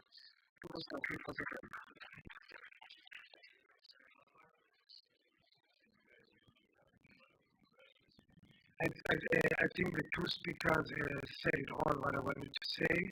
I love, as much as there was dialogue, but there was less dialogue, so I could get hold of the agenda, what it's about, especially after you explained it. I don't want to repeat what you said, but I also like to commend the cinematographer, the shots were clear, also give props to the PD. Also, the basic things we always talk about, it's the character, the protagonist which you were playing, you had a clear goal, and you also had like a clear internal flaw and an external flaw, whom was the antagonist, who was the brother, So that was clear. I understand when you're saying you could have finished another scene. I would have loved to have seen how the protagonist overcame the flaw. but I saw like you were 3 years ahead, but I don't know what made you feel like, I think that message or that thing, like, as you were explaining that us as writers or artists, when we have writer's block, what is it that we can do to get away with it? So that's what maybe stuff simple to say, but all in all, that's great. Thank you. On the last scene, we wanted to add some, because usually as some authors are in the writer's block, we try to find ways to manage us up to produce a new one. So we use everything we have, whether we smoke, whether we drink. So we're trying to release a lot of fun. Sometimes you don't have to use substances for you to get as a spark. There's so many ways. But again, we couldn't, as far as I'm going, use our jar because also we think because we students are one. So our phone was a lot image also. So we had to cut that scene out.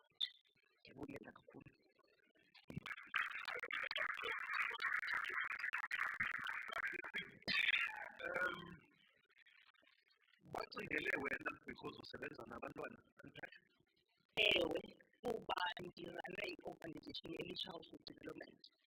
So since ngidilishana nabantwana, and I always try my own means to kwi-roles endidlala, I always find always to choose i-role engazobonisa etywaleni or utywala ecangkwami, because ndisebenza nabantwana and nabazali also are very critical. So by all means, image whether there's a 89 art form, play image so that the kids can see what I represent, and also nabazali bahlale beyazi abantwana bakhuselekile, asizame ukubonisa the wrong idea. Okay. Yes. Okay. That's Pandora's box. That's not the example. Okay. That's a Pandora's box when announces open a store. It goes that way.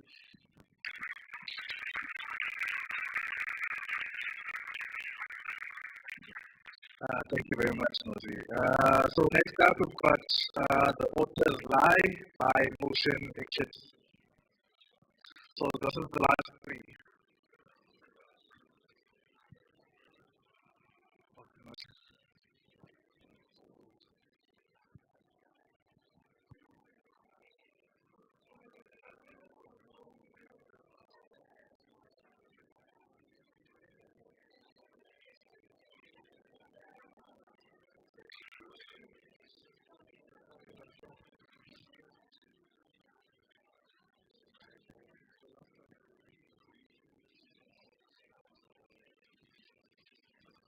Okay.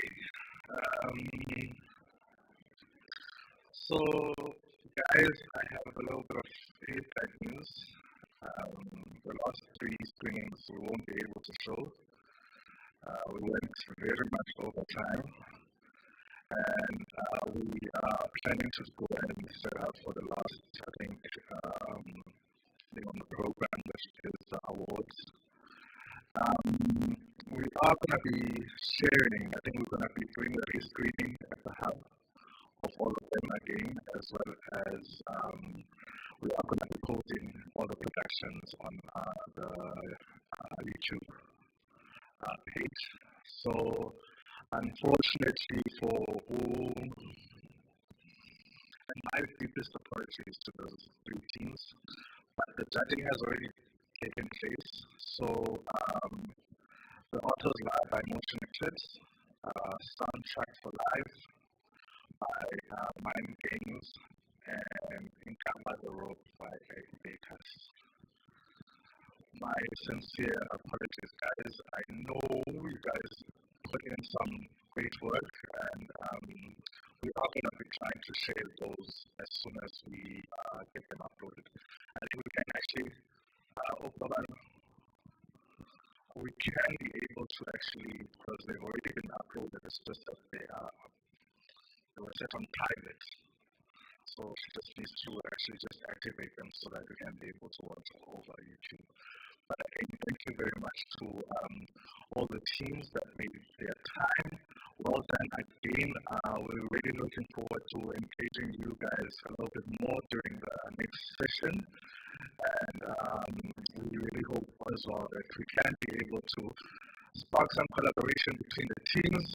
I think there were great stories that were written. So yeah, let's meet up at the next session. Thank you, guys.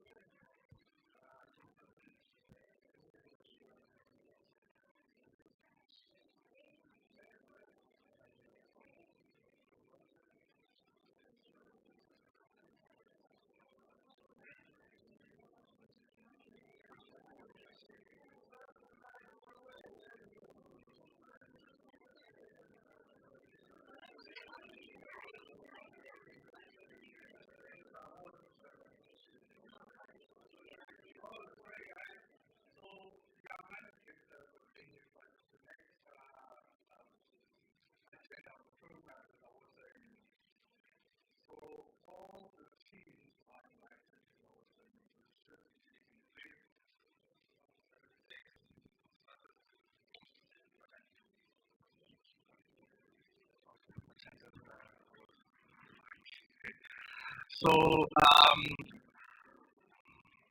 yeah, so we will be setting up. I think we scheduled to start at 6.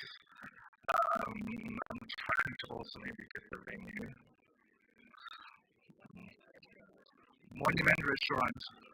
Okay, thank you very much. So, we're going to be at the Monument Restaurant. It's the same one that we had lunch. Yeah, so the same place that we had lunch, that's where we're going. At 6. At 6, guys. Thank you again.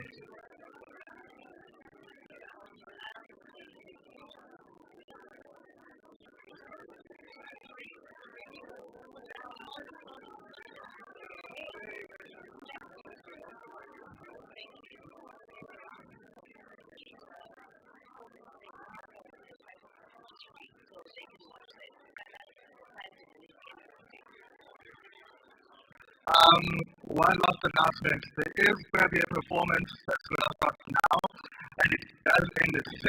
So if you are interested in watching, it starts at 5 and at 6. So it is for free. So if you are interested in watching. Ladies and gentlemen, the Sundown stage will be taking place from 5 until 6. If you'd like to join us, it is free. You will get a showcase of all the various talent that is going to be showcased at the National Arts Festival. This might be an opportunity for you to see something that you've never seen before, just before you move into your delegates dinner at 6 p.m. here at the Monument Restaurant. Thank you very much. I hope you have a